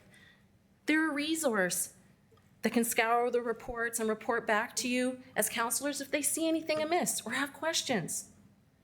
I always support full disclosure, and I ask that you do too. Thank you again, Mr. Chair and councillors. Thank you. Questions? Mayor Foster? Yeah, thank you, Mr. Chair. And with your indulgence, we probably could have started this with some answers from finance in terms of what we do, internal audit, procurement policies, the checks and balances. Every budget we hear from staff the savings that they are finding and immediately returning to the taxpayers on that. Would it be appropriate at this point in time to allow finance to maybe address some of this stuff? I'll have our CEO respond, but Mayor Carter, I've been in the chair for quite a while. If you'd come take the chair for a couple of minutes, please. Thank you. Through you, Mr. Chair, and thank you for that question. I am going to turn it over to our CFO in 2 seconds, but I think it's very important to point out that the region has many checks and balances in place, including regular reporting procedures to Council with respect to budget changes and project delays or extensions. Just to put things in perspective, right now we are managing at this particular moment in time 1,700 capital projects, some of which are in the hundreds of millions of dollars. So we do have very stringent procedures, but I'm going to turn it over to our CFO, Nancy Taylor, who will be able to go into some of the specifics. And I thank Nancy for participating. She is remote today. Thank you, Nancy.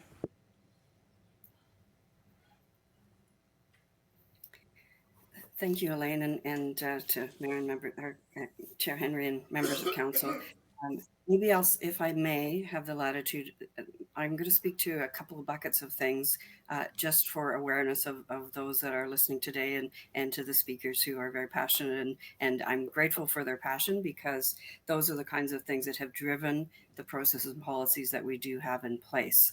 I hadn't had a chance to speak to any of them directly. I'll speak to first quickly, very quickly on value for money audits. Typically, you're looking there for 3 categories of review: economic, efficient, and effective. From a capital project perspective, we embed that through a very elaborate request for proposal process through our purchasing and procurement division.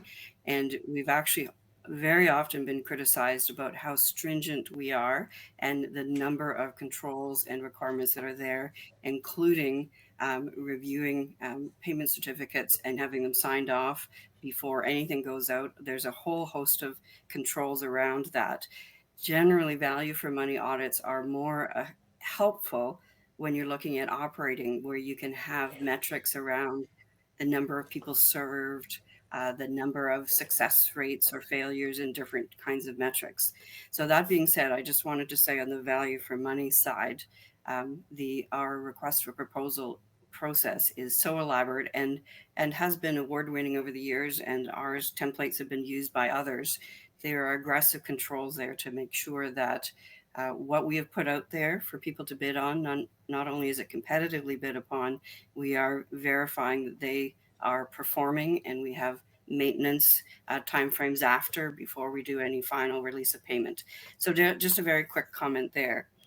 With respect to our control processes, again, just so you're aware, and we do report publicly on this, our reports aren't very exciting, so often they don't garner a lot of public interest until a question gets raised. But not only do we have external audits, that they are not, and any of you that have worked in this field, external auditors don't attest to searching for fraud, but they do have to look at our controls sufficiently to ensure that there is Ms. Taylor, just sorry to interrupt.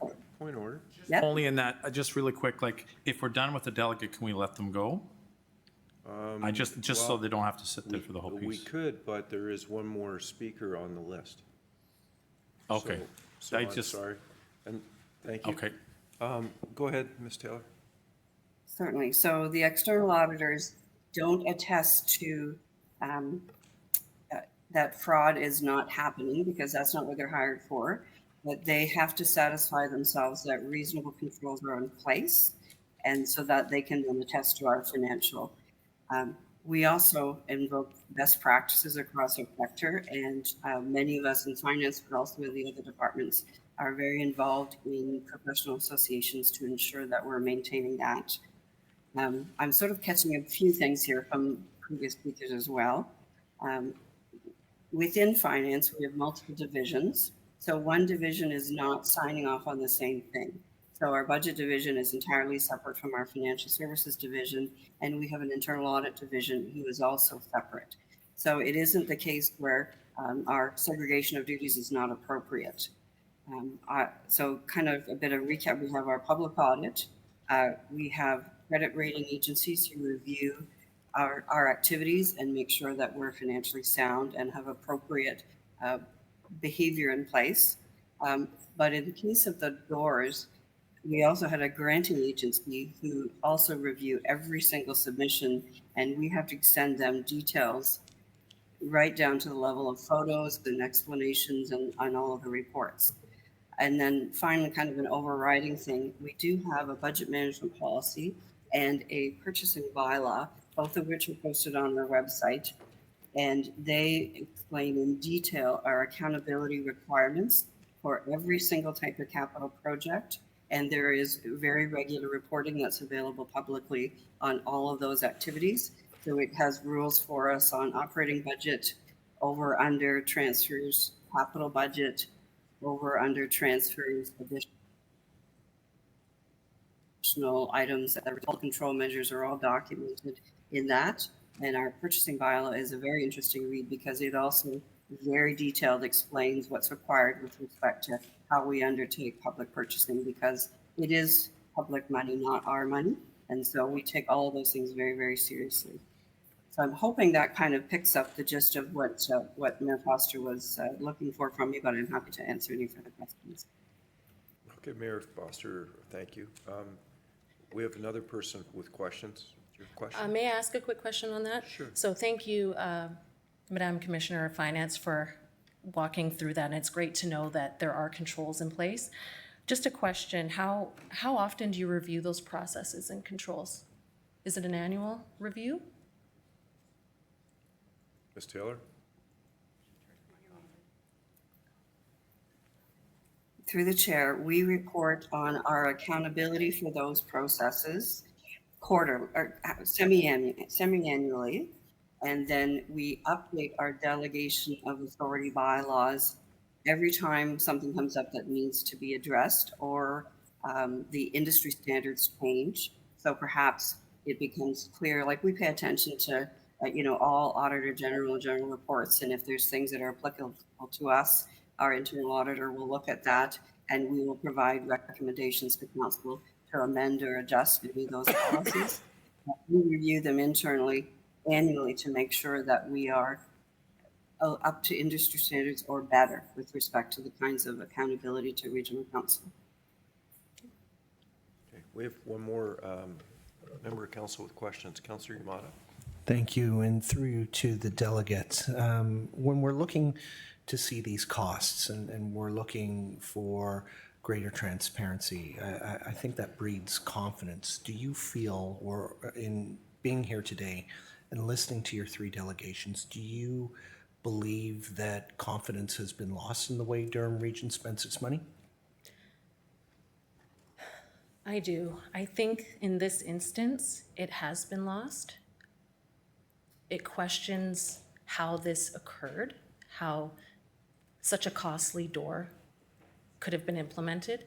And I do think transparency would be a fantastic solution. In looking at asking for, and correct me if I'm wrong, Mr. Chair, we're on spending at Durham Region Headquarters delegation. If that information were to come out, do you feel that that would breed greater confidence in how we do things here at Durham Region? Absolutely, I do. I agree with that. Thank you. Councillor Leahy. Thank you, through you, Mr. Chair, to Ms. Heckbert. And thank you for coming out. So, and I understand you might not be an expert, but if we look at, I'm assuming Toronto and York and Ottawa and all the other municipalities have all of these other checks and balances have in place, but they also have an Auditor General. So you're saying you think there's a benefit to having an Auditor General. Is that why you're advocating for it? Absolutely. I do think you need that objective perspective that's not involved in the process directly to be able to look for those efficiencies and opportunities for improvement and savings. And I think that's just the prudent thing to do. So controls are important, but independent review is Absolutely. also critical. Independent review is absolutely critical. Perfect. Thank you. Okay, thank you. That exhausts all the questions. You're welcome to stay, or you're welcome to step out. Thank you very much. Appreciate that. Thank you, everyone. Our next delegation is Jessica Street to delegate on 8.1, 8.2, 8.3, 8.4, 8.5, and 8.6 has already been dealt with, but please feel free to talk to it if you choose.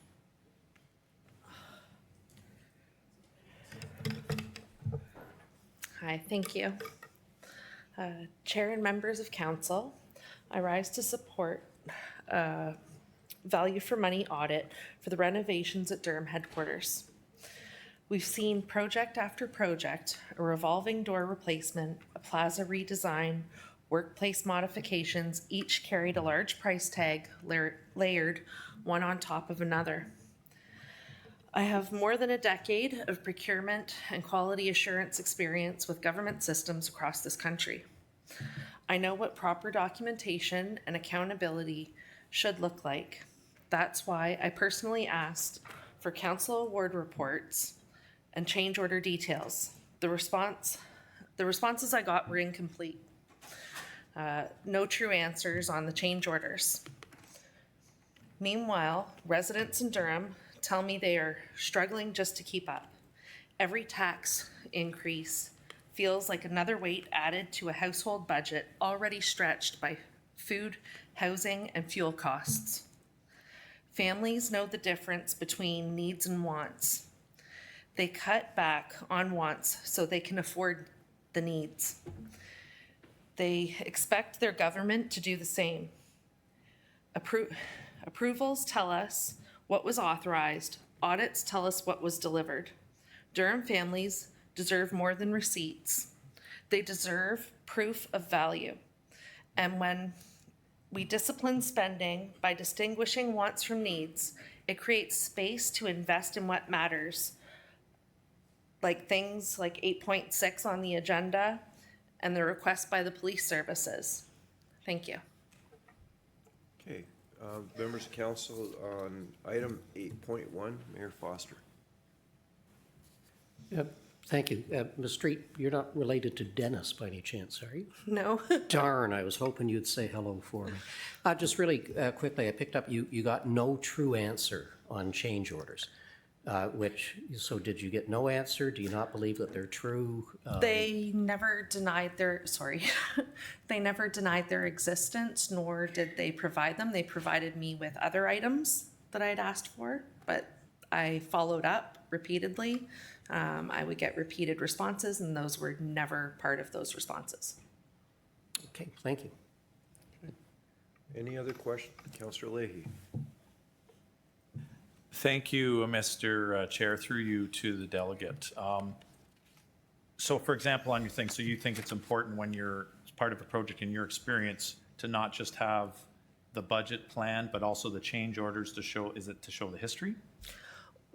Well, it's a lot of times in my experience, when you get change orders, that's when a lot of times we see costs increase tenfold because you're not going through that tender process any longer. That's why I think that it's crucial to be transparent when it comes to change orders. Okay, and then specifically back to the other question following up on Mayor Foster. So you were asking for change order, was nothing provided? Yeah, nothing was provided. I repeatedly requested. They sent me other documentation, everything but the change orders that I was requesting. Okay, all right, well, we can follow up from staff on that particular piece, and I appreciate you coming out. Thank you. Thank you. Okay, so that exhausts council's questions on this item. Mr. Clerk, reset the clock, please, and we're on to the independent auditor report, 8.2. Okay. Oversight works best when it is independent. Staff reports have their place, but only an auditor general can provide the kind of accountability that reassures taxpayers. In my decade of building management, procurement, and quality assurance work, I have seen how independent audits uncover waste and save money. In other jurisdictions, the savings more than covered the cost of the office. With Durham managing multi-billion-dollar budgets, the case is even stronger here. And let's be honest about the context. In Durham, families are cutting corners everywhere. I recently spoke with a father who told me he canceled his kids' extracurricular activities this year, not because he wanted to, but because rising costs meant something had to go. Families are sacrificing while government spending continues to grow. Independent oversight is not about mistrust, it's about fairness. It shows residents that their sacrifices are matched by responsibility in government. Thank you. Okay, thank you. Members of council, seeing none, we'll move on to 8.3, report on spending at Durham Region Headquarters. This motion is about something basic but powerful. Transparency. Residents hear about million-dollar doors and costly washroom upgrades, but they never see the totals in plain language. I formally asked for consultant and contractor awards, final costs, and change order details. The answer I received were partial. The change order information I explicitly requested were missing. If spending is defensible, it should be explainable. And Whitby families are noticing. At community events, I've had people quietly ask, why can't we get a straight answer? They are not looking for a fight. They are looking for honesty. They want assurance that the region is prioritizing needs over wants, just as they do in their own kitchen tables. By passing this motion, council can show residents that Durham Region has nothing to hide and that accountability is not optional, it is leadership. Thank you. Okay, questions, Councillor Leahy? Just really briefly, speaking with staff and reviewing, and you're a procurement expert, so just asking this quick question. Speaking with staff, on some of the tenders that went out there, specifically for the fridges that went in the kitchens upstairs, they provided the model number instead of providing, I need a device that will serve purpose X. Do you think that's best practice in the procurement industry? No, I definitely don't. It's always been best practice that you don't, unless it's absolutely a specialized thing, that you do not provide like makes and models and stuff like that. You just provide what the requirements are of the equipment. So you can get the lowest price? Yes. Perfect, thank you. My only question. Councillor Imada. Thank you, Mr. Chair. Through you to staff, through you to the delegate. You mentioned you have experience with procurement. As I heard earlier today, with 1,700 capital projects, in your professional experience, would a number like that, would everything come in perfectly? No, we're human beings. We make mistakes, and that's why we do things like audits, so that we can catch those things. Sometimes it's a mistake in our following procedure and policy. Sometimes it's that the policy itself needs to be adjusted, as has already been spoken about here. There's lots of rooms for improvement. And do you feel an Auditor General would be able to help us with that? Most definitely. Thank you. Especially given our budgets. Thank you. Okay, any other questions? Seeing none, we'll move on to 8.4, motion regarding sponsorship and advertising. Sponsorship. I thought it was for respect, elect respect. I'm sorry. So the clerk's informing me that my printout numbers before me are not accurate. So this is elect respect. Okay, so sorry, I apologize. No worries. Just 1 second, Mr. Clerk. The sponsorship one, is that now 8.5? No, that was pushed to October. So it's been removed, okay.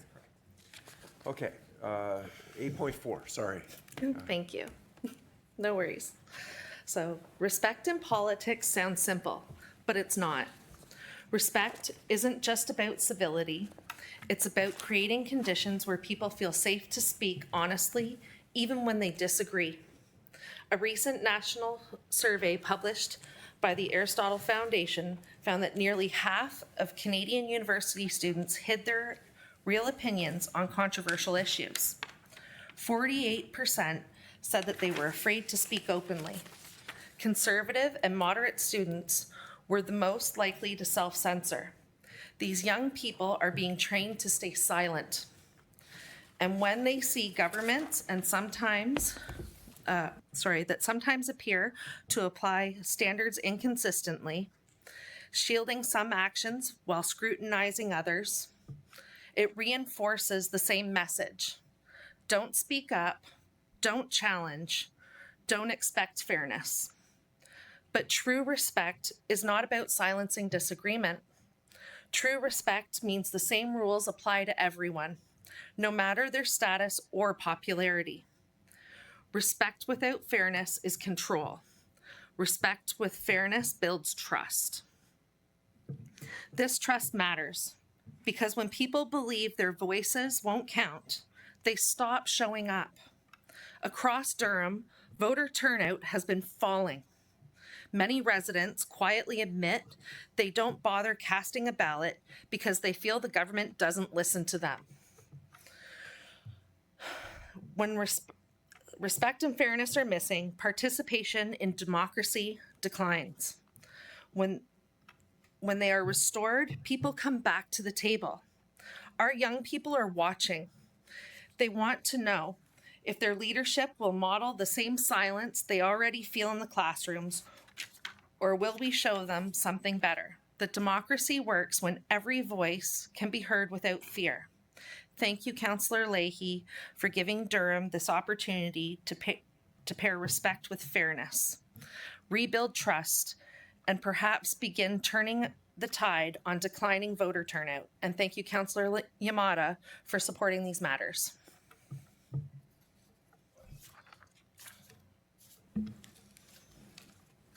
Seeing none, we'll move on to 8.5, motion regarding detailed accounting over the Hanover Messe 2025 trade mission. The Hanover Messe Trade Mission was a major public investment. Trips like these can bring opportunity, but only if results are measured and shared. Taxpayers deserve to know how much was spent, who attended, and what outcomes were achieved. How Durham benefits. Without that, missions look like perks for a few at the expense of many. And this matters even more when residents are struggling. Just last month, I spoke with a retiree in Durham who told me she had to stop buying fresh fruit except on sale. I never thought I'd get to this point, she said, but everything is so expensive. That is the reality people are living with in Durham region. When rumors of $18 glasses of orange juice emerge at a time when many can't afford a jug of juice, every dollar spent abroad must be justified.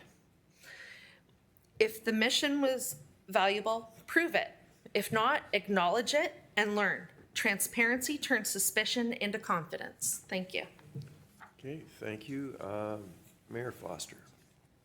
Yeah, Ms. Street, I'm supposed to call you Jessica, and that seems so informal. Anyway, it's tough sometimes to keep up with. Was the report on that trade mission sent to you? No, I hadn't requested it, but when I saw this motion, and I've heard rumors throughout the region about that trip, I've seen discussions online about that trip, it appears that there's a lot of miscommunication about it and what benefit we received.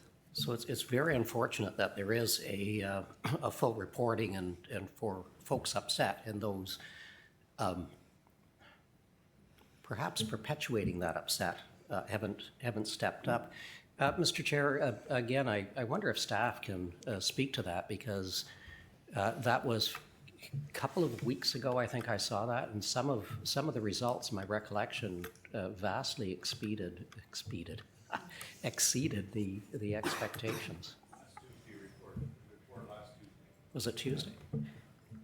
Yes, it went to community growth and economic development, and I think we can ask Commissioner Austin to outline some of the returns on our investment. Thank you. Yes, absolutely. Thank you very much, and through the chair. For a bit of context, Jessica, so the Hanover Messe Industrial Technology Fair, it is actually the world's leading annual trade fair for industrial technology. I'm trying to make eye contact with you and also have my microphone here, so apologies.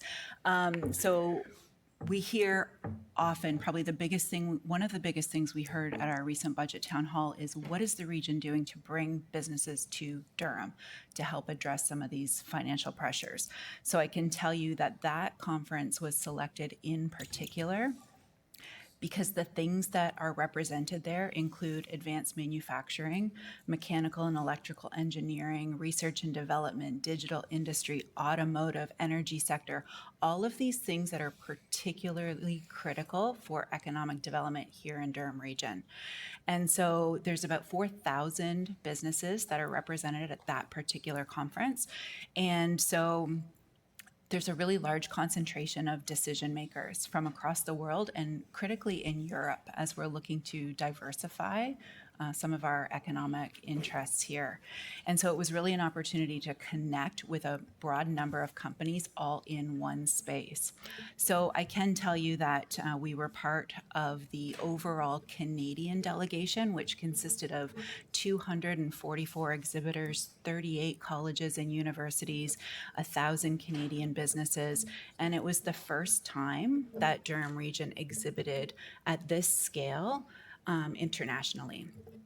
And so because it was our first time, our investment and our participation did go before Regional Council 2 times and was supported unanimously. And we're exceptionally proud of that.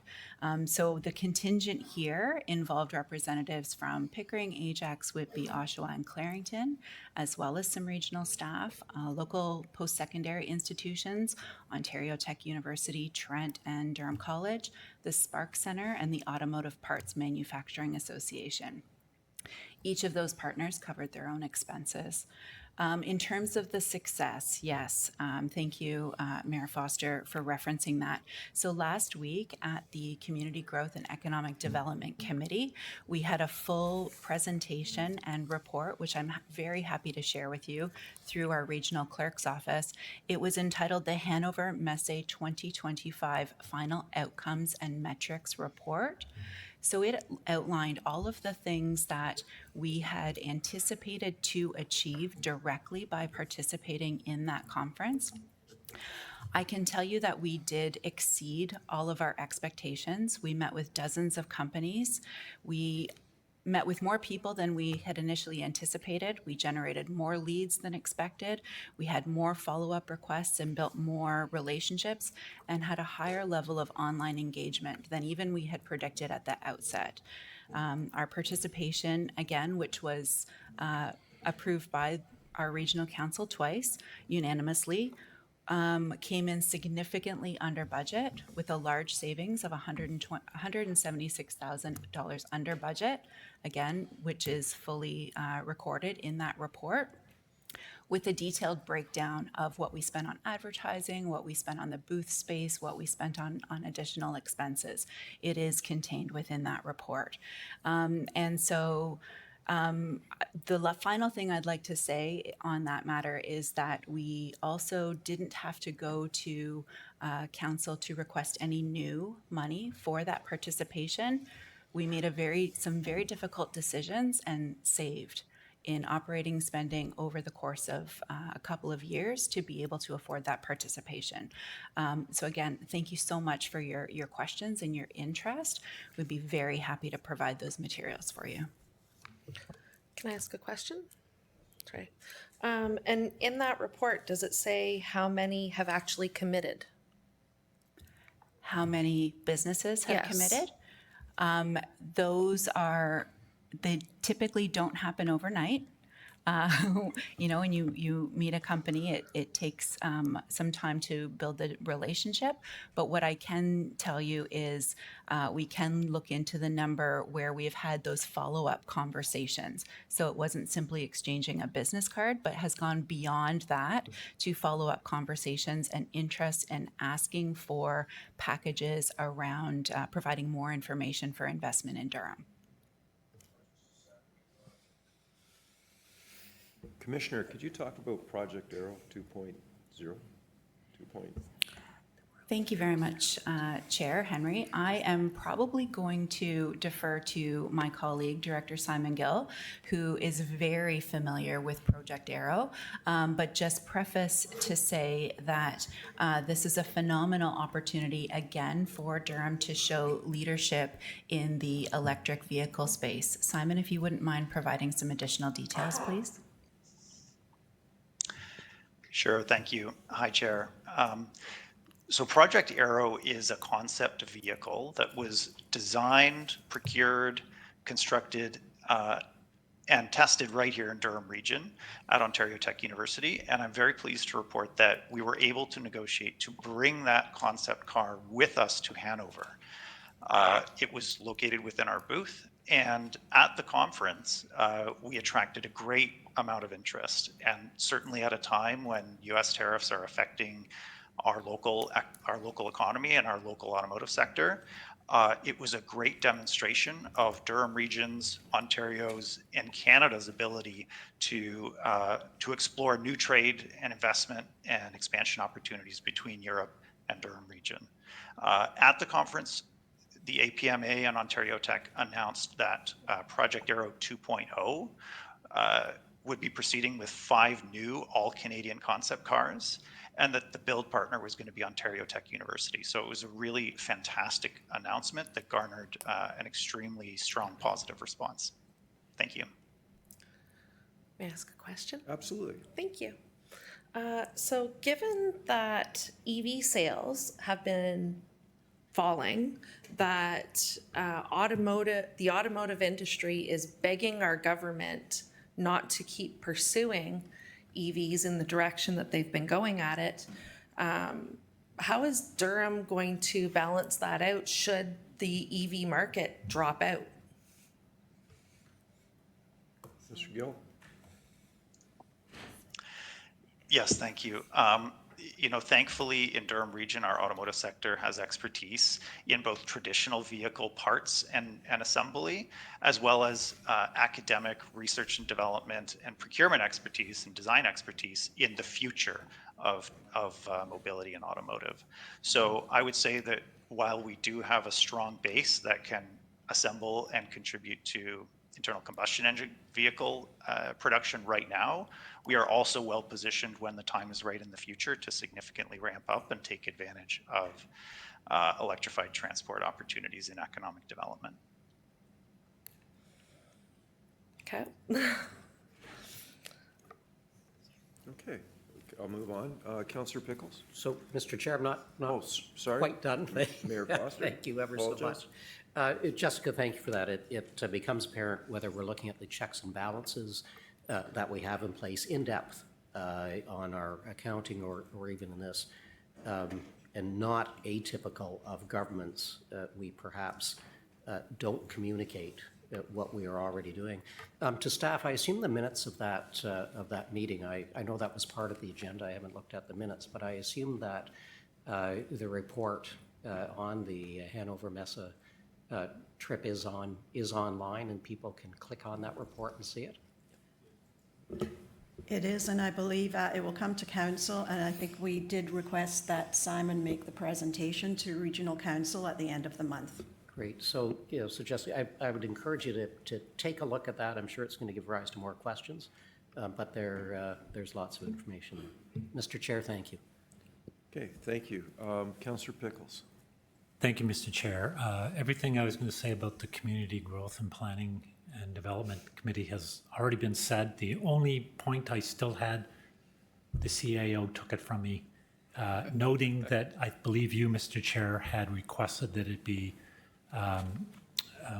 by motion come to our regional council meeting as well. So you'll have another opportunity to see that presentation at upcoming regional council meeting, but it was a very fulsome and good presentation. And so there's no question because it's already been dealt with. Thank you.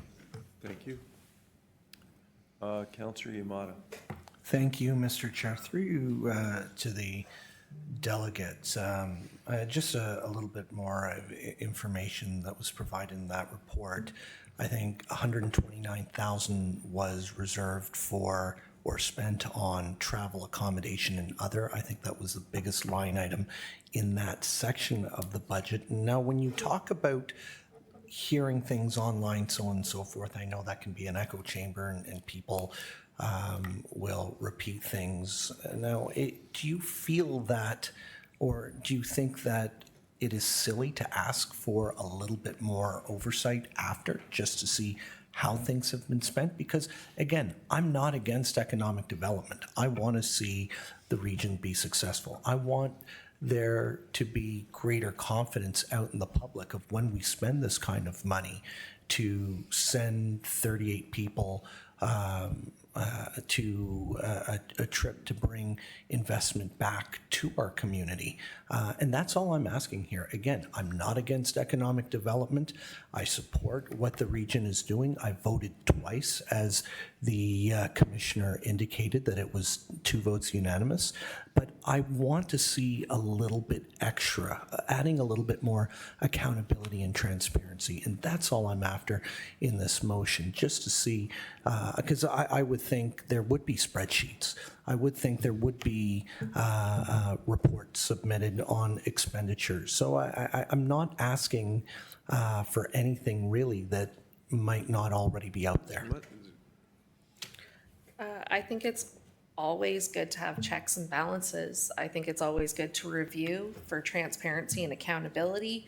We learn from our past in order to proceed into our future. And we need to be able to look into these things to learn from these things. Thank you. Thank you, Mr. Chair. Councillor Nicholson. Thank you, Mr. Chair. One question just to clarify. The report that's coming forward, is that going to include a line-by-line item of expenditures? Councillor Nicholson, it will be the report that was presented and passed at committee is what is I asked and referred to council. I think it's important for all members of council to see that and to hear from our staff. All right, a question to the delegation, if I could. Do you find it odd that members of council have to come to a full council committee meeting to ask for a report on expenditures of tax funds? 100%.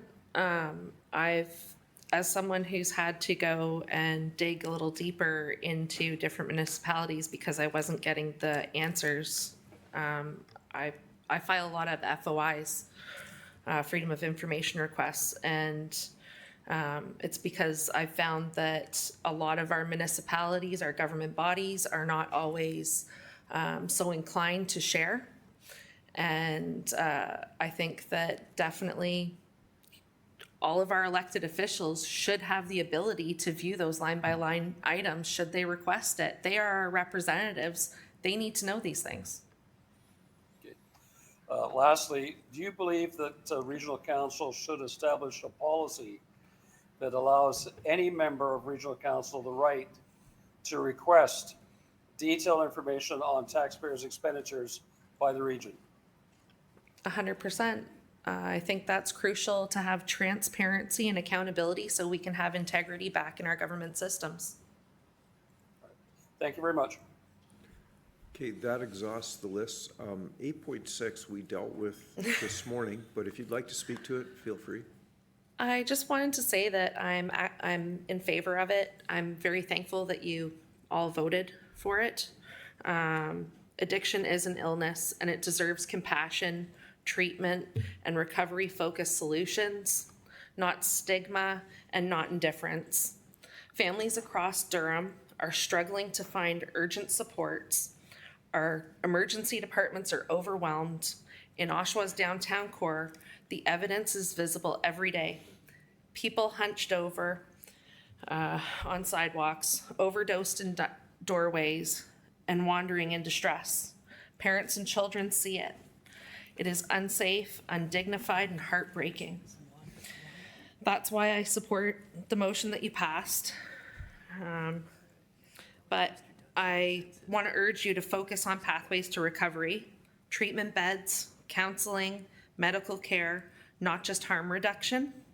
Harm reduction manages survival, but treatment restores life.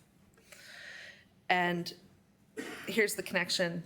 If council moves forward with some of the other motions of independent audits, clear spending reports, real oversight, we will find the savings and efficiencies needed to fund this urgent care model without further burdening taxpayers. Residents are already stretched thin. They cannot afford higher taxes, but they should be able to expect that existing dollars are used wisely. By strengthening accountability first, we can make compassion affordable. We make it possible to invest in recovery without demanding more from families who are already at their limits. Thank you. Councillor Shahid? Chair Henry, I had pushed the button for the previous motion that Ms. Street was speaking at, and I think it followed down to the bottom. If you don't allow me, that's fine. I'm all right with that. It didn't come up on our screen, but I apologize. that's okay. Ask the question. I just wanted to ask, through you, Chair, where did the $18 orange juice comment came from? Because I'm kind of lost about that. I'm a little lost about it too. I do remember there was a comment about a politician a long time ago that had an $18 glass orange juice, but is that what you're referring to? As I said, these are rumors that are circulating through the community, and when rumors like that are starting to go around, it creates doubt in the system, which again is why I believe we need line-by-line items so that people can have confidence back in all of you. Well, I can tell you that is true, but it was not this council. I just have one further question Go through you, ahead. Chair Henry. I heard our commissioner speak about the whole presentation that I was present at the Community Growth and Economic Development Standing Committee. And when I received the total budget and the cost and this cost spent, from what I remember, the presentation did say that we were 20% less on a costed budget. So I don't remember if you mentioned that, Commissioner, on your comments earlier. Can you please enlighten us on that a little bit? Commissioner? Yes, thank you, Councillor, and through the chair. Yes, that recollection is correct. We came in $176,000 under budget, which was returned to the regional general reserves. Thank you so much. Through you, Chair Henry, I appreciate a member of council mentioning that he appreciates economic development and the work behind it. But I would like to ask of the fact that Durham region is one of the fastest growing region, as per you, Chair, in North America. If I'm not wrong, please correct me I'm wrong, because I'd love to be We're corrected. one of the fastest growing regions in Canada. Absolutely. So what are our tools to put Durham first? What are our tools to put our economy first? What are our tools when my residents tell me that I'm struggling? And yes, we all are. What do we do in order to bring more jobs? What do we do in order to get our economic engine running and making sure that Durham region deserve better? So that's a very interesting question.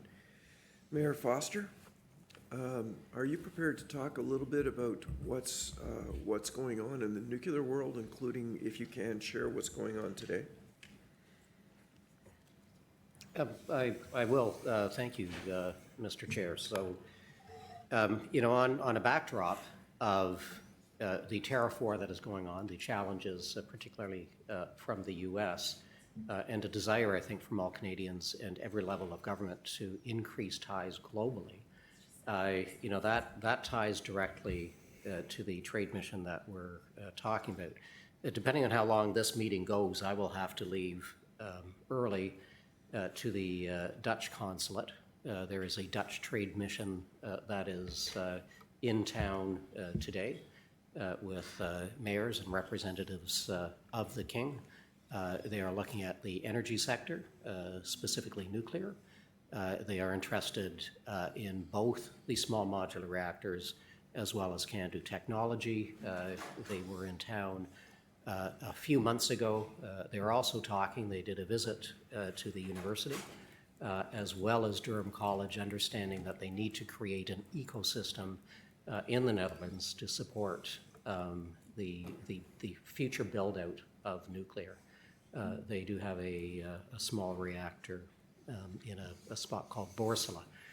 So the mayor of Borsela will be there this evening. I've gotten to know the mayor, Gerben Dijksterhuis. I'll be hosting him for dinner on Thursday evening. But Mr. Chair, Jessica, you can sit down.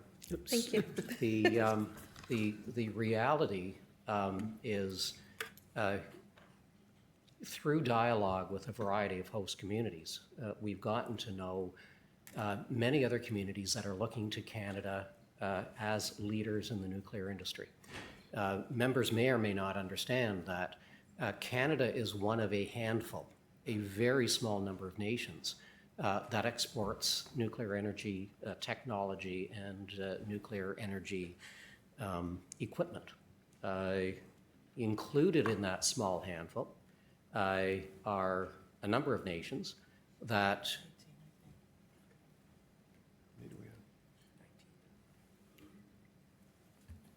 I just want to make sure you could count.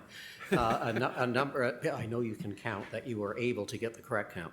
A number of nations that, by virtue of the fact of things that the U.S. administration may be doing, may not choose to deal with them, not believe them to be a trusted partner, or by virtue of their politics, you may opt not to deal with them. So you come down to 3 or 4 nations. And again, Canada exceptionally well positioned. The Prime Minister has said that he wants Canada to be an energy superpower. We are in a Durham region.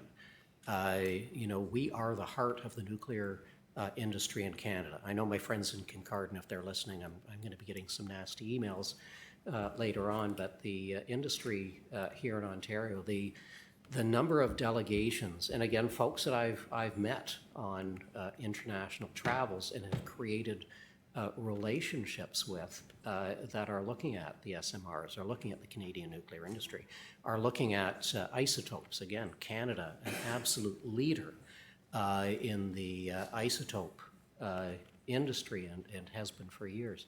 It's a tremendous opportunity for us to deepen the trade relationships that we need to deepen as we move away from our reliance on the United States, create jobs, and frankly do a tremendous amount of good.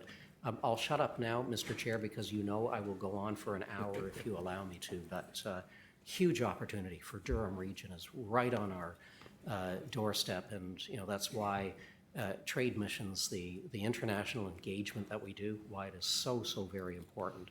And I will tell you, if we don't do it, somebody else will. Councillor Anderson. I do have another question, Chair Henry. I'm really sorry. May I? Go ahead. Thank you so much.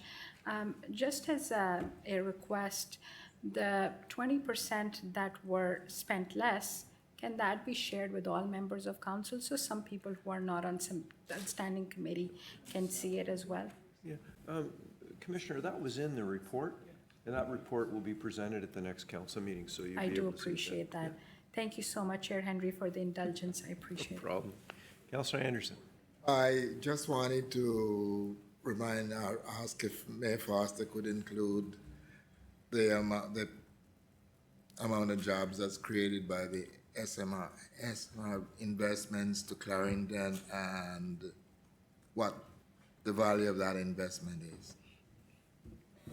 Mayor Foster? Yeah, so the quick and easy answer is we don't know. On the value of the investment, the SMR is a first of a kind, and true of any first of a kind. The first car off of an assembly line, for example, costs tens of millions of dollars. Clearly not the cost of a car. There'll be about 2,000 jobs. The refurb in Darlington already about 2,000 jobs. Councillor Brenner can speak to the massive undertaking that Pickering is preparing itself for, and that does not look like what they did in Clarington. So if it was 2,000 jobs in Clarington, the rebuild that will be going on in Pickering is huge. We are looking at tens of billions of dollars and economic multipliers that are difficult to comprehend.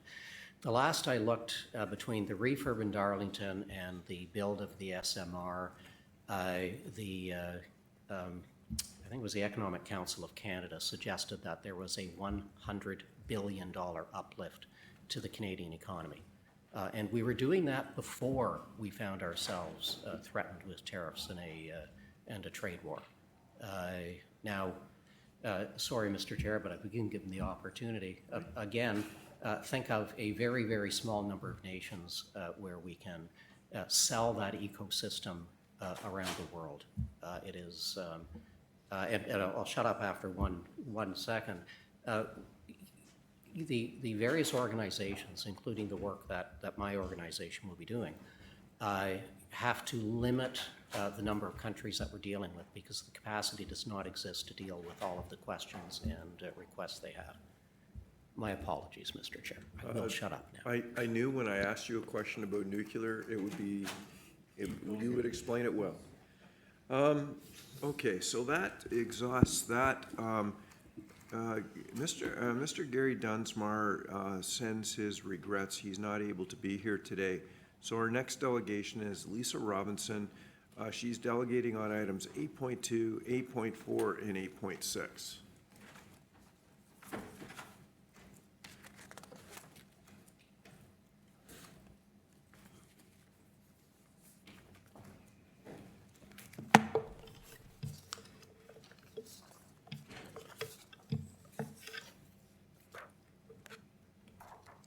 When you're ready. Thank you, Mr. Chair. Hi, everyone. My name is Councillor Lisa Robinson, but I'm not here as a councillor today. I'm here as a concerned resident, and all opinions today are my own and not the City of Pickering's. So here I'm first to say that I support the report on establishing an independent Auditor General for the region. Durham's budget exceeds $1.7 billion annually. We manage critical services from transit to policing to long-term care. With that level of responsibility comes the duty to ensure every dollar is spent wisely and transparently.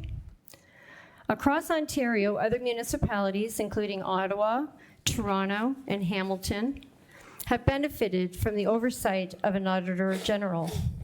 These independent offices have uncovered millions of dollars in savings, strengthened procurement practices, and restored public trust. This is not about politics or pointing fingers. It's about ensuring that residents, the people who pay the bills, can have full confidence that their tax dollars are managed with the highest degree of accountability. I believe an Auditor General could complement, not duplicate, the important work already done by our finance and purchasing staff. Their role would be to look across the system, identify the risks, and recommend improvements so we can all deliver better value for money. Transparency builds trust, and I think that it's time that we take this step together to demonstrate to our residents that we welcome scrutiny, that we welcome accountability, and that we are serious about safeguarding the public purse. And those are my comments today. Thank you, Mr. Chair. Okay, thank you. Questions?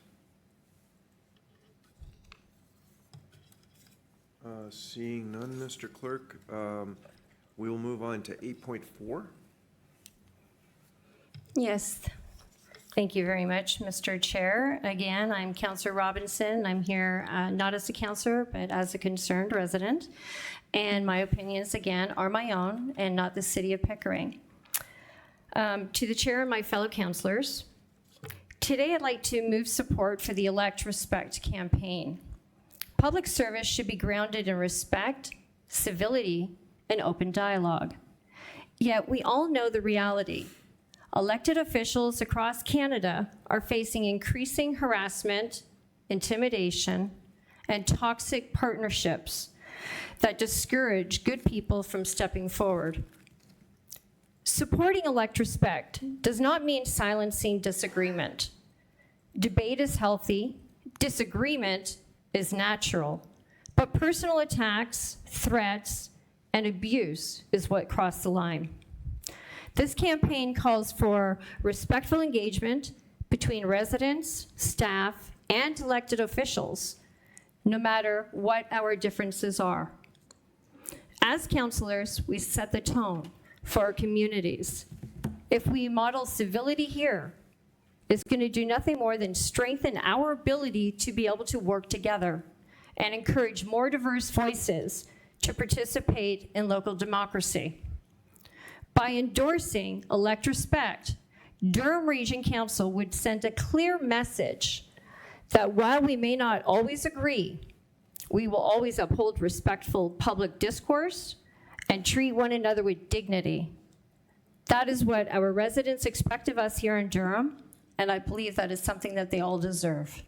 Those are my comments. Thank you, Mr. Chair. Okay, thank you. We do have questions. Councillor Lee? Thank you, Chair, and thank you to the delegate for their comments. In regards to the Elect Respect campaign, do you think it's important for elected representatives to condemn their supporters if they've crossed the line? No, but I do think that it's a conversation that needs to take place, but I do not think that they should condemn the people that do not agree with them across social media. You know, it can be done. No, excuse me. Let me clarify. Okay. If your supporters are threatening other council members or other politicians, do you think it's the responsibility of that council person to condemn their supporters? No, they should not be condemning their supporters at all. And if the supporter is doing that, I mean, we have means necessary through legal law enforcement that should be handling that, not the council members. Then what is the point of Elect Respect then? You know, like it's a common code in a sense between elected officials, the public, to raise discourse and to ensure that people feel safe and their opinions are valued. But when threats are crossed, you don't feel that that is a paramount principle of respect? Well, I guess that would be that you would have to define what threat is. A lot of times right now, the people are speaking up because the representatives are not hearing what it is that they're having to say.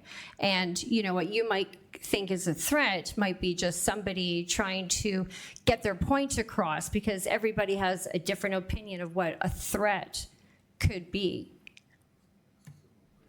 Great. I just wanted to ask a question. Thank you, Chair. Yep, thank you. Okay, is there anyone else wishing? Mayor Foster? Well, thank you. And Lisa, you may know that at this moment in time, this is close to my home. I think it was Burke said that the only thing necessary for evil to succeed is for good men to remain silent. Are you suggesting that in the face of misinformation, disinformation, outright threats, that the political leaders should remain silent? No, definitely not. But there's a way that the political leaders could go about it. You know, smearing people on social media is not the way that this should be handled. Well, that's not what I said, smearing, and I would suggest that happens the other way more frequently. But do you not believe that it is incumbent upon leaders, political and otherwise, to speak up when there is misinformation, disinformation, and action that could reasonably result in groups or individuals being harmed? Well, that's like a yes or no. Well, it's answer. kind of a yes or no, because it's not like, you know, that every representative knows exactly to the hill of what it is that they're speaking about. So a lot of representatives, they don't realize they'll just say something's misinformation without actually digging into it and getting all the necessary. So Lisa, thank you. I'm going to disagree with you in cases where I have the knowledge, or any of my colleagues have the knowledge, or any of the community leaders have the knowledge, or any members of the community have the knowledge. I believe they need to speak up. I believe it is their, and I'm not asking a question, I believe that it is required for our community to continue to operate in the process, for democracy to operate, that is a requirement. So for me, and I'm not holding you, for me, that's a yes or no question, and if we are not prepared to do so, we've got serious, serious problems ahead of us. Mr. Chair, thank you. Yeah, thank you, Mr. Chair. If I might, for just a moment, there has been a lot of things that I have heard or that I have said, and a lot of people dismiss them very, very quickly as being misinformation. And I do a lot of research, and I get my sources from a lot of different places where I do my research. So going back to the mayor's question there,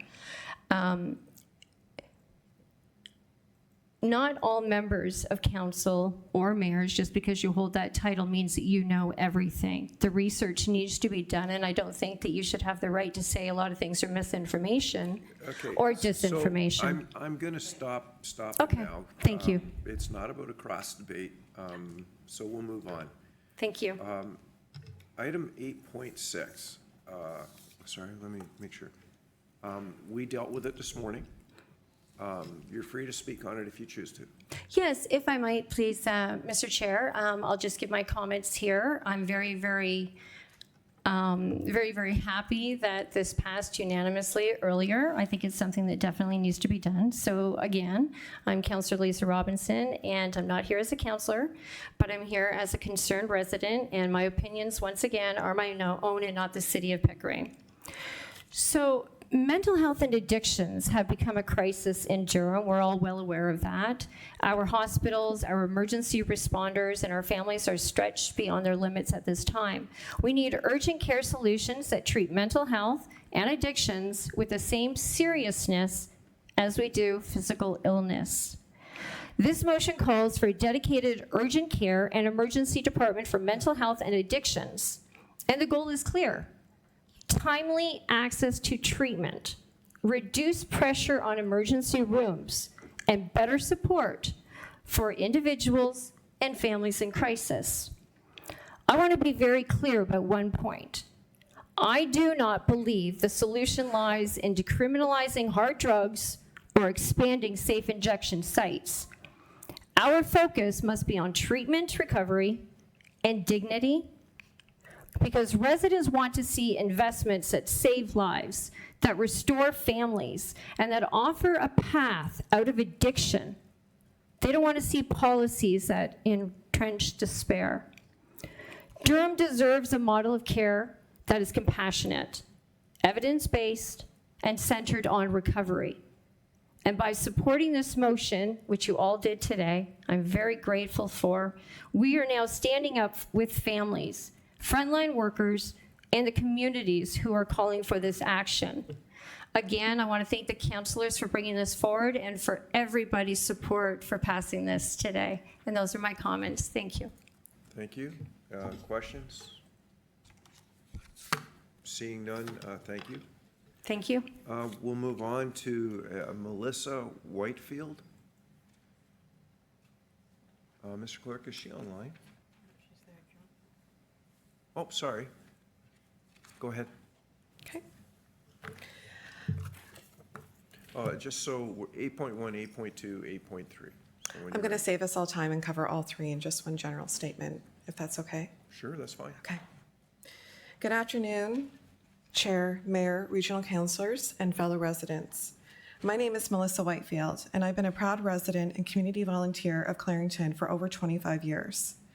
I bought my first home in Curtis in 2001 when I was just 24 years old. At that time, it was tough but possible. I worked hard, I saved carefully, and I was able to achieve that milestone. But today, I look at my daughter's generation and I worry greatly. For many, that dream of home ownership is slipping out of reach entirely. They've unfortunately inherited the debt that we've all built up, and instead of reducing it, we keep piling on more onto their shoulders. This is not just about numbers on a spreadsheet. It's about those lives behind those numbers. We all feel it. Inflation is eating away at every paycheck. Groceries, utilities, gas, insurance, it all costs more. And then on top of it all, property taxes rise year after year. That kind of pressure doesn't hit everyone equally, and yet our tax system acts as if it does. Think about the single adult living in their parents' basement at 30 years old, not because they want to, but because they can't afford a home of their own. Think about the single parent raising children on one income, juggling a mortgage, groceries, childcare, and feeling like they're running a marathon every day just to keep up. Think about our seniors, people who built this community, who pay taxes faithfully for decades, but now struggle to pay those same taxes on fixed pensions. And think about families where both parents work full-time, sometimes holding degrees, and still can't get beyond minimum wage jobs or secure employment in their own fields. These are the faces of Durham. These are people hit hardest when governments overspend, when budgets bloat, and when taxes go up without careful consideration of who pays the price. That is why the motions before you, brought by Councillor Leahy, are so important. A value for a money audit is just not about exercise in accounting. It's an act of respect for taxpayers. When residents read headlines about multi-million-dollar door renovations at regional headquarters, revolving doors that cost hundreds of thousands of dollars, or unexplained project overruns, they don't feel confident. They feel anger, they feel distrust, and honestly, they feel ignored. But we also need to talk about housing and infrastructure. This region, and Clarington in particular, missed critical opportunities when province pushed for rapid housing development incentives. On paper, it sounded really good. Build more, build faster. But the reality is that Clarington has one of the largest land sprawls in Durham and one of the lowest populations. Staff should have reconsidered that this mandate didn't align with our capacity, our infrastructure, or our financial resources. Now we're playing catch-up, with residents facing the cost, a rapidly growing population without the roads, transit, or community services to support them. That is not planning. That is setting our community up to struggle. This is why priority spending matters. It is not enough to cut costs. We must also ensure that every dollar spent reflects the needs of the people first. That means making sure our young people have opportunities here at home, so they don't leave the region to thrive. It means ensuring that our seniors have the supports they need to age gracefully with dignity and independence. It means providing proper resources for people living with disabilities who often face barriers and that can only be overcome when services are properly funded. These are not extras, these are essentials. And this brings me to transparency. It's not enough to say that we're committed to financial accountability. The truth is, the region has fallen short. Reports are often delayed, communications are murky, and information isn't always accessible to residents. Especially in a community as diverse as ours, we cannot talk about inclusion on one hand and then make it harder for people to understand or engage with decisions that directly affects their lives. I strongly support the push for an independent auditor general. We've seen in places like Toronto, Ottawa, and Peel that independent oversight works. It builds trusts and it saves money. It makes governments think twice before they spend carelessly. Durham residents deserve nothing less. But here's my recommendation. Motions and audits will not rebuild trust. What will rebuild trust is culture, counselors, staff, being willing to answer the hard questions without defensiveness, to acknowledge when mistakes are made, and to deliver information in a plain language, in real time, to the people paying the bills. And so I'll close with this. Too often when residents ask for facts, they're told they're being critical, negative, or unreasonable. But asking for the truth is not negativity, it is democracy. And when those questions are met with walls, restrictions, or silence, the only conclusion that people can draw is that there's something to hide. So I'll leave you with this. Taxpayers don't fear the truth.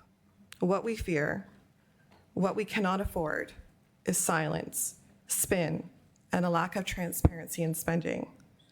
And above all, just waste. Thank you for your time. Okay, thank you. We do have questions. Councillor Lee? Thank you, Chair. Thank you for the delegation. In your delegation, you made a comment of reports are late. Is there a specific report that you did not get in a timely manner? Through your communications department, through your social media, which a lot of people, do go to, not necessarily the website. The website's very hard to navigate. I can only imagine what a senior, must go through to try and find reports and financials and so forth. But, to get an annual statement or quarterly statement, I feel just isn't enough. Social media communications department could do a better job, making it more simple for those that struggle with English language, let's say, through diagrams, through graphs, and be more timely on that. Oh, no, I sure. I mean, there's absolutely a slew No, of there's not one in particular. accessibility It's issues. just an ongoing, But then, it's an yeah. ongoing thing that I, as a resident, struggle with not getting updated information. Okay, I just want to make sure that, yeah, I mean, if you weren't getting a report on time, absolutely, that is something I'm sure is easily fixed with the staff. So I am glad to see that there is not a specific instance in this case. Thank you, Chair. Thank you. Councillor Leahy? Thank you, Chair. Through you, just briefly, again, thank you for your patience in coming out here today. So, Ms. Whitefield, just can you dive into a little bit more specifics of what you would like to see more of? Like, is it the more detailed of what the spending is? Is it actuals versus budget? Or is there anything in mind that you'd like to see? Because we generally just see the budgets, we don't always see the actual. What is it that you'd like to see more of so we can zero in on that? Well, I think I speak for a lot of residents in my area that I do communicate with quite frequently. I started an advocacy group in Clarington that residents could have a free space to put forward questions and comments about how they feel, is happening, concerns that are happening in Clarington. And, one of the items that we're, really focused on was transparency in spending when it comes to councillors' expenses.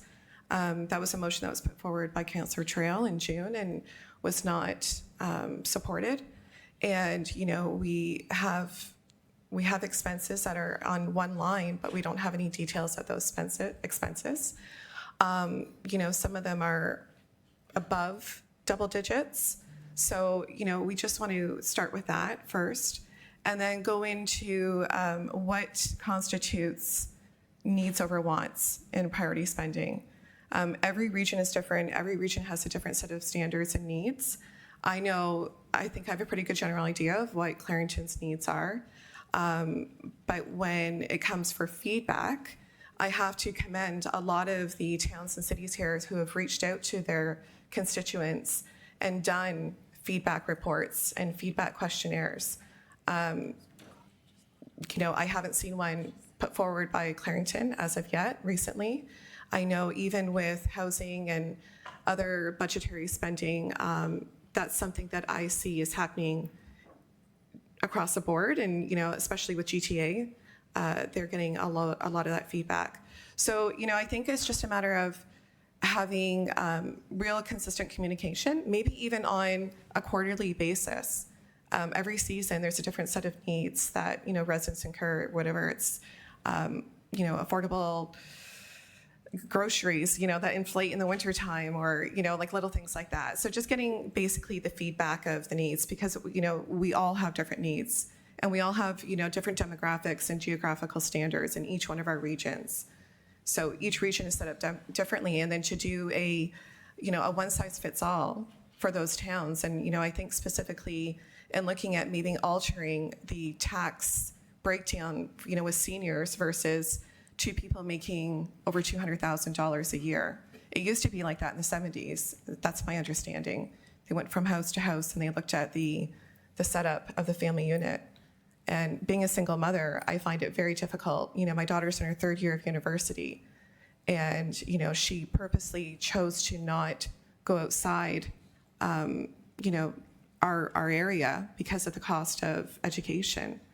And we diligently look at our expenses and our bills. And she didn't want to have $80,000 debt coming out of graduation. So it's one of those things that I find that when it comes to just general spending, involve your constituents more. Have a platform where they can openly, without criticism, give that feedback. Okay. That's in summary. Perfect. No, that's helpful. That's my only question. Thank you, Mr. Chair. Okay, thank you. Councillor Nicholson? Thank you, Mr. Chair. Just a couple questions. Ms. Whitfield, as a constituent, as a resident of Durham, do you expect that one of the major roles of a regional councillor is to ask questions and gain information to provide oversight of the activities of the staff and expenditures of the region? Absolutely. And if I may, I'm just going to be transparent here, and this may be a little uncomfortable, but Councillor Anderson knows I had direct involvement with supporting his campaign and volunteering with his campaign. And, you know, that was something that was put on the table as far as advocating. And a lot of councillors who I had affiliations with said the same thing. Since 2022, you know, that time, I really haven't seen that been a priority with councillors and putting that forward as a priority. So the answer to your question is yes. Yeah, thank you for that.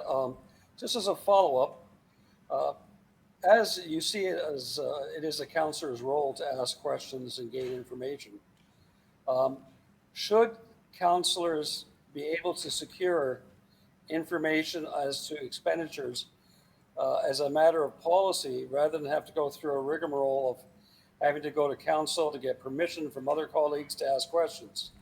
Is that something that should be a general policy to allow members of council to oversight the activities? Absolutely. I think it would do a disservice to their constituents if they did not have that right. And lastly, would you find it odd if that a majority of members of a regional council could vote to keep information from other elected members of the very same council? Yes, I would. There's Thank you very nothing to much. hide. There's nothing to worry about. I agree. Okay. Mayor Foster? Yeah. Thank you. Melissa, you speak to the Building Faster Fund and Clarington's pledge. You're aware that Clarington met the pledge the first year, and that by signing that pledge, we should have been entitled to $4 million, which is taxpayers' money. Are you aware of that? I'm going by facts, Mayor Foster. We did not get that $4 million. So that wasn't my question, so you are aware of it, and you are aware that CMHC, because this has been all over the news, CMHC screwed up the numbers black and white. If you can prove that, then I would like that information. Be happy to. There are reports. Are you aware that CMHC screwed up the numbers a second time? Again, I would like that proof. So those numbers, we've been transparent. There are reports available on that. Well, CMHC is not here to verify that information, so it's just your word right now. You can trust my word, and when I tell you that the report will come and that is black and white, Okay. I can, that will come to you. Mr. Chair, take some offense that, you know, my word against CMHC's, I'm speaking this very publicly, and these are hard numbers. You talked to Councillor Trail's motion on looking at expenses. I would suggest that was a flawed motion, which is why council didn't support it. You were at committee on Monday, yes? Yes, I was. I wasn't there for the entire meeting. But you have the agenda.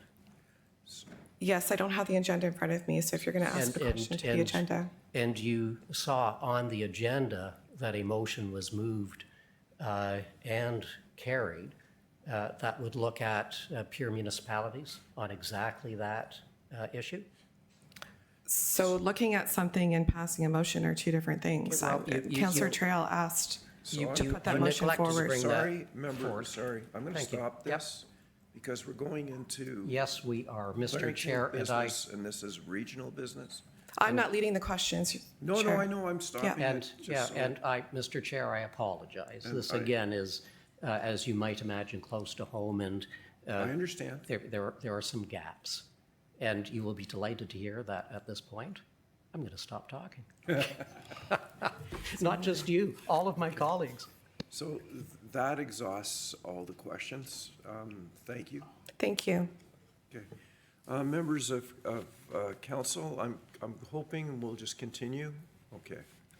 The next delegation is Jessica Wilkins, and she has 4 delegation requests, 8.2, 8.3, 8.4, and 8.6.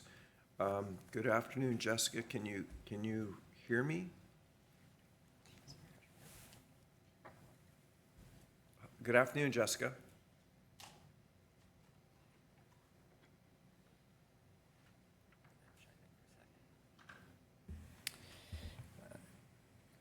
Jessica, we have your active speaker. We can't see you or hear you right now. If you could check your camera and microphone permissions on your device, you may need to end your request to speak and resubmit it after you've checked your settings.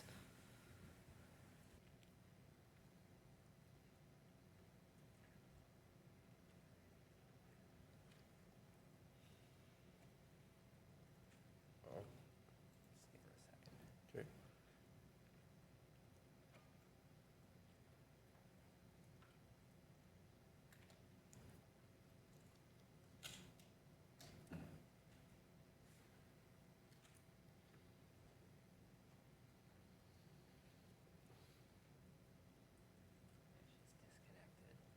Okay, so maybe what we'll do is we'll move on to, oh, sorry, we'll try again. Jessica, can you hear me?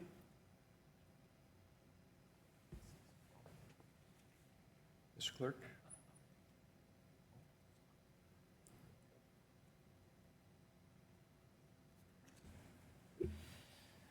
Jessica, we could see your video there for a moment.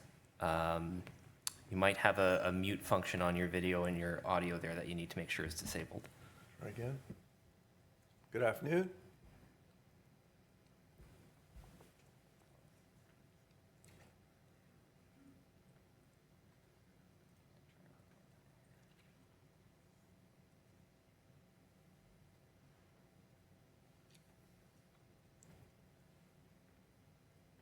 Just gone.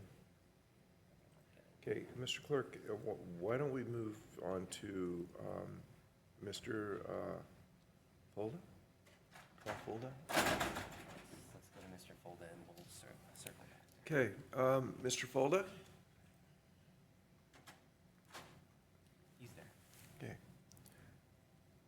Good afternoon. Okay, so I pushed the button and it went green. Now it's red. What does that sorry. mean? Yeah, he's good.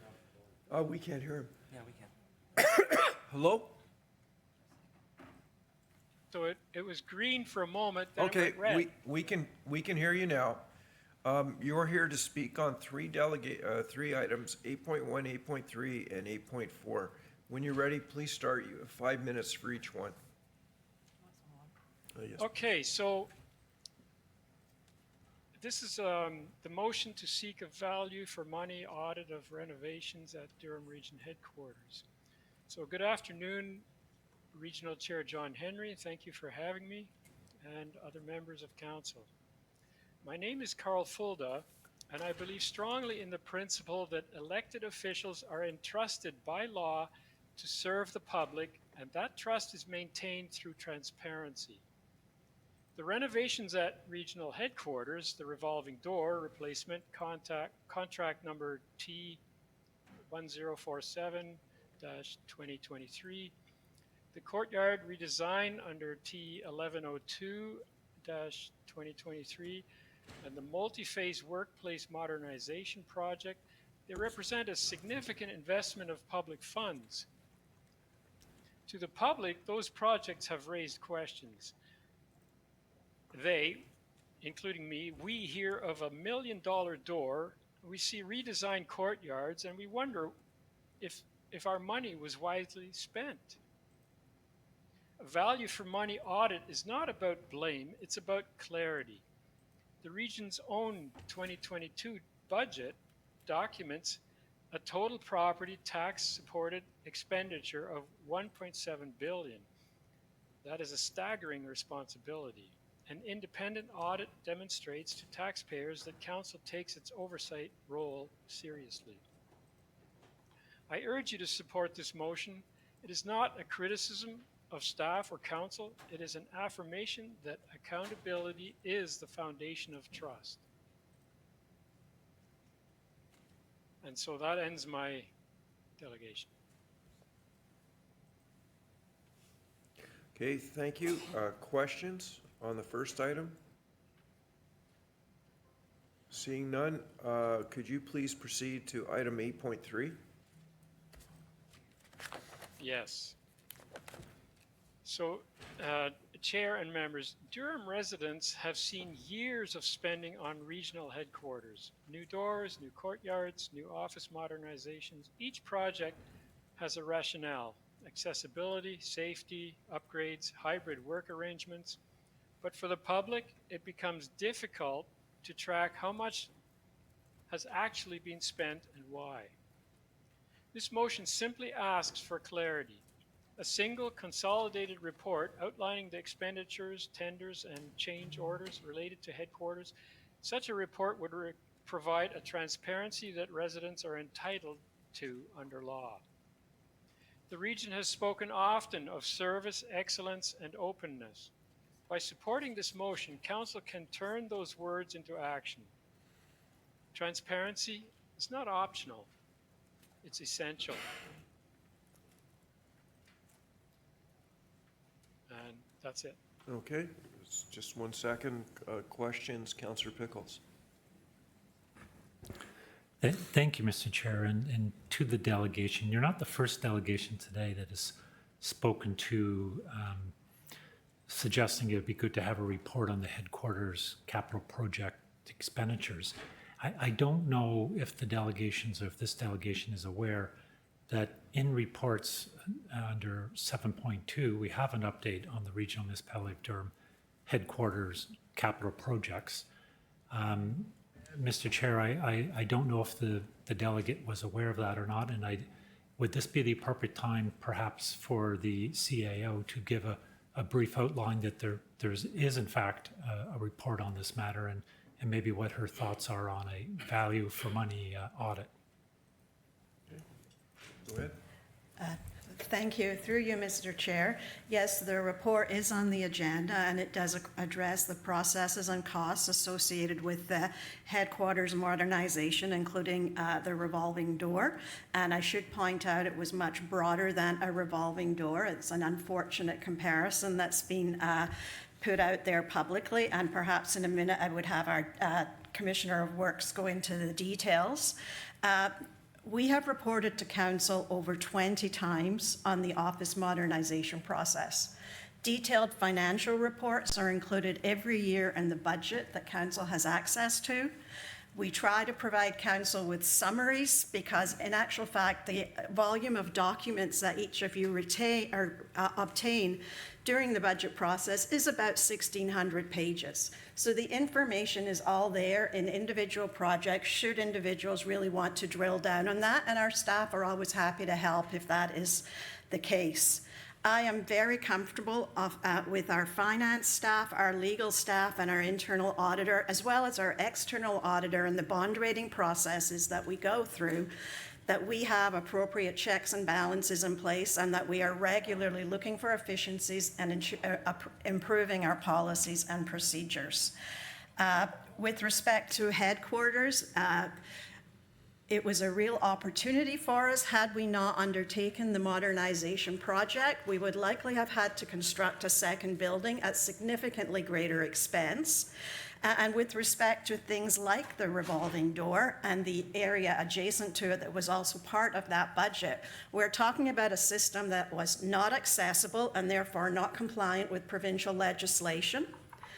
It was also at its end of life and creating a very unhealthy environment for those staff that work on our ground floor and for the public that come in, because most of our public-facing services are on the ground floor. I will stop there and ask Ramesh if there is anything from the works perspective that I may have missed that he would like to highlight. Thank you. Through the chair, and thanks, Elaine. I think you've hit the most salient points. The one thing I might add is the building is about 20 years old, and those sliding doors went through probably, in my count, 5 to 6 million cycles. By cycles, I mean open and close.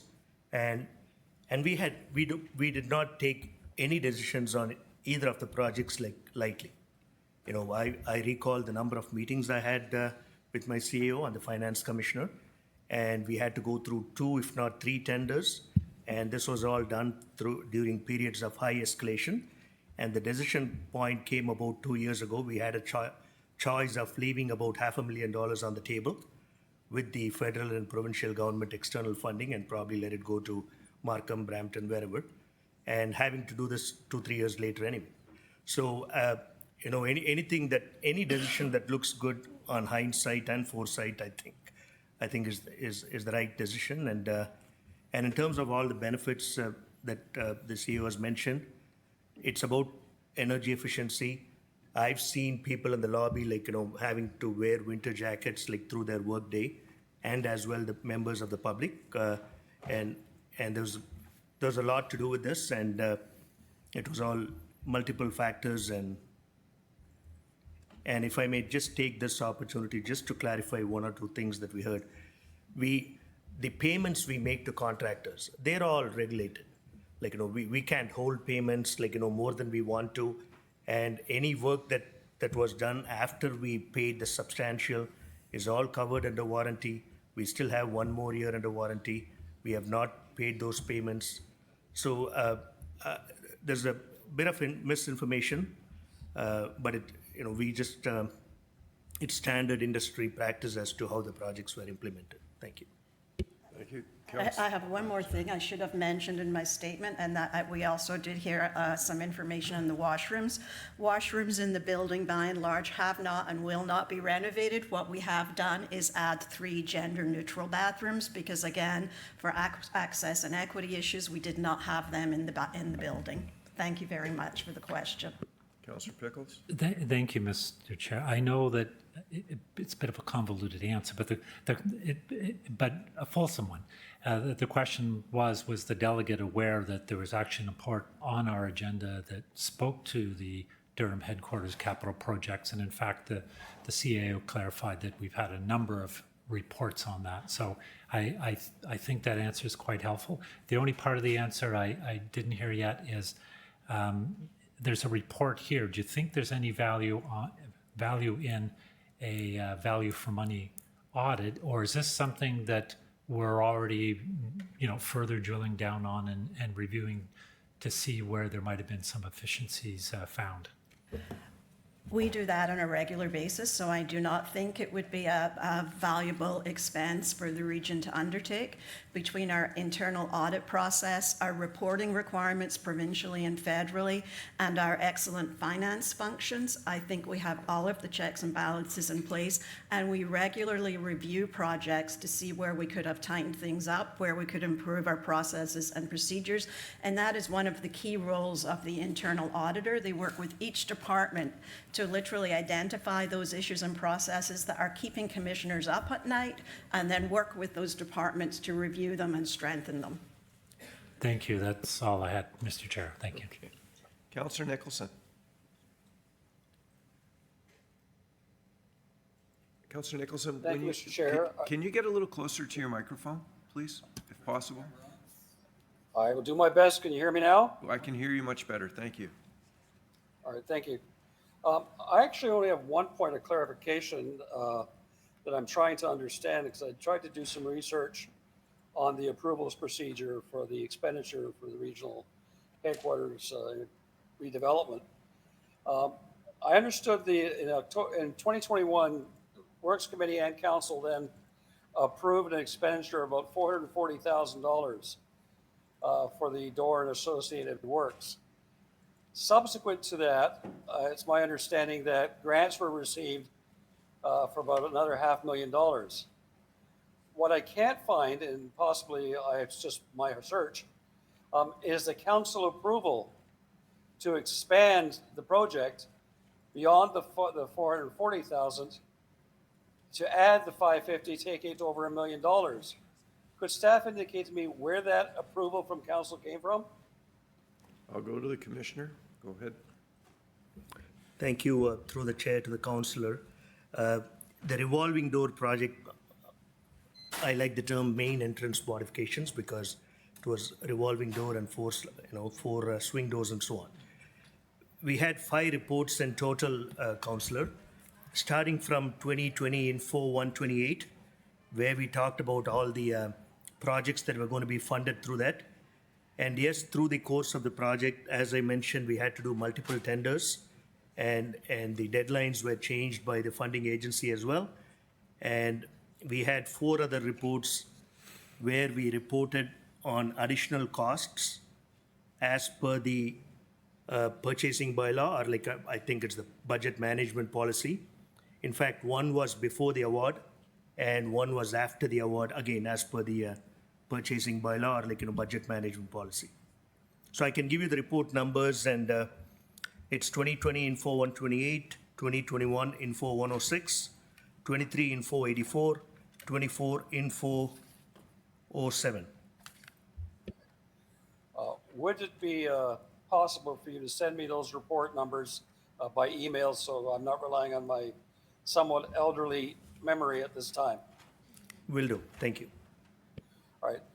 The only question I wanted to put, and I think the part we might want to be better as a regional council, is when we have these reports that come forward in slices, it might be better that we have we amend the previous report so we have a chain we can follow and not get it in pieces, especially when we're talking about hundreds of thousands of dollars in expenditures. It is always good to keep the total picture rather than just pieces, but I'll leave that in the staff's hands. Commissioner? Just to add, thank you, Councillor. We do that on big projects when we reach some important milestones, specifically on the workplace modernization projects, which is much more than $1 million. I would point you to report 2024 Info 69. Again, I can send you the number, where we provided extensive detail on all the work that was completed to date, phase by phase on this headquarters, plus the ones that were projected to be in future financing. So that's 2024 Info 69. Again, we can give you the number. Thank you. All right. Thank you very much. Okay, thank you. That exhausts the list. Carl, you have one left. Please go ahead on 8.4. Okay. So, Chair and members, the Elect Respect campaign calls on all of us to commit to civility and professionalism in public life. I support this motion because democracy requires both. Citizens must be able to speak, and officials must respond with respect. But I want to add something important. There is public concern that campaigns like Elect Respect, while well-intentioned, they could be manipulated. Some in positions of power may use the language of respect, in quotes, not to protect dialogue, but to frame legitimate dissent as harmful. When this happens, what is really just a difference of opinion can be cast unfairly as an attack. Council must ensure that this campaign is about mutual respect, not selective enforcement. The law protects the public's right to hold officials accountable.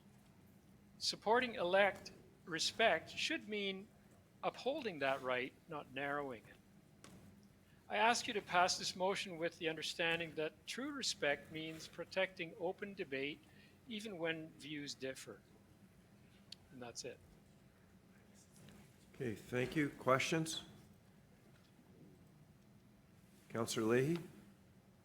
Yeah, thank you. Through you, Chair, to Mr. Folda. Thank you for coming out. So your concern about the weaponization is valid, but my hope is that the language in this particular approach is the more focus on the respect and the rights of extra dialogue. Is there anything that you would like to see done differently to address your concern that you just raised?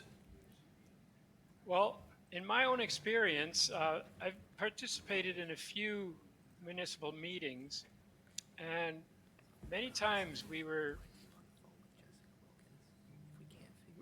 not allowed to speak, and then we were sent out of the meeting. And that's kind of what I'm talking about. Okay, We're being fair enough. asked- So, we're being asked to be respectful at the beginning of the meeting, and then the leader of the meeting doesn't follow through himself. So how can we respect that? Okay, now that I understand It the has happened context. in the past, so. No, and I appreciate that, but Right. I appreciate your respect when you're here today. I know our chair and all members of council have been respectful as well, so hopefully that's an indication of how at least we Yes, would I- react here, so. This- I appreciate this is the a good concern. meeting. Thank you. Yes. Thank you. Okay, that exhausts the questions. Thank you very much. We have Janice Strasbourg. Mr. Clerk, correct? We're still struggling with Jessica? Let's do Janice, then we'll come back to Jessica. Okay, so Janice Strasbourg is 3 delegations, 8.1, 8.2, and 8.3.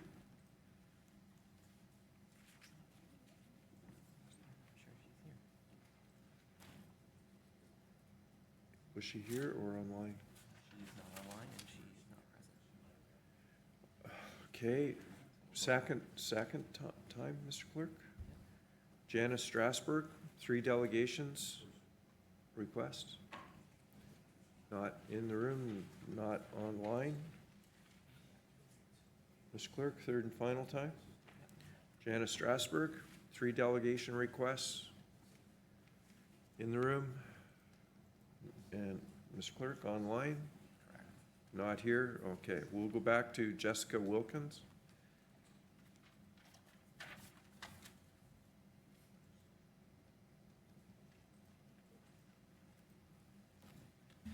Jessica, if you could press the, thank you very much.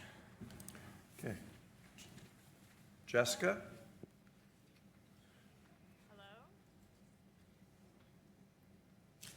Mr. Clerk? Can you hear me? Yes, we can. Welcome. Oh, great. You're here to delegate Thank you. on items 8.2, 8.3, 8.4, 8.6. 8.6 has already been approved unanimously by council. You can start with 8.2. You have 5 minutes for each item. Sorry, it was 8.1, correct? No, I have you on 8.2, Mr. Clerk. Is there an error?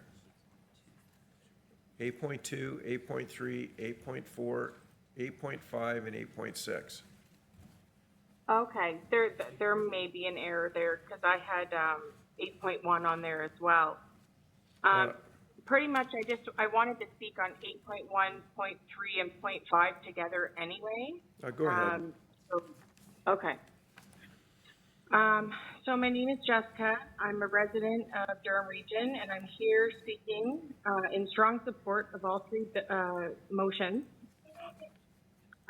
They go hand in hand because they address what has become a growing concern for taxpayers. With our property taxes becoming unaffordable, Durham Region residents are very concerned about how their money is being spent at the Durham Region headquarters. While residents opened their tax bills this year, at the same time, we were also hearing stories of questionable spending. Durham families are making difficult choices right now. They're cutting back on groceries and delaying home and car repairs. We have to stretch every dollar. Meanwhile, we're hearing about lavish trips overseas and million-dollar doors, kitchen renovations and bathroom renovations that may not be needed. It feels like our priorities are not being respected. By supporting these motions, council can take a first step to rebuild trust. A detailed accounting should include not only total costs, but flights, hotels, meals, staff time, and tangible outcomes. What partnerships were secured? Which investments are actually coming back to Durham? What measurable benefits are residents seeing? Without those answers, residents will continue to see this as wasteful at best and self-serving at worst. That's why a value for money audit is essential. Residents need assurance that renovations at headquarters and trips abroad are done to the highest standard, but to the highest standard of accountability as well. Every change order, every consultancy, every piece of furniture and trip should be measured against the value it brings to the taxpayers. It's equally important to report on spending. The average resident doesn't have time to comb through hundreds of pages of financial documents. What we need is clarity, a plain language accounting of what was spent, why it was spent, and who approved it. Right now, people in this region are struggling with affordability. Families are pinching every dollar.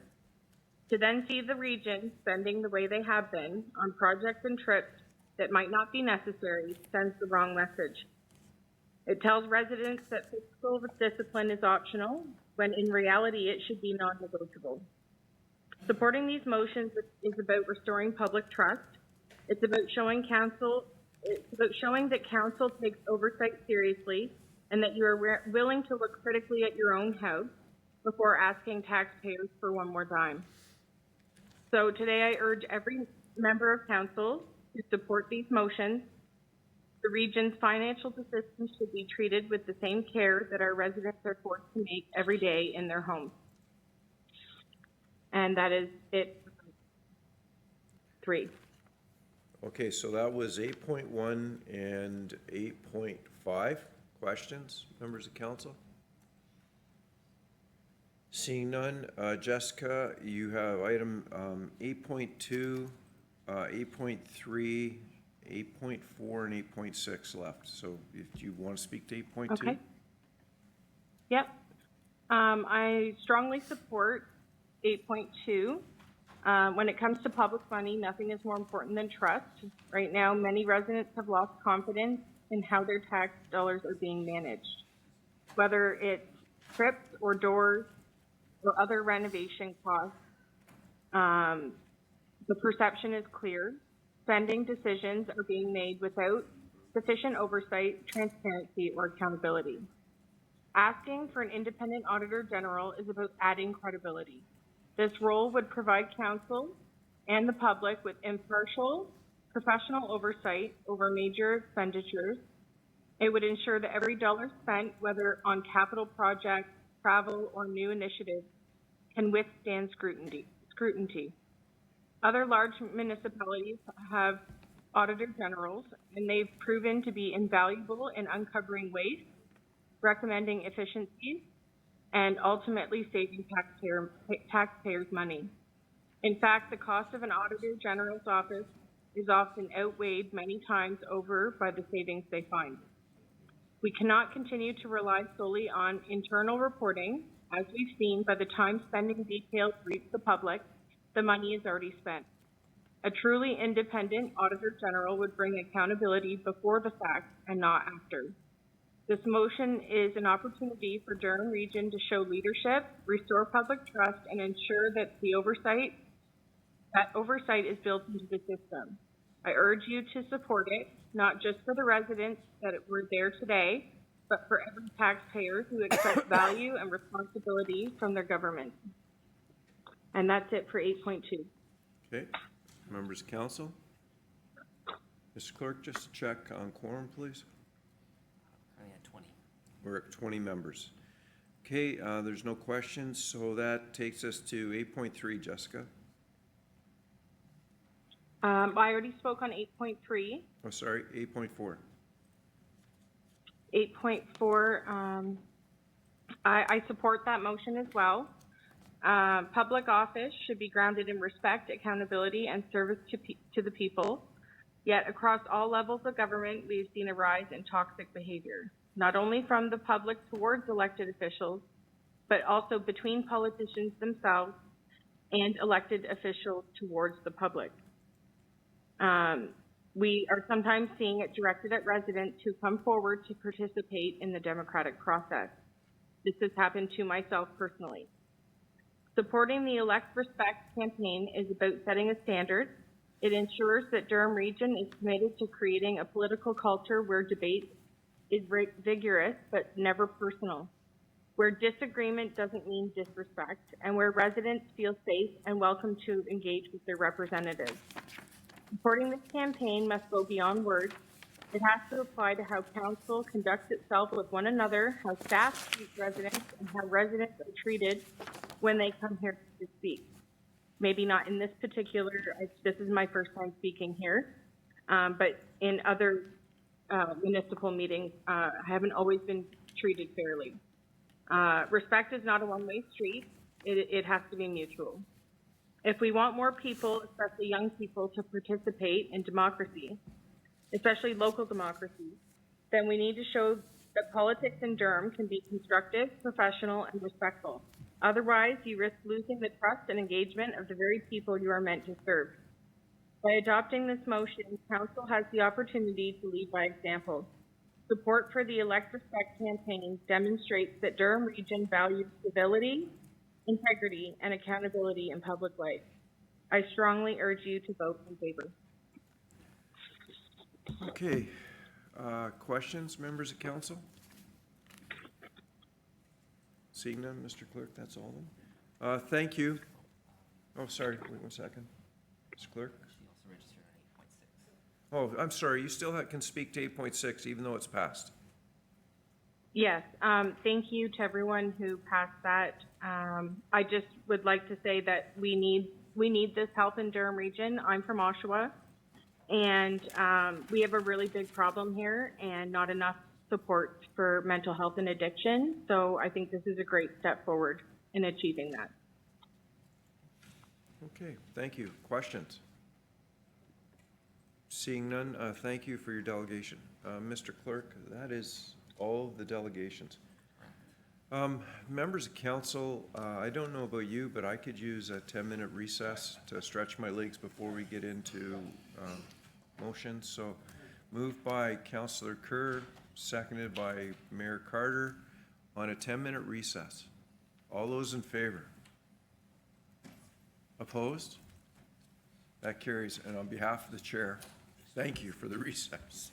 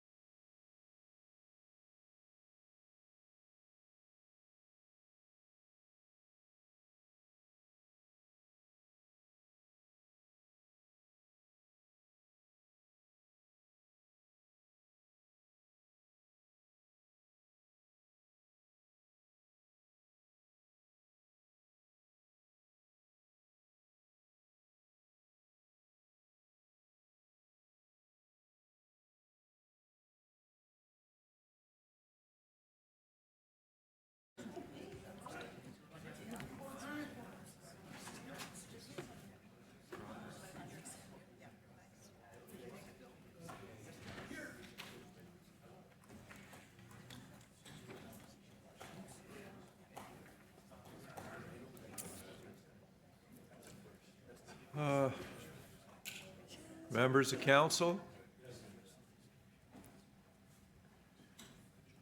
Councillor Pickles, please.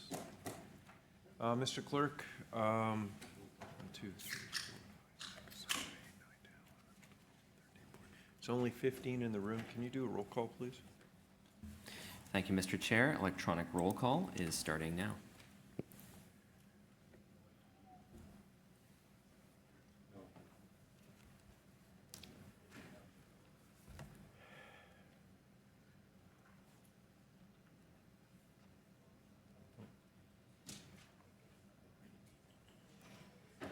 So, Mr. Clerk, we have 20 members of council present. Mayor Foster, I know that you need to go down and represent the region downtown. I appreciate you staying until we had the roll call to know that I had quorum. No. So, thank you. One time I tried to be helpful. One time. I'm trying to help Larry. Okay, Mr. Clerk, we'll move on to the motions.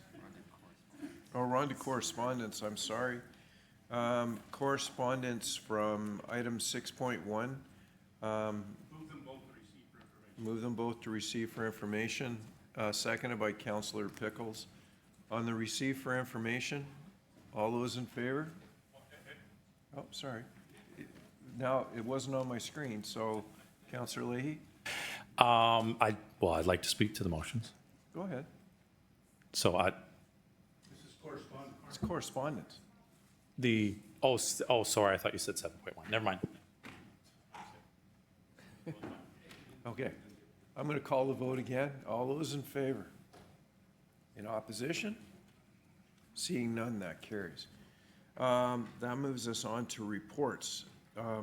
We'll do them one at a time. 7.1 is to enter into a funding development charge credit agreement with Brooklyn South landowners. Can I get a mover? Moved by Councillor Mayor Pietri. Looking for a seconder, Councillor Wu. On the item, all those in favor? In opposition? Seeing none, that carries. Item 7.2, it's an update on the Regional Municipality of Durham Headquarters capital projects. Looking for, moved by Councillor Pickles, seconded by Councillor Anderson. Questions? Mr. Clerk, I see none. I'll call the vote. All those in favor? In opposition? Seeing none, that carries. Item 7.3, tender award for additional financing for the regional municipality on the reconstruction of Bowmanville Avenue. Moved by Mayor Foster, seconded by Councillor Wu. Questions? Seeing none, I'll call the vote on 7.3. All those in favor? In opposition? Seeing none, that carries. Now, we're on to members' motions. So, okay? So, we'll start with item 1, moved by, it's the motion to seek value for audit renovations at Durham Region Headquarters. Moved by Councillor Leahy, seconded by Councillor Yamada. Councillor Leahy. Thank you, Mr. Chair. So I'll just briefly read the motion that we recommend to Regional Council, whereas concerns by residents of Durham Region have been widely reported in the news media regarding the costs associated with the procurement and installation of the revolving door and slide door system. Whereas the door replacement project is part of a larger renewal and renovation of the Durham Region headquarters. And whereas Durham Region staff have committed to provide a full accounting of budgeted and actual expenditures for the renovations of the Durham Region headquarters. And whereas Durham Region Council is committed to financial transparency and good governance. And whereas it is common practice to audit projects on a value for money basis, known as value for money audit. And whereas a value for money audit assesses an organization's activities to determine if its resources are used in an economical, efficient, and effective manner to achieve its objectives. And whereas a performance-focused audit goes beyond traditional financial compliance, evaluating how well resources are acquired, protected, and utilized to deliver goods and services, ensuring taxpayers and stakeholders receive the best possible return on investment. And whereas the value for money audit provides recommendations for improvement and promotes accountability, now therefore be it resolved that Regional Council direct the CAO to engage the services of an independent auditor to provide a value for money audit of the Durham Regional Headquarters renewal project. So going back to how when this all started, so one day last year on my way into the Finance Committee meeting, I did witness the bright yellow caution tape wrapped around the revolving door. I was a little surprised, as we all know, it was a brand new door. We spent money on it, asked staff what happened, and asked how much it cost. And as we all know, the answer was really surprising. It was reminding that it went up to $1 million for the door. So part of it is just making sure that we are accountable and transparent of the journey that got us to that particular things, especially when it wasn't working after it was initially installed. Because really, in my perspective, like here at the headquarters for the administration of regional government, so we're a place for policy, it's a place for politics, which we all hear, but it should not be extravagant. And that's what was the challenge that we have. Like, to me, that's the paraphrase of things. So that's part of the doorway, as I've heard from residents, that couldn't be to higher taxes. So I believe my role as a councillor is to be that watchdog for taxpayers of Whitby and Durham region. And that's why I've sounded the alarm over the summer about my concerns about how we got to this particular piece. Like, I've asked for many years back, even over a year ago, the cost of the doors, how we got to there, why it costs so much. And we did get some reports back from staff, and I do appreciate that. But the revolving door is just one example of where we're spending the money at the same time we're asking for such a high tax increase from residents. So on this year's budget process, and we had the information meeting Monday night, it includes a property tax increase target of 6.5%. And it's just, residents are at the breaking point for accountability. So if we pass this 6.5% tax hike, it's just a proposal right now for 2026, that would mean the last 3 years of compounded increases in regional taxes would be a 21.5% tax increase over a 3-year period. So in my opinion, it's too high, too fast, and it's going to hurt too many people. So what I have here today, and we all have it, we all read it back, the 2021 budget. So there's about 600 pages. I know every one of us memorized it all, read the whole thing, understands every piece that's in it, I'm sure. On page 443, there is a reference to replacing the front door of regional headquarters, just over $500,000. It was one of many decision items in that particular budget, and we all passed it. So everybody in here passed that particular budget. What is your, Point of order, in 2021. I can't hear you. what is your point of order? Order is this, Mr. Chair. In 2021, if we're going to say everyone voted against or everyone voted for that 2021 budget, that is wrong, because I remember I voted against it. Councillor Neal voted against it, and when Joe was here, he voted against it as well. So there are at least 3 of us I know, and from asking the clerk, who voted against that budget, and I'm proud of that record after what I've seen and heard. Thank you, Mr. Chair.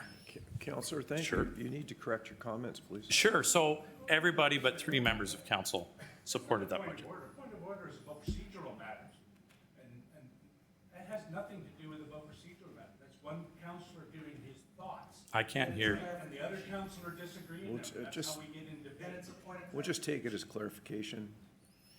But I'll continue, if that's okay. be careful where you go with this, because you referenced a meeting on January 27th, 2021. The meeting that your attendance was not there.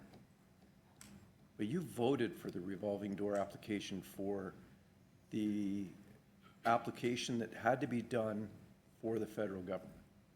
It was $400,000. Add the 2 together, you're at $1 million, but keep going. Yeah, no, I appreciate that. And I did. I'm not denying my record. So that is what we've done, but we need to have a better understanding of getting there, and we should all be able to ask questions about what is here, what's there.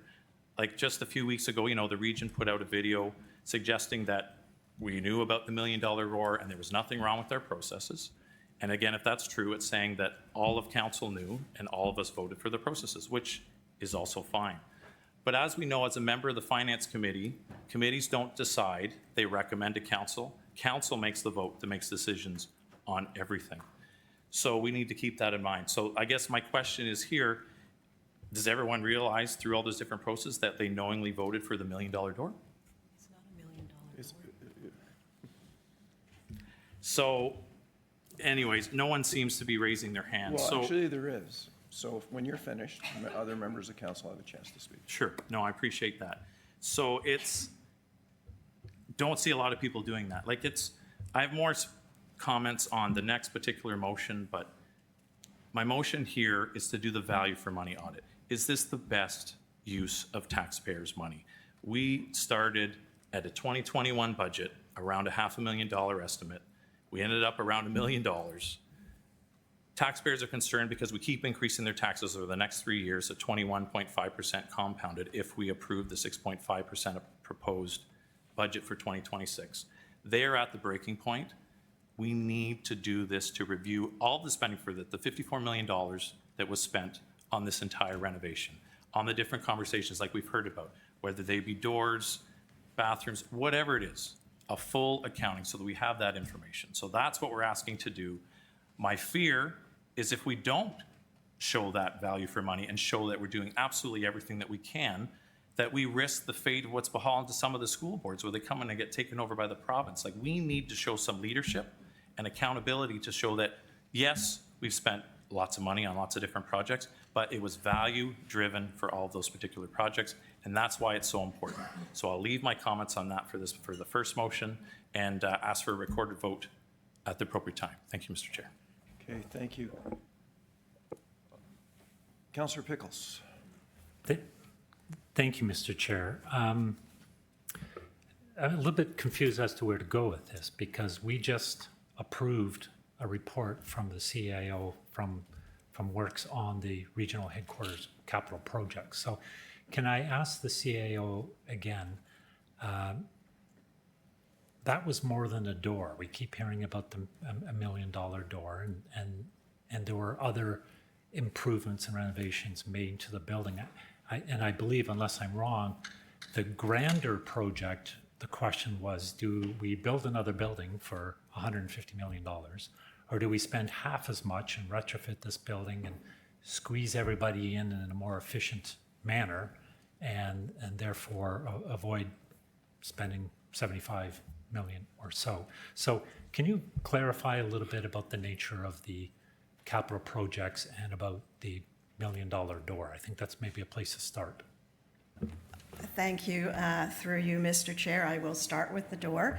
It is not a $1 million door. It is a renovation of the entire main entrance into the building. The previous sliding doors had reached the end of their life, and we would have had to replace them within 3 years.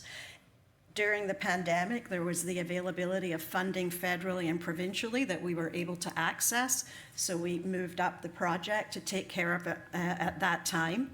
In addition to the revolving door, we addressed accessibility issues, and yes, we actually had staff that could not get into the building through the front door because it was not accessible, and that also would apply to members of the public that required mobility devices.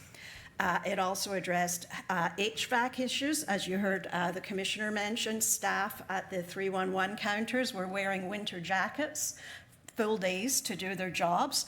And while, yes, our winters are milder, they're still winters and we still have temperatures at or below zero. So it is critically important, not only from the staff's health and safety perspective, but also from our responsibility. We had declared a climate emergency and we were bleeding resources through a very old and dysfunctional front door. I'll go to Ramesh in a minute in case I missed anything with the door. In terms of the office modernization, yes, not only did it prevent us from having to build another building, which I think we've estimated would be in the area of $160 to $180 million, were we to do that today. It also will enable, has already enabled, but that will continue, and you'll hear more about this in the coming months. We are shrinking our real estate footprint because it is enabling us to move more offices into headquarters out of leased space. And that is something that now that we are approaching the end of the modernization project, we are working diligently to look at when leases come up and when functions will be moved. And all commissioners are engaged with that, with Works in the lead.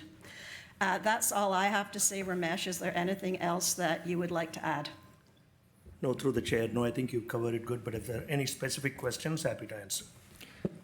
Thank you for that. And I do recall days coming here for meetings, and if it was particularly cold or particularly windy, part of that previous entrance was shut down, I think, with yellow tape, and you had to go in it and be very careful on your way through. But anyway, I appreciate the explanation about the context of the capital projects. The motion before us asks for a value for money audit, and during the delegations, I either heard one of the delegates speak or you spoke about the estimated value of a value for money audit. And you may correct me if I'm wrong, but I thought I heard $50,000. Do you recall that? I do. Okay. Is that what you would expect it would cost if this motion passed? I would expect it, oops, my apologies. I would expect it to be substantially more than that. This is a large organization. In addition, as you heard our treasurer say, value for money audits generally apply more to operational activities as opposed to capital projects. There are different ways of looking at how well capital projects have been delivered and where we could improve our processes and procedures, and we do look at that regularly, both within each department with our internal auditor, and of course we're audited every year as a public sector entity. So, I'm all for making sure that our money is well spent, and that's part of our role and that's part of the expectations. But if you're telling me we're going to spend $50,000 or more additional money on this, I'm not sure that's money well spent. You've provided a report today that we approved that I don't think a lot of the delegates had previously seen or other members of the public had previously seen. And $50,000 plus is a lot of money. My thinking here, and I'm happy to hear from my colleagues, is if there's questions from the report that has now been approved out there, that perhaps this question and the matters of the report and any questions with respect to capital projects, the door or the report, might be appropriately looked at with the Finance Committee again or yourself. So, Mr. Chair, I might have overstepped the rules, and I might not be able to move a referral at this point in time. And I'd rather hear from my colleagues anyway. But before we spend $50,000 or $75,000 more, I question if that's money well spent, and maybe have the Finance Committee and the CAO have another look at the project to see where cost savings might have been more efficient, or if there is any sort of errors or omissions that ought not to be repeated in the future before we put out this sort of money for a value for money audit that the CAO is not supporting here today. So that's it, Mr. Chair. Thank you. Thank you. There's a long list. Councillor Cook. Thank you. Just making sure you can hear me. I'm also not quite sure where to start. So I would start with I think I understand the spirit of the motion and support what the councillor is trying to do to provide increased transparency to the public. But I concur and agree with what Councillor Pickles has just stated, that the additional cost of having a value for money audit seems incongruous with what we're talking about. Rising costs, increasing taxes. I'm not sure this approach is appropriate.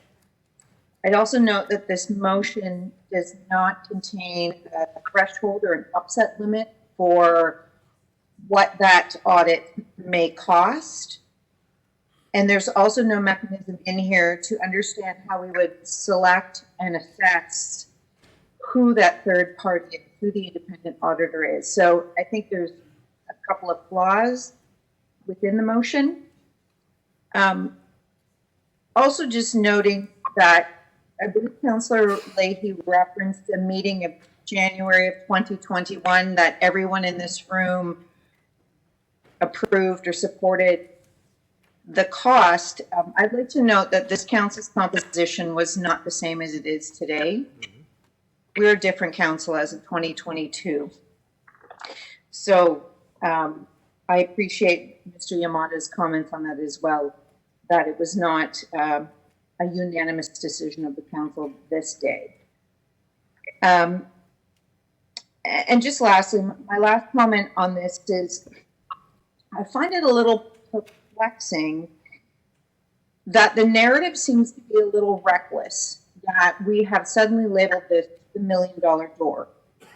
And it has taken on a life of its own, though this is misleading and not factual, particularly according to what our CAO has just outlined as the total renovation that took place for that cost. And this falls on the heels of a lengthy discussion by delegations following elect respect today that we just sat through. That I'm hoping this council can find a way to position a motion of this idea of transparency to frame it a little bit better. And perhaps Councillor Prickle's suggestion, and I too don't want to overstep, that we may want to refer this back to flesh it out perhaps a little bit better, or assess whether or not it best be handled by the Finance Committee. And I would support Councillor Prickle's idea. Thank you, Chair Henry. Thank you. Councillor Nicholson? Thank you, Mr. Chairman.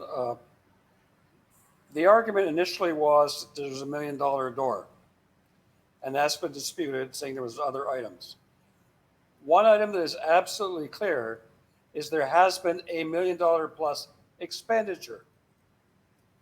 Now, before we vote on this, can we get a commitment from our staff that they would provide us with a breakdown prior to the next council meeting of what that $1 million was spent on? I'll go to the Commissioner, Councillor. Through the chair, I'll need to talk to my colleagues at FNA, but basically it was all a single contract that was run based on the standard, what we call as CCDC2 architect. We have the bid submission that gives a breakdown of the $784,000 roughly in the tender price, broken down by 16 or 17 items.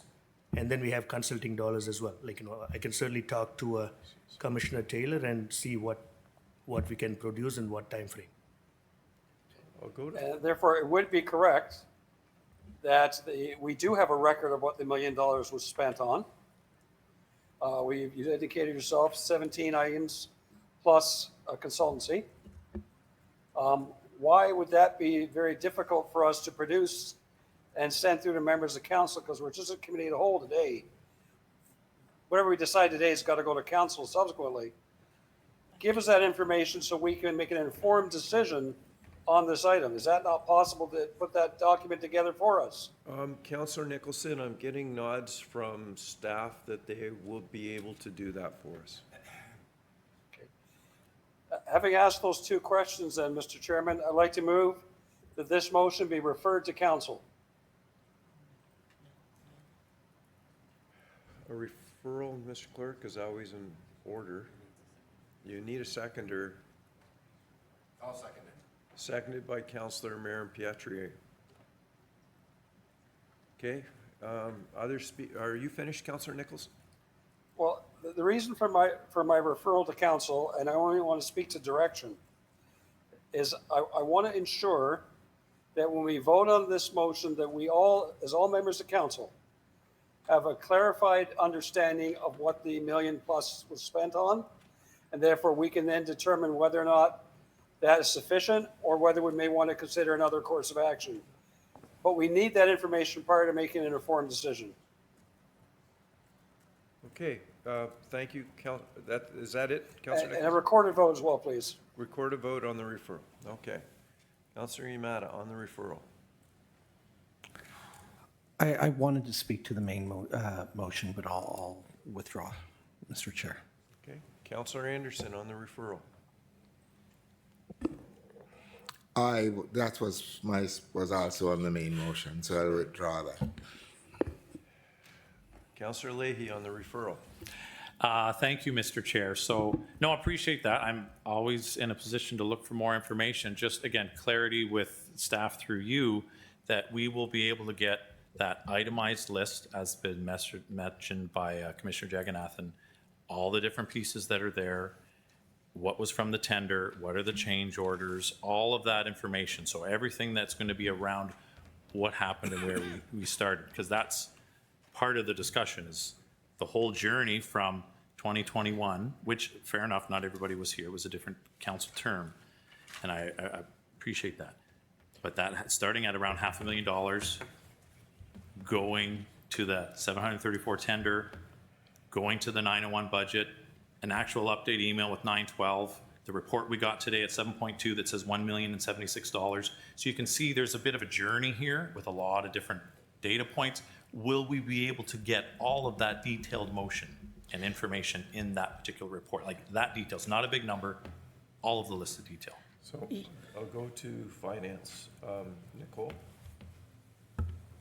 I think maybe Oh, okay, I'll go to our CFO. I think, Councillor, you will get the list that Commissioner Jagannathan just highlighted, which will be a breakdown to the extent that we have it of the final cost of the door, including the door and the entranceway. And I must continue to remind Council, this is not just about a door.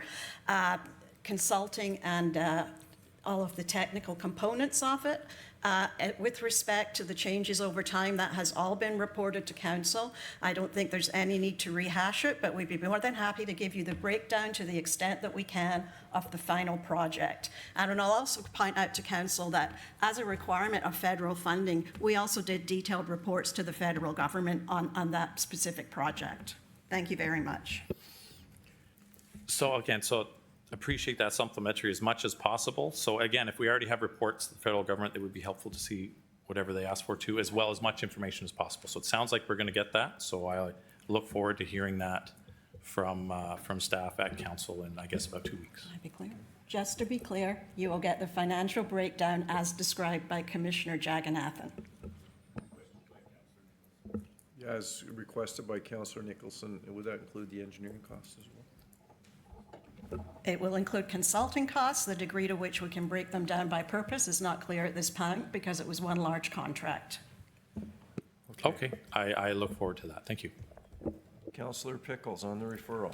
On the referral, and I did speak to this earlier, Mr. Chair.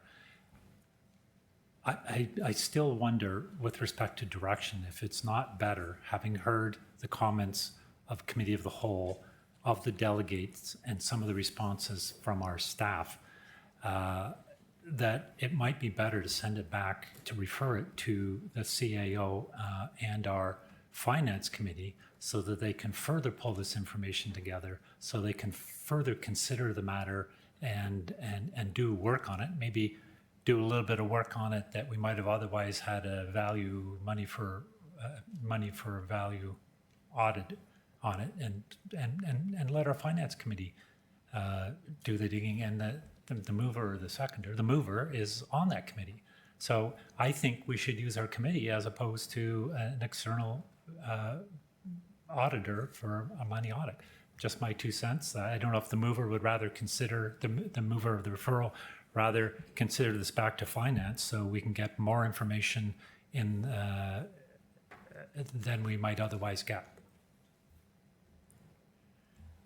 Okay, thank you. Councillor Yamada. Thank you. Just a point of clarification. If we refer this back, if it does come back to council, we'll still be getting information and the ability to vote on the value for money audit? Yeah, the whole item's being referred to council. Okay, thank you. Oh, just sorry, one last wait a thing. second. It's being referred to council, right? Yeah, it's being referred to council.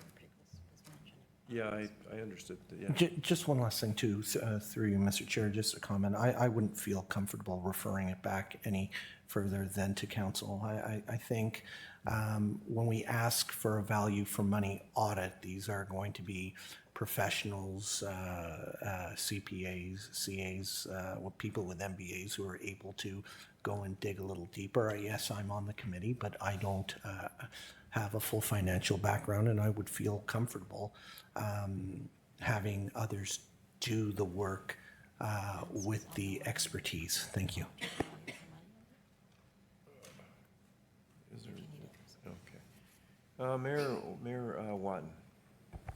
Thank you, Mr. Chair. And just one comment. It sounds like all the information is available anyway.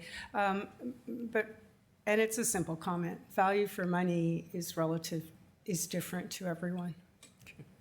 So I'm just not sure what we'll get out of it. Like, I'm sure the people that were wearing the winter coats will think they got more value than you and I using the north door. Thank you. Councillor Chapman. Yeah, it's just more of a reminder, Mr. Chair. The comment was made about feel more comfortable with people with accreditations like CPAs and stuff like that. Isn't our finance department full of those type of people? Yes, they are. Yeah, and when they sign documents, are they not bound by the professional designation that they have with their professional, whoever their designator is? I don't know how it works. I mean, you know, it's like the College of Physician and Surgeons, right? Somebody can check up on them if they have signed something that they shouldn't have signed using their qualifications. You're absolutely right. Yeah. So are the people that do our bond rating. Sorry? The people that come in and review our bonds were reviewed by 2 bond Yeah, rating plus, agencies. Yeah. plus, you know, I look at Commissioner of Works here, boy, he's got a lot of letters after his name, but one of them is engineering. He's an engineer, right? He's got the ring and everything, and they hold their people to account as well for some of these things. I just thought that was worth mentioning to council to remember those things, that we don't have some clerks in the back room doing major financial stuff. We have people at all levels, from clerks, which are necessary, don't get me wrong, up to the highest level of whatever, wherever they are, right? I mean, in finance, they're CPAs and that sort of stuff. In works, they've got engineers, and in the health services, we've got people with, I don't know what degrees, other than the doctor. I know he's got doctor degrees. But anyway, I just thought that was important for council to remember. Thank you. Thank you. Councillor Anderson. Yeah, just for clarification, this motion covers more than just the door. So are we going to get a full accounting on the? We're talking about all the information. All the related to information, doors. yes, including the doors. Including correct? the doors. And I also want to say is that this project was funded through another party, and all the financials related to the door had to be supplied to the federal government for part of the grant that we received. So just for your information, so this is about the door. Okay, thank you. Councillor Wu. Oh, it's still afternoon. Good afternoon. Good afternoon. Yeah, and Councillor Anderson did mention that, because when I look at the motion, and this is the one that referring back, and we're just getting the information regarding the door replacement, not the next line down where Durham Region staff committed to providing a full accounting of budget and actual expenditures. So what will come back is just the details on, I'm going to call it the front lobby. How's that? And I'd be very interested too, because that was a time of change when we went through the pandemic. I can say, yes, things have changed because I was not on council. I want to qualify that at the time. I'd be interested to see how I would have voted. But yeah, that when I was doing renovations around the house, that 2x4 in 2009 or 2019 was a lot different than 2021. And so it'll be interesting. And again, we're going to be going through that now with the tariffs. We don't know what the cost of things are going to be. And I guess this is where staff put in these contingencies just in case there's overruns or change orders or whatever it may be. But just getting back to this, it's just on the front lobby. Thank you. Thank you. Mayor Ash. Mayor Ash? No, don't need it, thank you. Okay. Okay, so. Councillor Leahy. Just mentioned from the comments from the CEO just earlier, just follow up. So, and then a point for clarity. So, but we recognize the difference between a forensic audit, annual audit, and a value for money audit, right? Like all three of those are very different things because there was a reference to that. Yes, they are very different things. And as I said earlier, as the treasurer pointed out, a value for money audit is generally more appropriate towards operational as opposed to capital issues. And I believe that the CFO is on the line if she would like to add anything to that. Thank you, Nancy. Thank you for the opportunity to clarify. I do really need to state that a lot of people use the word value for money in an everyday context. A value for money audit is a very specific thing when you're talking to CPA firms. And that's where I made the letter reference earlier. When you're talking about a capital project, you don't have the same things to measure by. So, for example, years ago, I did a value for money audit of all things school bus routes to see whether the school contract was efficient. And the question there was, how many times did the same school bus go by the same neighborhood as they were going to various different local schools? When you're looking at capital, you need to provide an exact information to the vendor, whoever that would be, a CPA firm. What are the terms of your engagement? And when it comes to capital, really, you're going to say to them, did we get what we asked for? Well, in the Region of Durham context, that comes through the whole RFP process being very specific, the inspections for payment certificates being made. The second thing they might ask on a capital value for money audit is, did it go through approvals? Well, as discussed today, you've talked about the number of reports that came to this. So while I'm obviously always open to council direction, I just want to be clear that a value for money audit has very specific connotations to a CPA firm, and the terms of them measuring the value for money, as Mayor Watton made a reference to, is not easy to define from a capital project perspective. So I just wanted that to be very clear, that a value for money audit is not typically useful in a capital project. It's about, did you follow the terms of your RFP to make sure it was issued, make sure you got what you paid for, make sure you held back until your performance guarantees were done. Those kinds of things are straight yes and no answers. So my apologies if I took more time than you wanted, but I just wanted this council to understand when they're saying value for money audit, you could be challenged to try to deliver that in this context. No, and I appreciate that. And that's the difference between like a forensic audit, where it's very detailed. Our annual audit is just to compare what we budgeted versus what we invoiced versus what we spent, which wouldn't capture those differences, correct? So through the chair, the annual audit is to make sure that our financial statements fairly represent our financial position.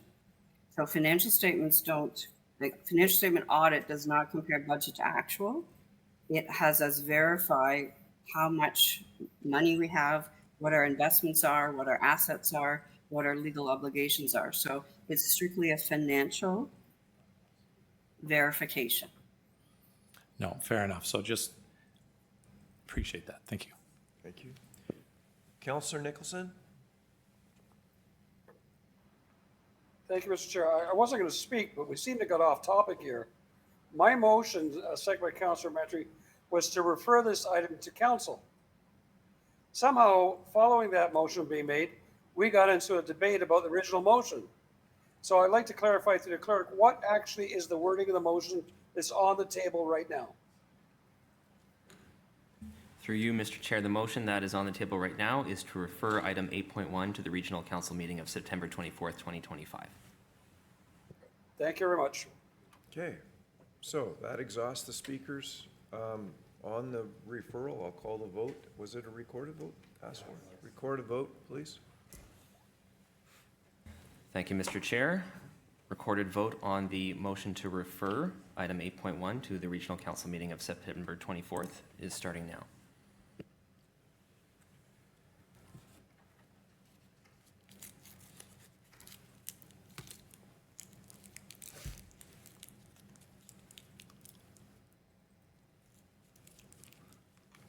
The referral carries.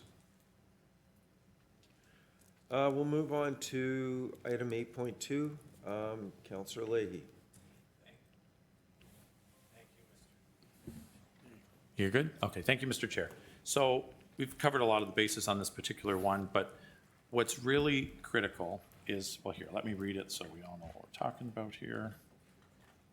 It has gone through here. So that we recommend to Regional Council, whereas Durham Regional Council is committed to financial transparency and good governance, and whereas municipalities are held accountable for public funds through various auditing mechanisms, and whereas the position of Auditor General is a role adopted by larger municipalities like Toronto, Ottawa, and recently established in Peel Region, and whereas the Office of the Auditor General provides independent oversight to municipal councils, conducting performance, financial, and compliance audits to ensure value for money, identify inefficiencies, and maintain accountability for stewardship.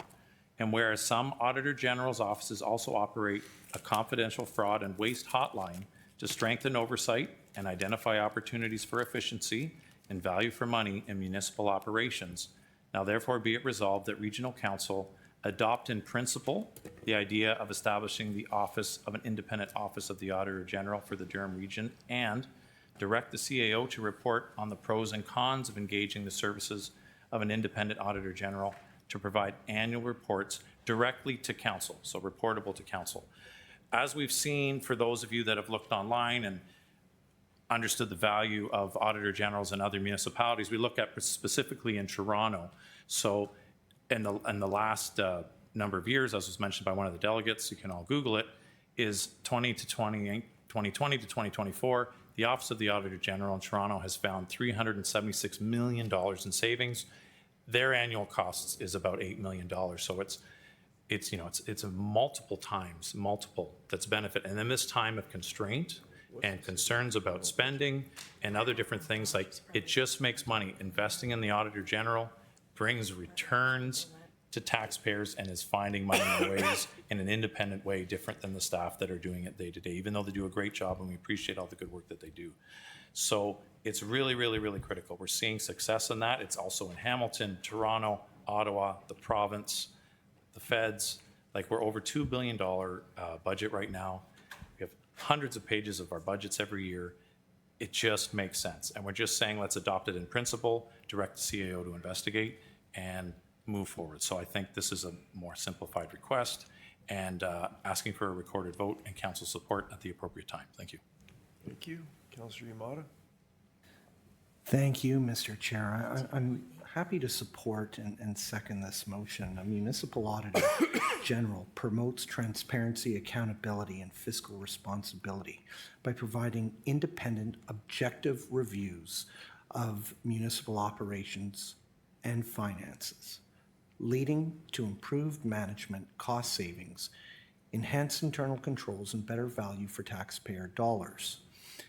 I think this is exceedingly important to have the discussion, to see a report and what would be the pros and cons of going forward, what would be the costs, and what I'd be interested to see further research in how effective auditor generals are. And when I hear examples of saving close to $400 million, I think that's a good step, especially when we are asking our taxpayers this year to dig a little deeper.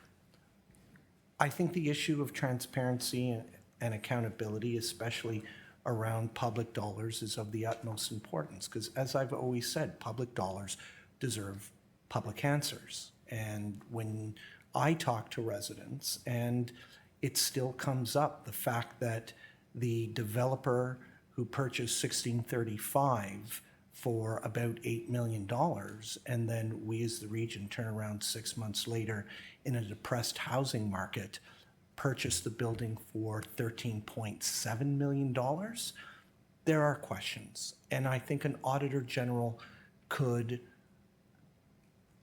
allow our municipality and other municipalities to find those types of savings, to better audit our books and deliver the accountability and transparency that taxpayers deserve. For example, the Provincial Auditor General, no doubt, will be looking into questions raised about Ontario's $2.5 billion private career training fund. That was on just online today through CTV News.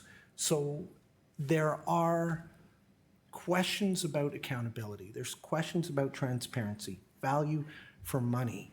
I think having the discussion and reading a report back to this council on the possibility of an Auditor General, I think would be wise. Thank you. Councillor Kerr.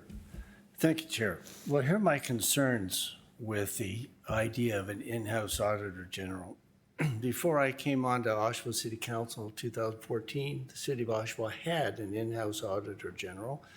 It was fraught with problems, but one of the big issues was cost and the other was efficiency. Audits were done in a consecutive manner, which took an awful lot of time to get back the answers, and there was a cost for the salaries involved, including benefits, office space, and so forth.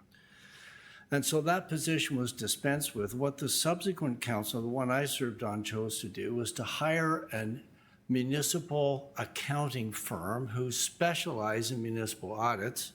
They could do them concurrently at the same time. And the cost per item varied upon the size of the audit. It was far more cost efficient. And guess what? When they came back, they said the city processes used by the accounting department were spot on. There were a couple of items where they said, I know, on a scale of 10 to 0, with 0 to 3 being red and 4 to 6 being yellow and the other being green. There were a couple in the upper end of the yellow, and they said you should have a look at these. City staff did, tighten it up, and they've been using the same processes ever since. So what my concern here is, on occasion, maybe what you might want to do is get an outside municipal accounting firm to do an audit on a specific item, but to have an in-house Auditor General on an ongoing basis, I just don't think it's worth the cost, because we've heard today what kind of detailed, meticulous processes our finance staff do on every single RFP that we engage with at the region. Those are my concerns. If I'm not going to vote to support the Auditor General, if there's some discussion about doing an occasional audit on a specific piece, that's a whole nother item. It's not included here. I'd be happy to engage in that discussion at the appropriate time. Right now, I don't support this. Thank you. Councillor Pickles. Thank you, Mr. Chair.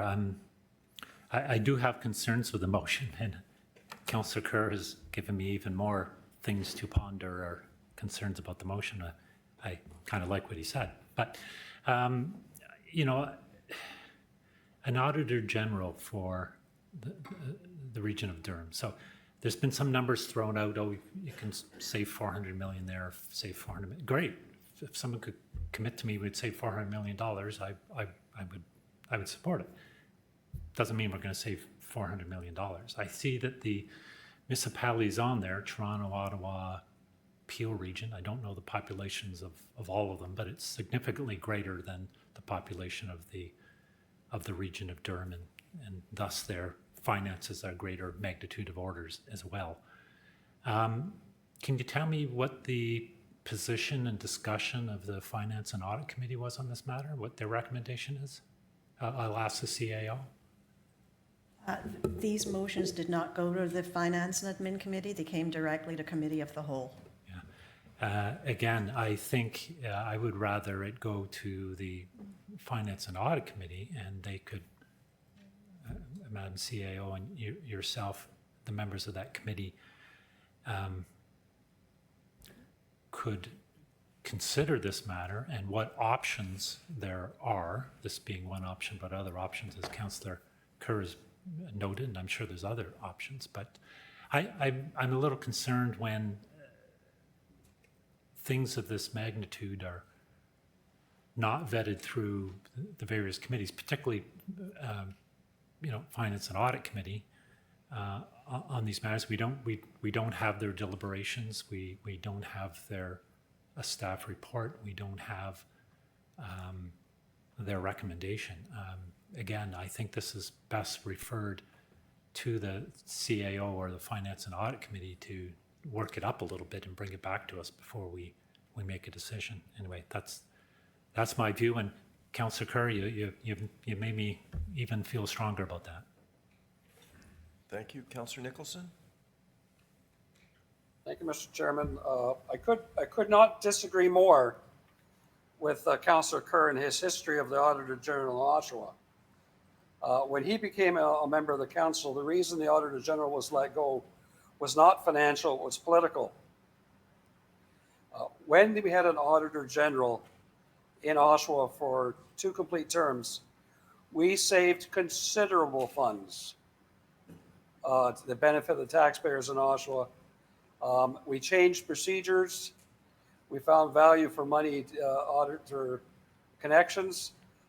There is an association of Auditor Generals across the province of Ontario, and they communicate and they exchange good ideas. Currently, Durham Region is not part of that. The reason why an Auditor General makes sense is it gives us an outside set of eyes to look at how we do things. That's the very reason we have bond agencies come in and review our options, look at our finances.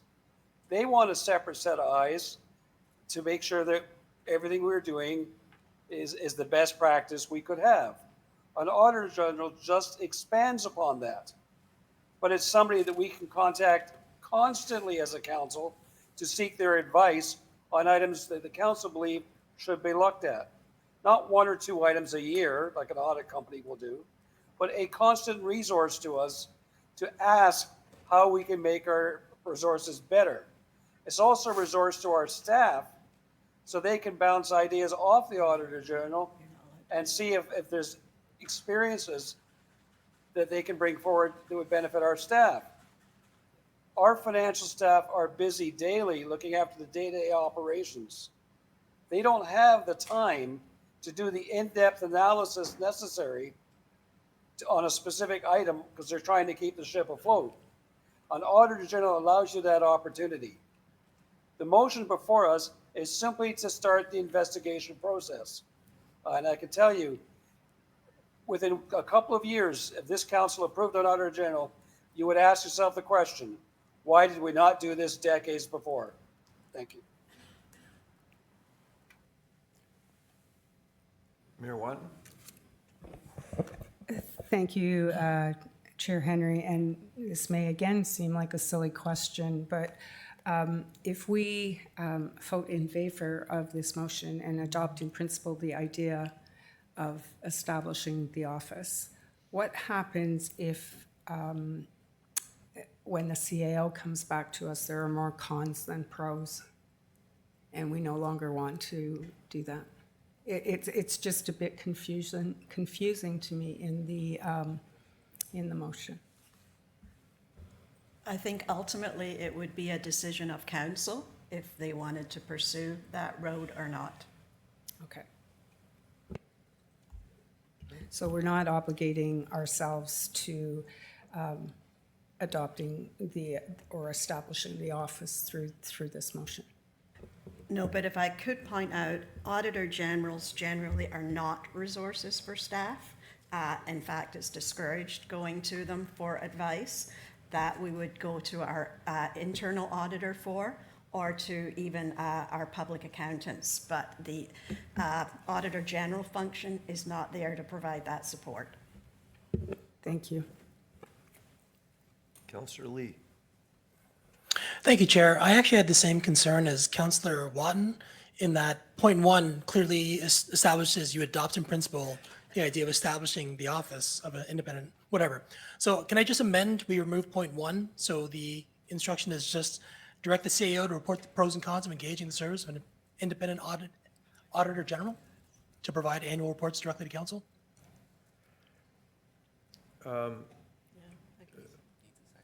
It would need a seconder. Seconded by Councillor Anderson. I'm gonna ask the CAO for her thoughts on going forward with that. I have real concerns proceeding with an auditor general function in the region. Many of the other municipalities that you referred to, with the exception of Peel, which is in a very odd situation these days, I think we'll all agree, are single tier and significantly larger than the region of Durham. There is a cost, and the one thing that I've been hearing since we brought the budget target forward is the need to get the budget down. This simply adds pressure to that budget. And an auditor general really is not a resource for staff. It is discouraged that staff go to them for advice. They rather come in afterwards and provide recommendations in a very public forum. I feel that we have this covered with the internal audit function that our current CFO and I set up probably 7 years ago now, is working incredibly well, and there is tremendous trust between that function and commissioners. So as I said earlier, anything that is literally keeping them up at night, so any areas they think where we might need to improve or strengthen our policies and procedures, go directly to our internal auditor, and he works with us to make sure we correct them. I think that the region is in very good stead with respect to being accountable and pursuing a path of continuous improvement. Thank you very much for the question. Councillor Pickles on the amendment? Oh, sorry, I wanted to refer the whole motion so I can wait to after the amendment's dealt with, if you wish. Mr. Clerk, you can I don't want to do refer the that now. amendment. You, I'll wait till after the vote on the amendment, if that's appropriate. okay. So, members of council, that exhausts the list. So on the amendment, I'll call for the recorded vote. When you're ready, Mr. Clerk.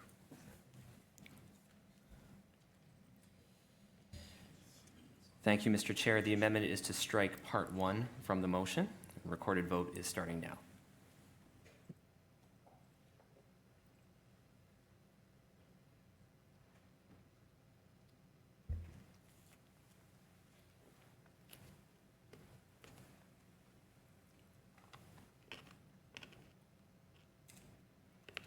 Looking for Councillor Marin-Pietri.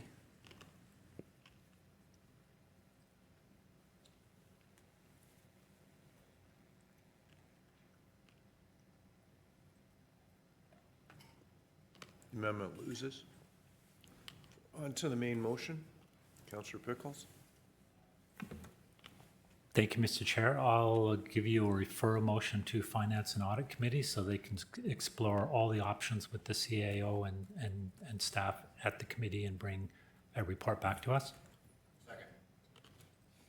Okay, on the referral, Councillor Marin-Pietri seconded that. Members of council, anyone wishing to speak to the referral? Councillor Leahy? I appreciate it. It'll keep the discussion going. So what would be approximate timing? Would it be next month, or would you need more time than that for staff? Just a timing estimate. If staff are to do research and prepare a report, we're going to need more time than that. If it's simply a discussion at Finance and Admin Committee, that could certainly happen next month, but there would not be a report next month. Oh, okay. Knowing that response, supplementary through you to the chair, to the CAO, what would be a decent, an appropriate amount of time to get a report? Would November be realistic, or would December be more realistic? Recognizing that we're going into our budget season, and this will certainly have a budgetary impact, I would say the earliest we could do it would be November. It's going to be very stressful on staff as they will be preparing the annual budget. The preference would be to come forward in the new year for consideration in the 2027 budget, but that is obviously council's decision.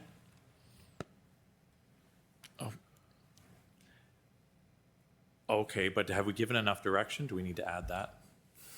Because there's no direction at the time Well, right the now. direction's in the motion. Pardon? There's no time. There's no timing. Well, you've heard from the CAO, we're in the midst of budgets. So likely January. Okay, we'll go with January. Thank you. Councillor Nicholson? Thank you. It's my understanding Councillor, that. Can you, I'm struggling to hear you. Try to speak as loud as I can. Oh, that's perfect. Given that the Region of Peel has just recently undertaken the hiring of an Auditor General, would staff have the ability to secure the report that was given to the Council of the Region of Peel in support of that particular action? I can certainly pursue that with their CAO. I'm not sure it was a report, but I will follow up and can certainly let council know the findings on that. Well, I thank you for that because I think understanding their thought process might assist us in our thought process. Thank you. Thank you. Councillor Gerard? Thank you, Chair. Just briefly on the referral, in respect that we've had some interesting delegations on the issue, we've had a fulsome discussion here. I'll just say that I don't support referring it back to F&A for consideration it sounds like in 26. I think the CAO spoke to it as well. I won't be supporting that motion. Thank you. Thank you. Councillor Yamada? Thank you, Mr. Chair. I won't be supporting referral back to F&A. I think when we're starting to refer this stuff back, I think we're just trying to bury it further and kill it.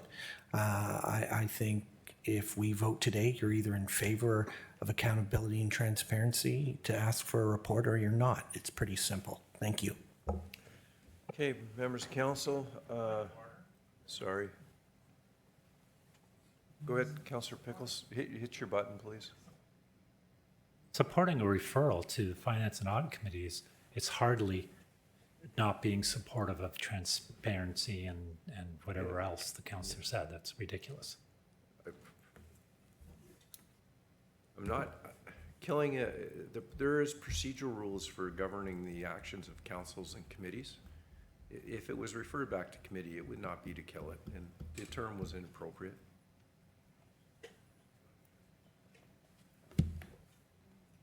But it's been a long day, and we'll just move along. So, Mr. Clerk, that exhausts everything. Was there a recorded vote called on the referral? Yeah, there is. I will call it then. Thank you, Mr. Chair. Recorded vote on the referral of the motion to the Finance and Administration Committee is starting now.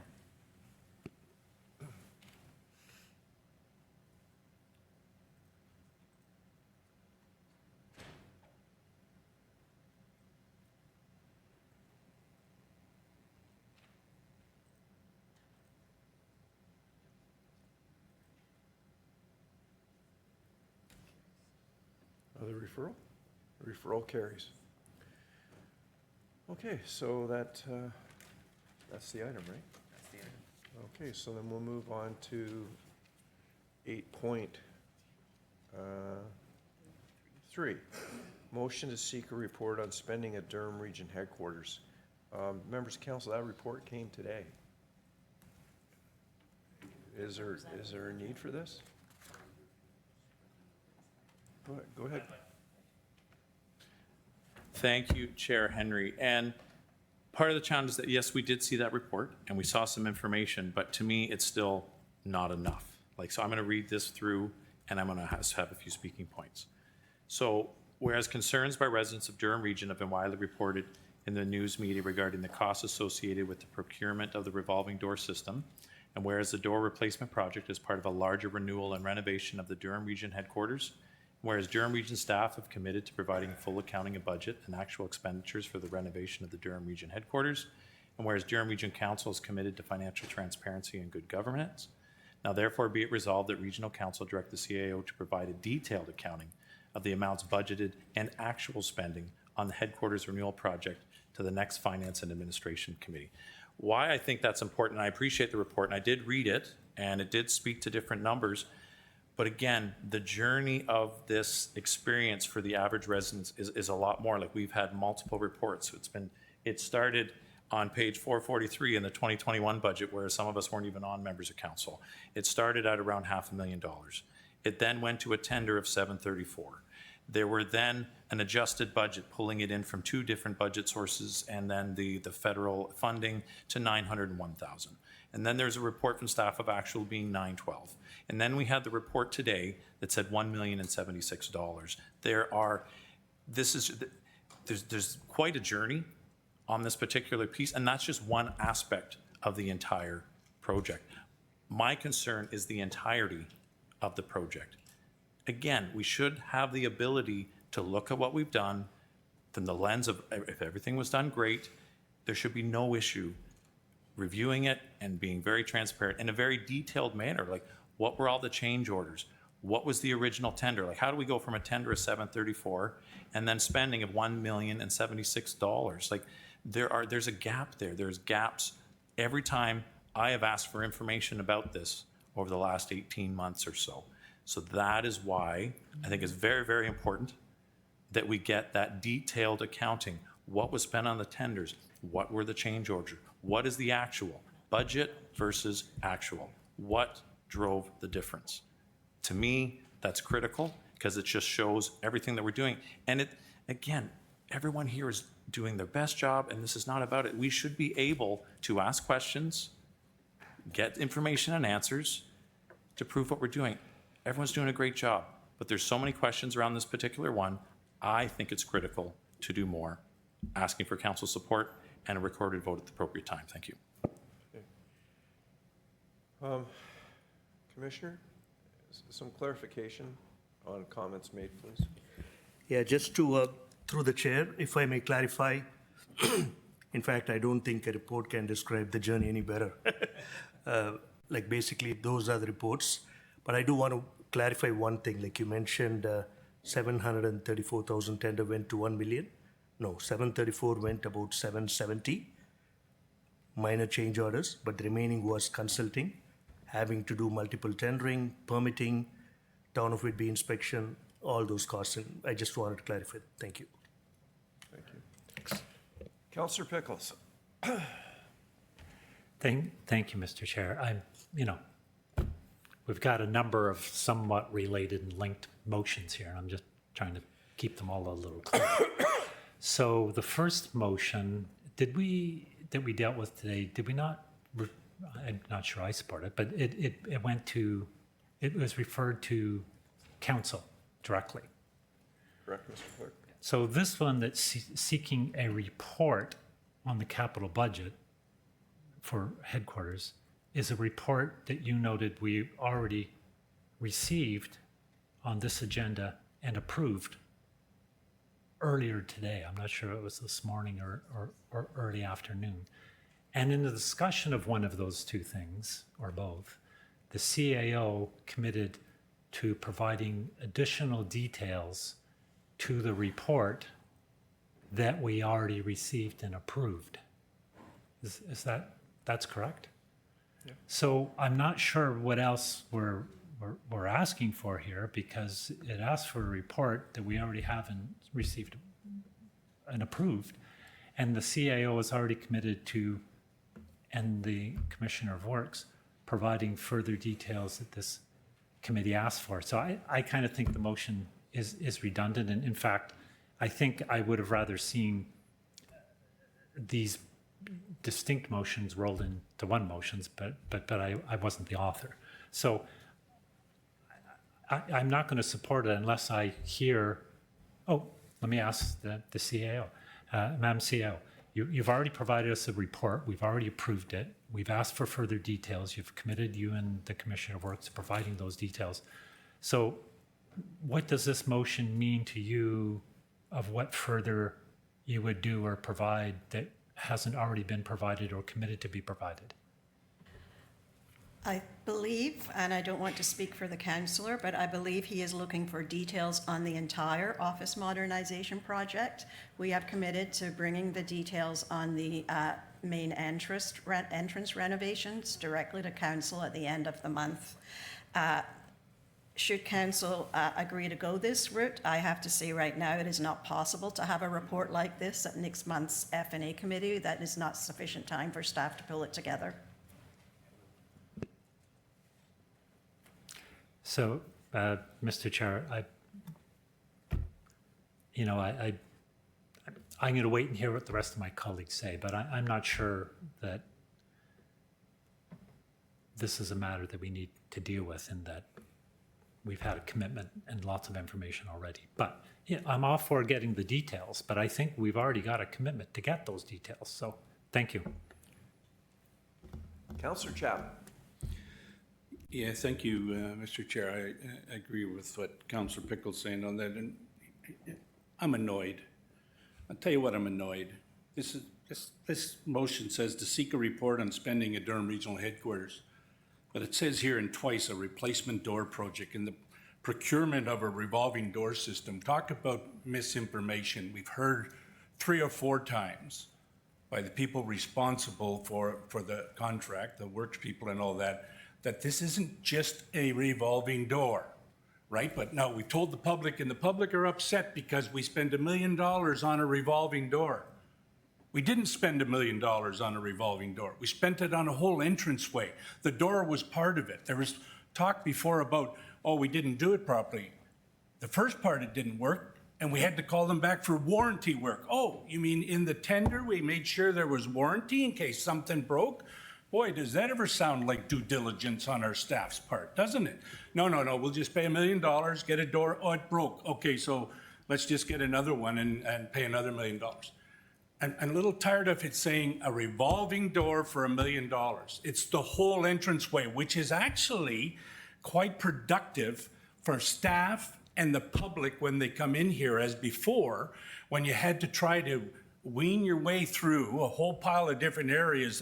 Try getting down to health and social services to a door, instead of having somebody right at the front now at the end of the counter to help people on income support and housing and all those things. So it may be $1 million, but look at that whole front entranceway, the revolving door, all those desks and computers and staff that are working there. And the staff have good areas to work, and the staff should have good areas to work. So, I mean, that's a little bit of a rant, Mr. Chair, but, we keep telling, people have told the people, everybody's concerned because we spend $1 million in revolving door. I've had one call about it, and that person, I just explained to him what I explained to you, and he said, oh, that makes sense now. And so we need to start making sense instead of misinformation that looks good in the paper. And I'm not going to support it. Thank you. Councillor Nicholson. Thank you, Mr. Chairman. I may surprise you with my comments, but I'm not going to support this motion either. From a slightly different purview than the previous speakers, I'm more than happy to seek transparency and accountability on a specific item. That's why I supported the investigation and the staff report on the entrance project, because we had identified a specific item we wanted answers on. This motion isn't asking for clarification on a current project. For all due respect, it's a fishing expedition into the entire project. Nobody's identified any issues. Nobody's identified any concerns. The door we've dealt with. The entrance project we're going to deal with at the next council meeting. I think asking our staff to go and basically hunt through every bit of the project on the headquarters and bring it back so we can pick it apart is not a productive use of our time as a council or staff time, especially in the pre-budget timeframe. I'm all for accountability and transparency, as you know, but you can't just throw innuendo out there. You have to outline specific areas of concern and specific investigations and this motion does achieve neither.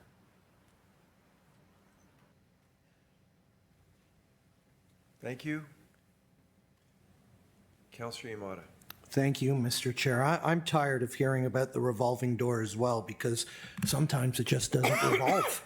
I think we need to be looking at how we can best serve our taxpayers through accountability, through transparency. And that means providing the information that taxpayers deserve. Public dollars deserve public answers.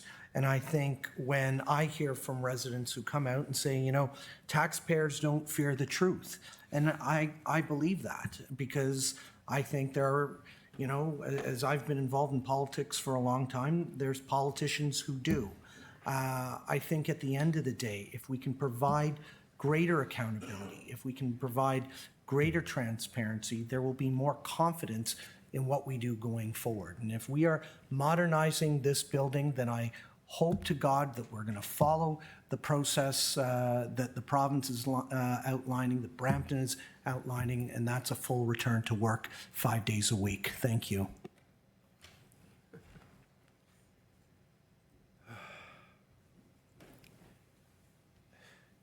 Councillor Shahed. Thank you so much, Chair Henry. I hope you can hear me. I just want to declare a point of order here.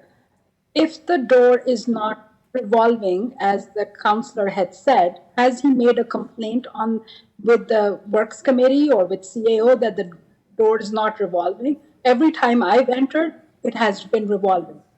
So I just want to clarify that, and that is a point of order. Don't call onto something and make another conspiracy about things that is not there. Simple. Councillor, that's not really a procedural issue, but. Then perhaps it should be, Chair Henry. Okay, thank you. Councillor Wu. Yeah, good afternoon again, Chair Henry. This motion here, and if I look at one that we had received earlier, 6.1, and we received, and that motion was asking for the same thing here. The only reason I bring that one up, 6.1, is back previously during my terms on regional councillor, this gentleman came and spoke about that we not build a second building.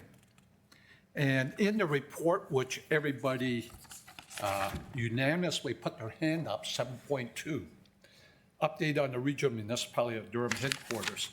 And what would have cost adding that second building, $152 million, that's in $2025. And $155 million, $2025 over 20-year time frame. So you're looking at that as $307 million. So basically, if you want to use that term, whatever, cost avoidance. And what we're doing now, things have changed, you know, with the way work is done. And it says right here, hoteling workstation model. And I think what we've done with this building, we've extended the life. It's already 20 years old and plus, and we're going to extend it probably for another who knows how long. So I think what we've done here is, if you want to talk about saving money for the taxpayer, that was done. And I have every confidence in our staff, our project manager, that as they moved along with renovations, that they've watched everything, and wherever we could save money or not have change orders, they've done that. So thank you. Councillor McDougall. Oh, we can't hear you, Councillor. Try again. Councillor McDougall, we can't hear you. Push your request to speak again, please. Try again. Thank you. Can you hear me now? We can hear you now. Okay. Thank you, Chair Henry. To the makers of this motion, sorry, do you have echo? I didn't hear you. Say it again, please. Do you have echo where you are? Sorry, just have echo in my ear. Here, did it stop? That was funny. No. Go ahead. Keep on moving. Where are you, in the brewery? Counselor. Okay. Come on.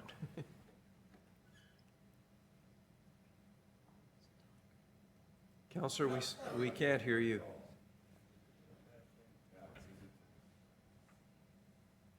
Okay, thank you. Members of council, I remember when we first came together, and I believe it was somewhere around June in 2017, that we had a detailed conversation about the future of headquarters. Not every member of council here today was there then, but a motion was brought forward to remove over $100 million of costs from our budgets going forward, with a commitment to modernize this facility so we would never build another building again. Now, I've lived this for most of the summer.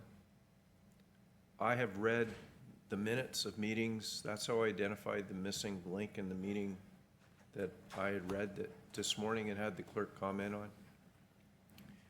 But I also know that members of council know that I'm here every day, Monday to Friday, generally before 8, and you often some of you walk up to my office just to say hi before meetings. But you don't see staff in winter jackets anymore.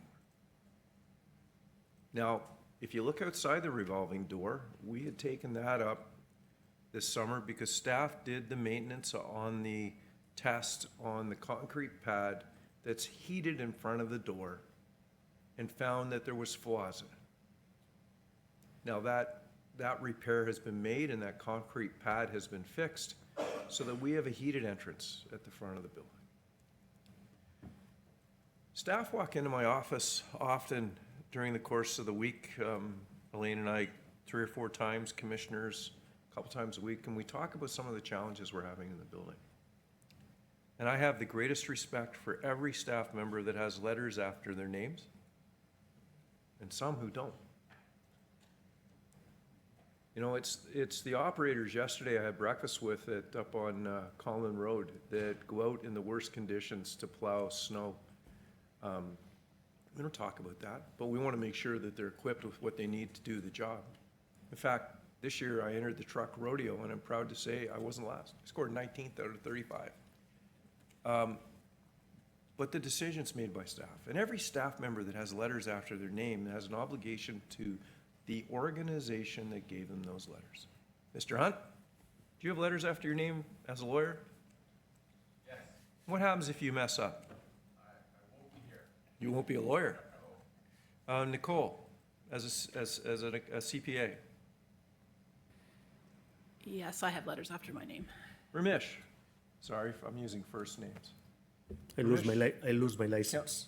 Councillor Chapman is an engineer, called you on your ring today, and you would lose your license. To question our staff and say they're not doing their job bothers me.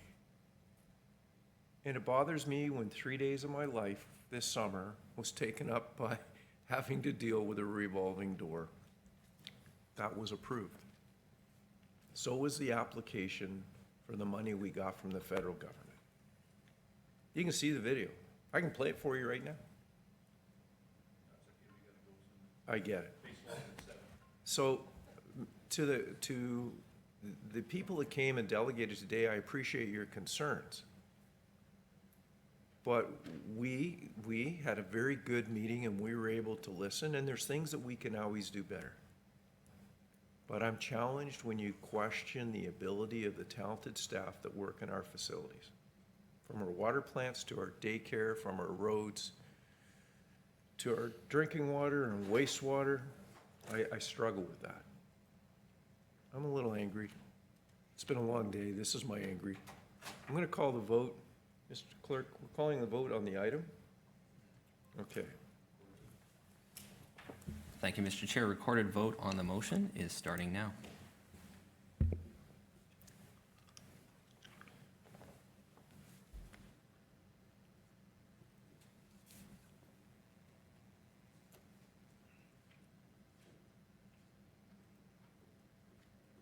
Loses.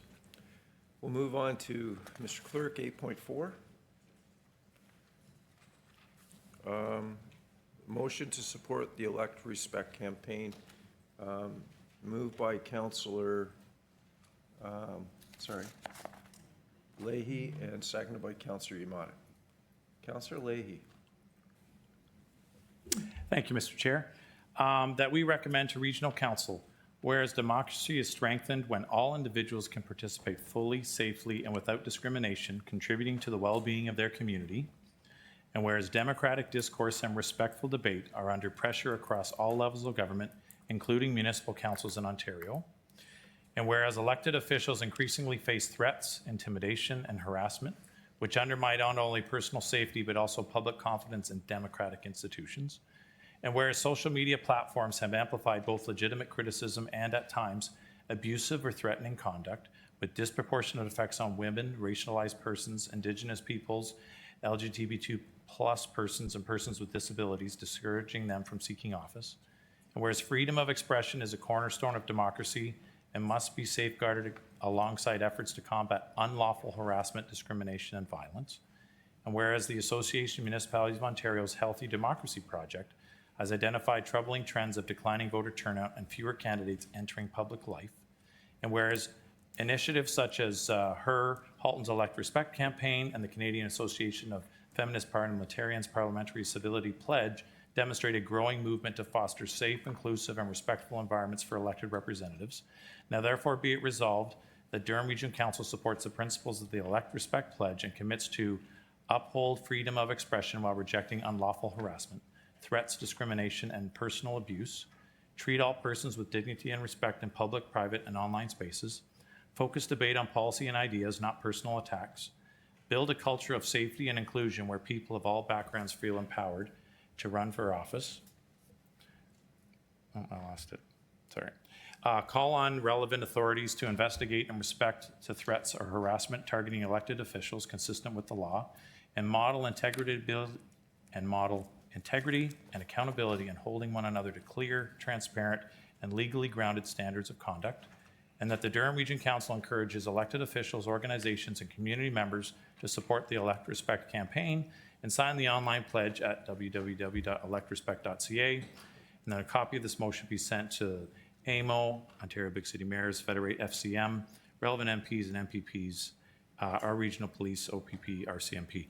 So really briefly on this one, because I know we've had a long day, I just think this is really important. What's critical is to be able to have dialogue, discussion, agree to disagree, move on to your issues, vote, and encourage others to do the same. I think we do a pretty good job, but I think we can do more, and asking for a recorded vote and hoping for council support. Thank you.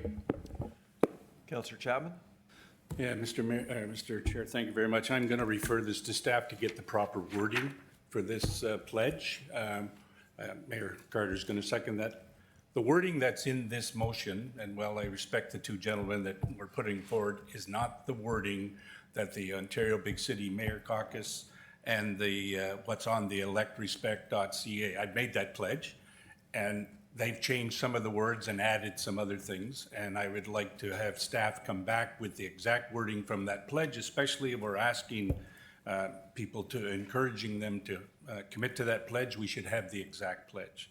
So that's my motion, is to refer it to staff. Staff already spoke to the CAO. Staff can come back with the appropriate wording. It's just copying and paste the actual pledge, and we can vote on it at council. Thank you.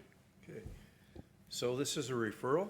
So I'm going to start with Councillor Lee on the referral. Yeah, much respect to Councillor Chapman. I noticed the exact same thing. The key point of the therefore of rejecting call out harassment, abuse, and personal attacks is not mentioned in our version, and I very much want that reflected if I'm going to sign off on it as Durham Regional Council. Absolutely appreciate the referral motion. Thank you. Councillor Shahid? Thank you so much. Through you, Chair, I will be supporting Chair Chapman, or sorry, Councillor Chapman in this case. And I'd like to point out to something very, very interesting. I'd like to begin by pointing out the irony here. We're debating a motion about respect, yet I've not once heard from the movers of the previous motions whether they have shown respect to our staff. Have they reached out? Have they spoken with Ms. Taylor? Have they asked the basic question of what is the cost of an audit? I've paused, Chair Henry. Councillor Yamada? I'm not going to put up with being attacked. We are talking about electing respect, and this is not. There's no respect here. I have not centered out councillors, but I'm getting centered out by this councillor. I didn't take Thank you. anybody's name. Yeah, no names were mentioned, so. Can I continue, Chair Henry, please? We're going to go down a path that's going to keep us here much longer, but I just need 30 prepared. seconds. Councillor Shahid, mover and the Yes. seconder have taken offense to what you've said. Can you withdraw your comments, please? Can I finish and I can withdraw that? No problem. If you ask me to withdraw something, sure I can. I'm asking you to withdraw them now. Thank you. Can I finish in 30 seconds what I wanted to finish? You can, as long as you don't reference the mover and the seconder. Sure. I didn't mention anybody, but I can generalize it. What I can tell you, Chair Henry, what it feels right now is do as I say, but don't do as I act. And that's generally, I'm not pointing out anybody. And that is not respect, that is hypocrisy. The misinformation today about a $50,000 audit or a $10,000 for $18 orange juice, it's exaggerated and it's misinformation. And that is why I will not be voting for this motion and supporting Councillor Chapman on what he had said. I'm going to end this, and I appreciate it. I heard you, Councillor. Councillor Shahid, excuse me for 1 second. Councillor Yamada.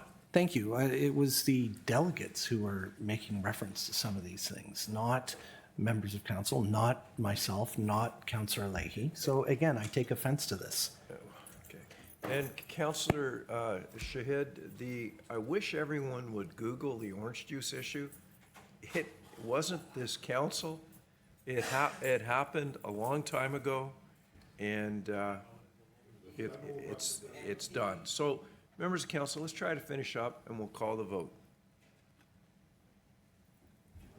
So the vote is to refer this back to staff. Recorded vote. When you're ready, Mr. Clerk.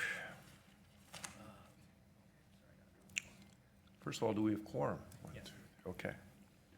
Thank you, Mr. Chair. Recorded vote on the referral motion is starting now.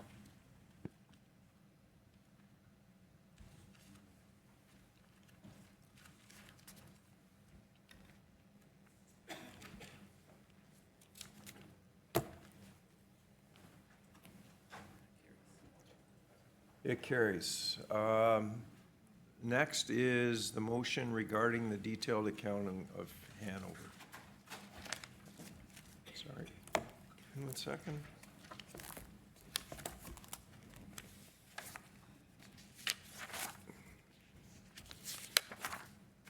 Okay, moved by Councillor Yamada, seconded by Councillor Nicholson.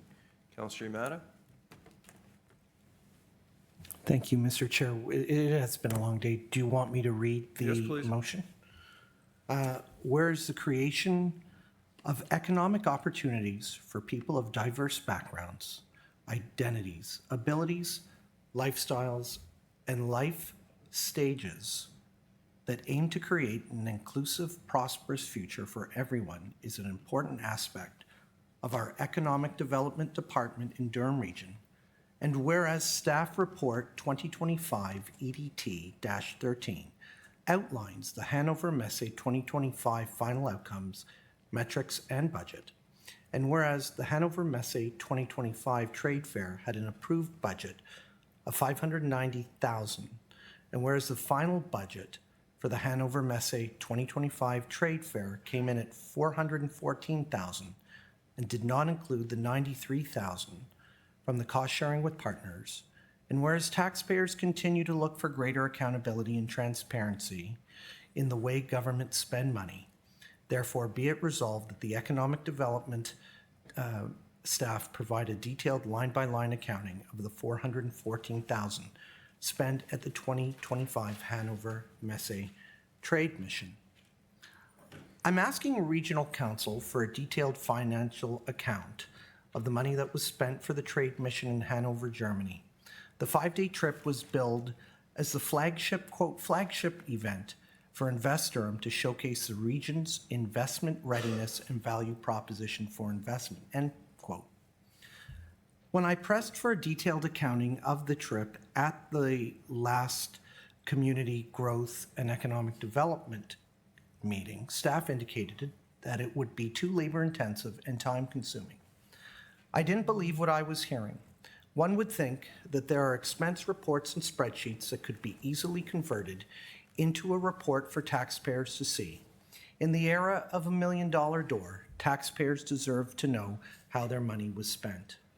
A brief budget outline from the committee report indicates that $129,000 was spent on travel, accommodation, and other. This is their largest line item. I've always maintained that in a cost of living crisis, that public dollars deserve public answers. When the region will be asking for a 6.5% tax increase this year, I will always be on the lookout for greater accountability and transparency. Taxpayers deserve it. Let me be clear.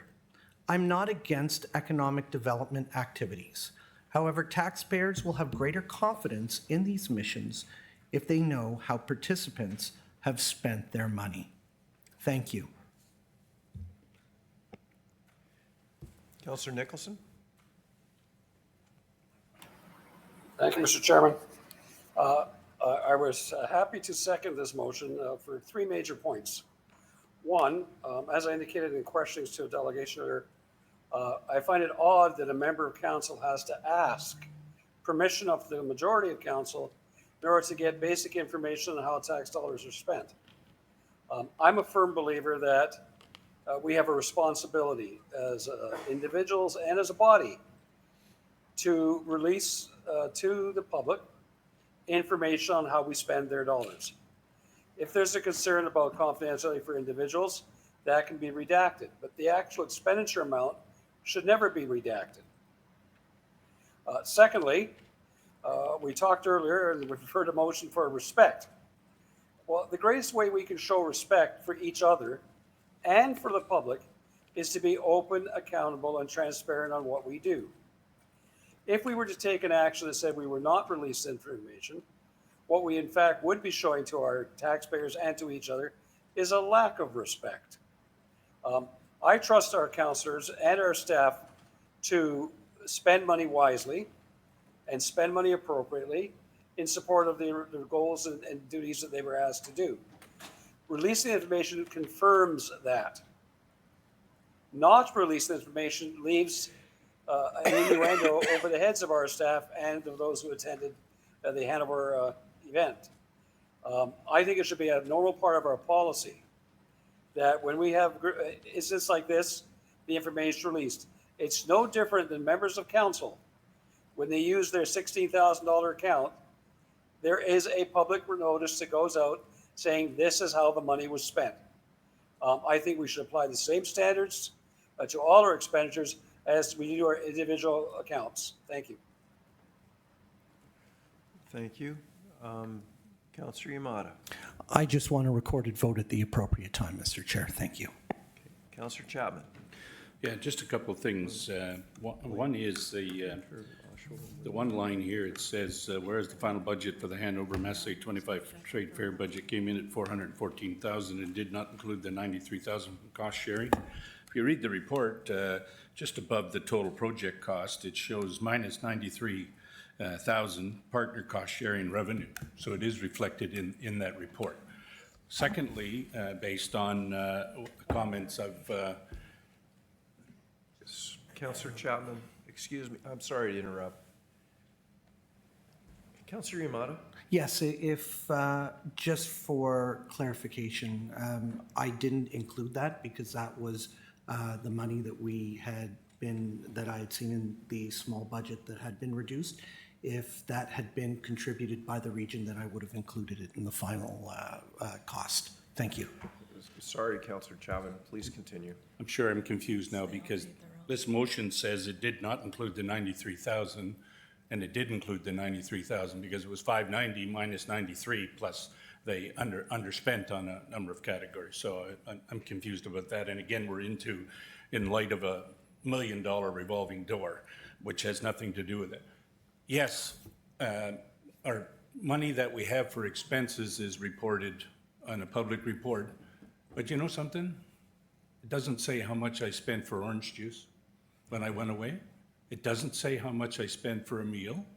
It says, for example, the one that will come up at the end of this year will show for me my expenses at FCM and my expenses at AMO, the final total of what I expended, which was accommodation, travel, and whatever meals I did.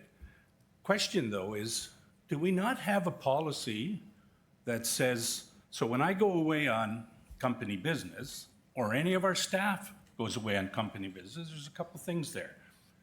If you have to take your own vehicle and you're claiming mileage, there's a set fee. Is that not correct, Madam CAO? Yes, that's correct. And if you're out over meal times, like for example, there's two different types of meal times, as I understand it. So if I go away and I'm out over breakfast and I'm back home for lunch or on my own or whatever, I can claim a breakfast, a lunch, and a dinner at a specific amount, or there's a per diem that gives me, so for example, if I'm not a breakfast eater, but I'm gone for the whole day, I can spend more on dinner. But there is a set fee of how much staff and counselors can spend on such things like that. Is that correct? That's correct, and it excludes alcohol. Oh, yeah, most definitely. So I'm not sure about this transparency of how much it is. So does somebody want to know, right, particularly, right, how much Councillor Marin Pietri spent? He was on the job. How much Mayor Ash was spent on Mayor Ash? Or is it going to come out on his when that magic report comes out in December or January or whenever it does? Is somebody looking for some specific information on a specific person to see if they followed the rules? Because as I understand it, the amount doesn't get paid. So if I don't know what the amount is, let's say it's $75 for 3 meals in a day. That may be high or low, I don't know, that's what it is in the military for me. And I put in a bill for $120, I'm probably gonna get reimbursed for $75. I think that's how it works, is it not? Like I can spend as much as I want on dinner, right? Or I can spend as much as I want on taxi cabs or whatever, but I can only claim specific amounts. Maybe I should be asking the treasurer or somebody else, but I figured you would know the answers, Madam CAO. That is correct, yes. So I'm not sure about this line by line. This was a really great opportunity for the region of Durham. We partnered with Canada, who was the primary participant in this from the international stage. We got all piles we beat our metrics. We've got all these bits. Now, they don't come out, I mean, this only happened in April or whatever it was. If somebody thinks that somebody's moving a new plant into Durham region as a result of this tomorrow, but it might see results 1 year, 2 years down the road. I know I'm running out of time, Mr. Chair. This was underspent, so staff looked after the expenses. Those that went on it claimed the expenses as per they are allowed to do that. So I'm not sure where this, we need a line by line to figure out how this worked. $414,000 out of a $590,000 budget with exceeding in every metric we asked our staff to do, I think is an awesome result. Thank you. Councillor Pickles. Thank you, Mr. Chair. I'll go back to something I said hours ago, that this did come, this report on the trade mission did come to our community growth and planning and economic development. I know we got a new name. I keep thinking planning, but anyway. And it was a very good presentation. There was a lot of questions asked and a lot of answers provided. And you, Mr. Chair, in your great wisdom, did suggest that this come to council for a presentation to all of council, and that passed probably unanimously. So I think the motion is probably at the very least premature, and that we're asking for more information about a presentation we haven't had yet at council. And I think staff, having heard many of the questions and comments and concerns, if there are any, might be able to address those in what they provide to council, either in advance or at the presentation. And perhaps I can ask I'll ask the CAO as opposed to the new commissioner at this point. Council hasn't received the presentation and any documentation that comes along with it yet, and we're being asked for more information. Do you think that you or staff will be able to provide a fulsome presentation that'll address much of what this committee is seeking when it comes to council? Either, I was going to say on paper, but electronically and in a presentation. Councillor, the report is now public as it went to committee, and that does include an overall breakdown of the budget and how we came in on budget, or under budget, actually. Staff have not prepared an itemized breakdown of expenditures by individuals on the mission. And I would point out, I was also there on behalf of the region, and expenditures were kept incredibly low, simply because when we had to go from A to B, 4 or 5 people would get in one cab. There would never be one person in a cab. There was absolutely no misuse of expenditures. When somebody wanted something that was not eligible under our policies, their personal credit card was used. So I have absolutely no concerns, and I think there is sufficient budget information in the report that went to community growth and economic development. But certainly the commissioner and I will be at council and happy to answer any additional questions. Well, I appreciate that answer, and I don't want to suggest that it's somehow inappropriate for Councillors Yamada or Nicholson to ask questions, because it certainly is. But I think we ought to have the presentation, have the discussion, see what information, further information probably staff will provide now, having heard the discussion of this committee. Before we entertain the motion, we should have the presentation, the report considered at our council. I'll give you a referral motion if you wish to council, so that if the councillors or council isn't satisfied with the information they received after the presentation and report, then maybe it's something to consider. I'll give you that referral if you wish to council. They can't accept the referral because you spoke to it. Oh. Oh, they can? Oh, sorry. We did change the rules. Okay. Sorry. It's been a long day. It's been a long day. Everybody else gets a chance to get up and go, and I don't really get that opportunity. So who's seconding the referral? Councillor Brenner. Okay. Mr. Clerk, have you got the referral? Can you read it back, please? Thank you. Through you, Mr. Chair, the motion is to refer item 8.5 to the Regional Council meeting of September 24th, 2025. Okay, thank you. Councillor Leahy. Thank you. Through you, Mr. Chairman, I just have a few questions that it'll help determine whether or not I can support the motion or not. So one of the questions, the first one is, did councillors fly business class or coach? Is that reflected in the councillor's expense, or is it on the trade mission budget? And those are my first two questions. Councillors flew coach. If councillors were able to obtain an upgrade, they paid the difference themselves. And that only happened once or twice, I believe.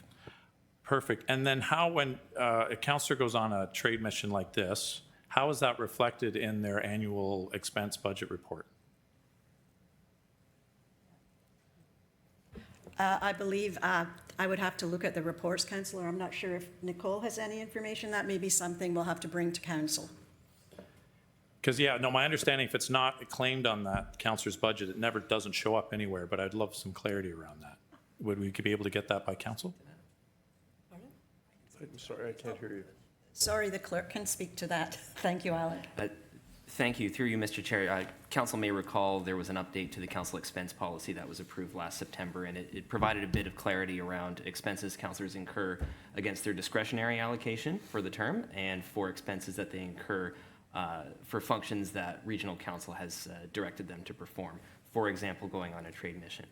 I'm not sure in this particular instance which pocket it fell into, but we can look back at the decisions and directives of council previously and ensure that we have that information for you. Yeah, no, and that's helpful, because again, in these times of tight budgets and stuff like that, it's just the answer from what I understand at the committee, which I listened to, was the other bucket is description enough.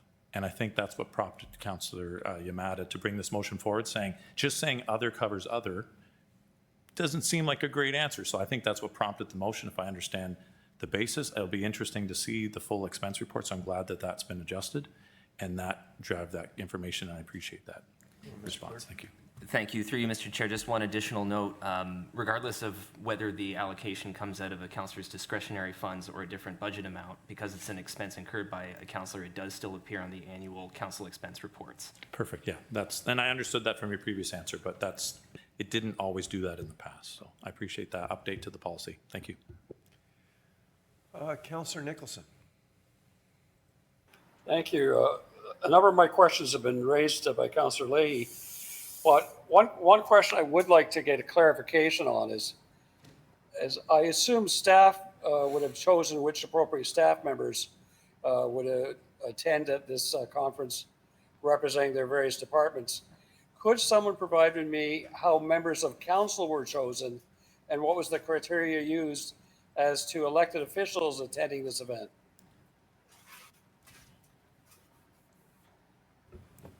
The Mayor Ash attended the event as the representative of Chair Henry, and with respect to other political representatives that attended, I would assume that it was in partnership with their own economic development functions, which were also present on the mission.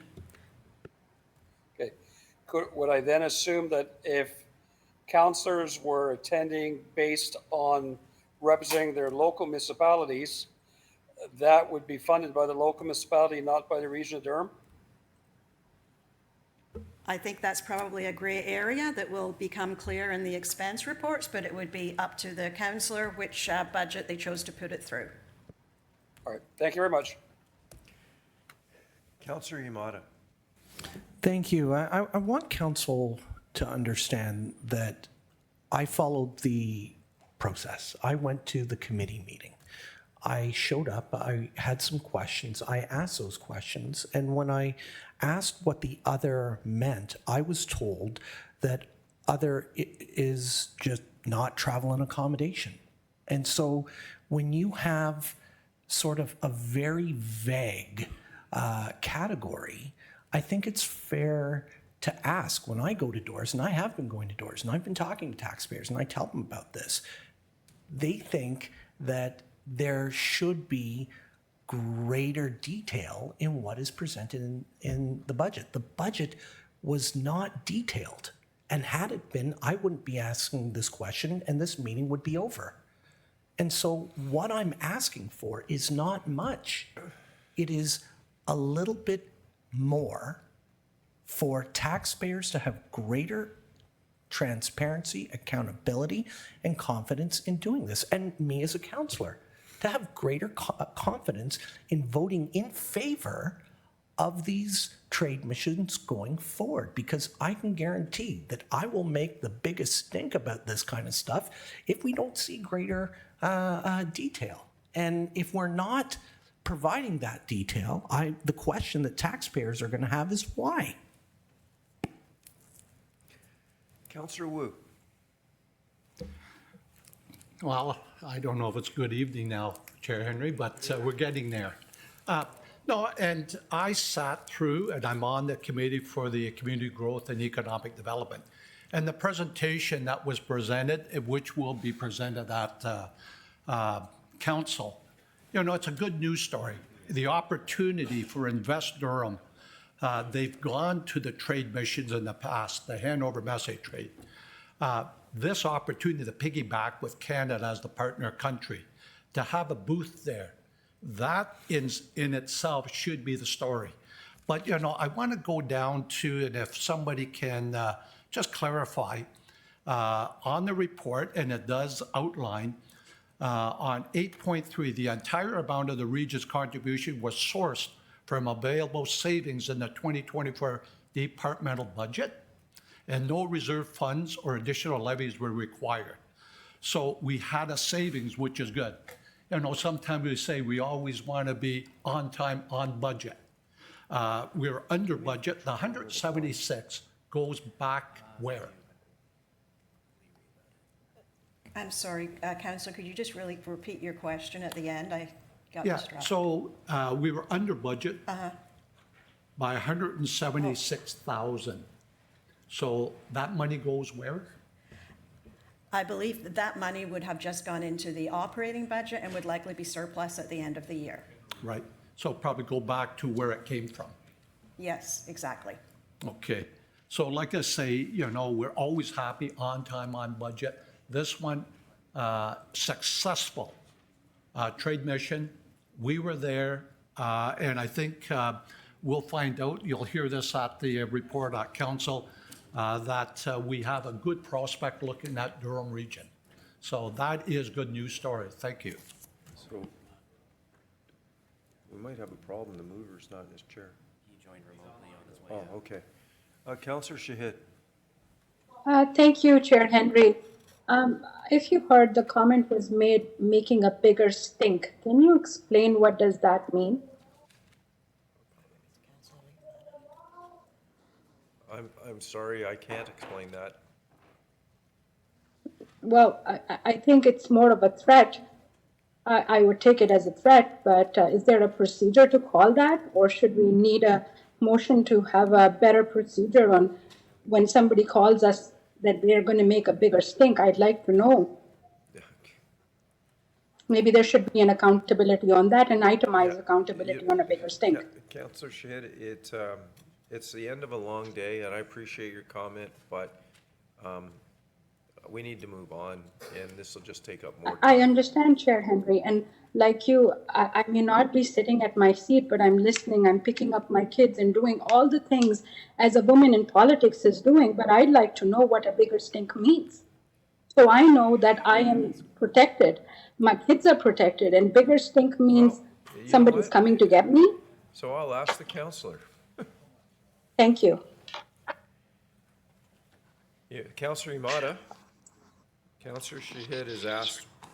Mr. Chair, I'll withdraw that. I just meant it in the sense of asking for greater accountability and seeing what other delegates might want to come out and ask for greater accountability as well. Councillor Shahid, is that enough? And scrutiny, and Okay. scrutiny. Councillor Chapman. Thanks. Just a little levity, perhaps. I find it interesting that we spent, how long have we been spending on this? We're debating on the fact that staff saved us $176,000. So I guess we should, Commissioner, next time, I guess we should spend it all and it won't be as bad a thing and a great metrics report. But we spent a whole pile of time debating on saving money. Thank you. I appreciate the levity. Councillor Anderson? Just to lighten things up, at the last break, I told those poor officers that they asked me how long I'd be here. I said an hour. So I apologize So for that. if you're at the end of your shift and this is your time, then we'll be done in a couple of minutes. But if you have to leave, we respect that, especially if you have to pick kids up. I'm the final speaker on this issue, and then I'll call the vote. Members of council, it wasn't that long ago that we sat in this room and we argued over our contribution to Toronto Global. And then we asked our economic development team to step up and do something big and bold and exciting. My goodness, And then they deliver. And then they deliver under budget. I'm at a loss for words, which is, those who know me, doesn't happen very often. But to the team that went to Germany, does the German, Councillor Miriam Pietri, you were there, does the German Chancellor know where Durham Region is now?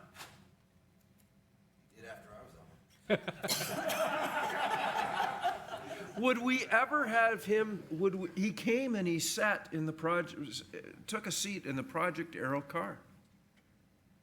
And the reason I didn't go to Germany is because I knew it would be political if I went. And I was hoping that didn't happen. So I asked Mayor Ash to cover for me and go to Germany. Great job, staff. Each and every day, I love coming into work and interacting with you and learning from you on the next way we can put Durham Region on the world stage. Whether it be in education, Mayor Carter, healthcare, advanced medicine, nuclear, the port, our apple growers, largest apple grower in Canada is in Durham Region. It's harvest season. Our farmers are doing great things. Our economic development team, I'm proud of you. We'll go through this at council. That is my rant.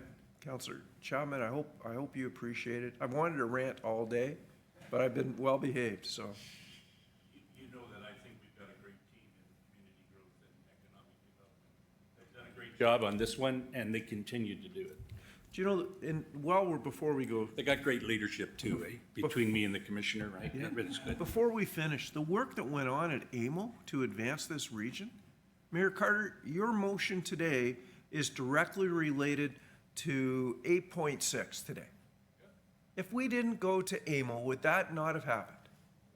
We're going to change the lives on thousands and thousands of people in our region with the decision we made on 8.6 today, and all members of council can be proud. That's what we're supposed to do. Today, we had great delegations, and I hope they saw that it was respectful and we listened. And some things there's going to be interaction on. But to all of you today for sticking it out to 5:29, I appreciate it. To staff, awesome job. The last thing to do is vote on this motion. The motion is a referral. A recorded vote was called.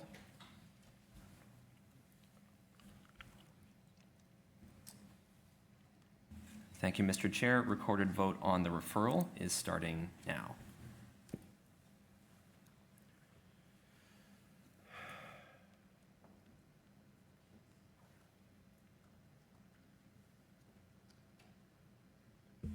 Looking for Councillor Mulcahy online. Thank you.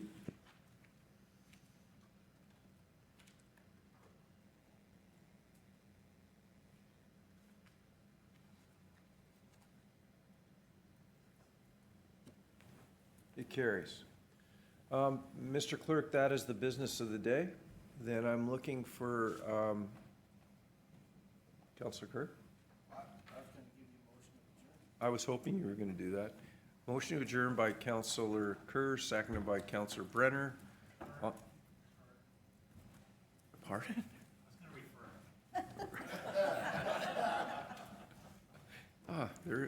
Anyways, duly moved, duly seconded on adjournment. Mr. Clerk, call the vote now. All those in favor?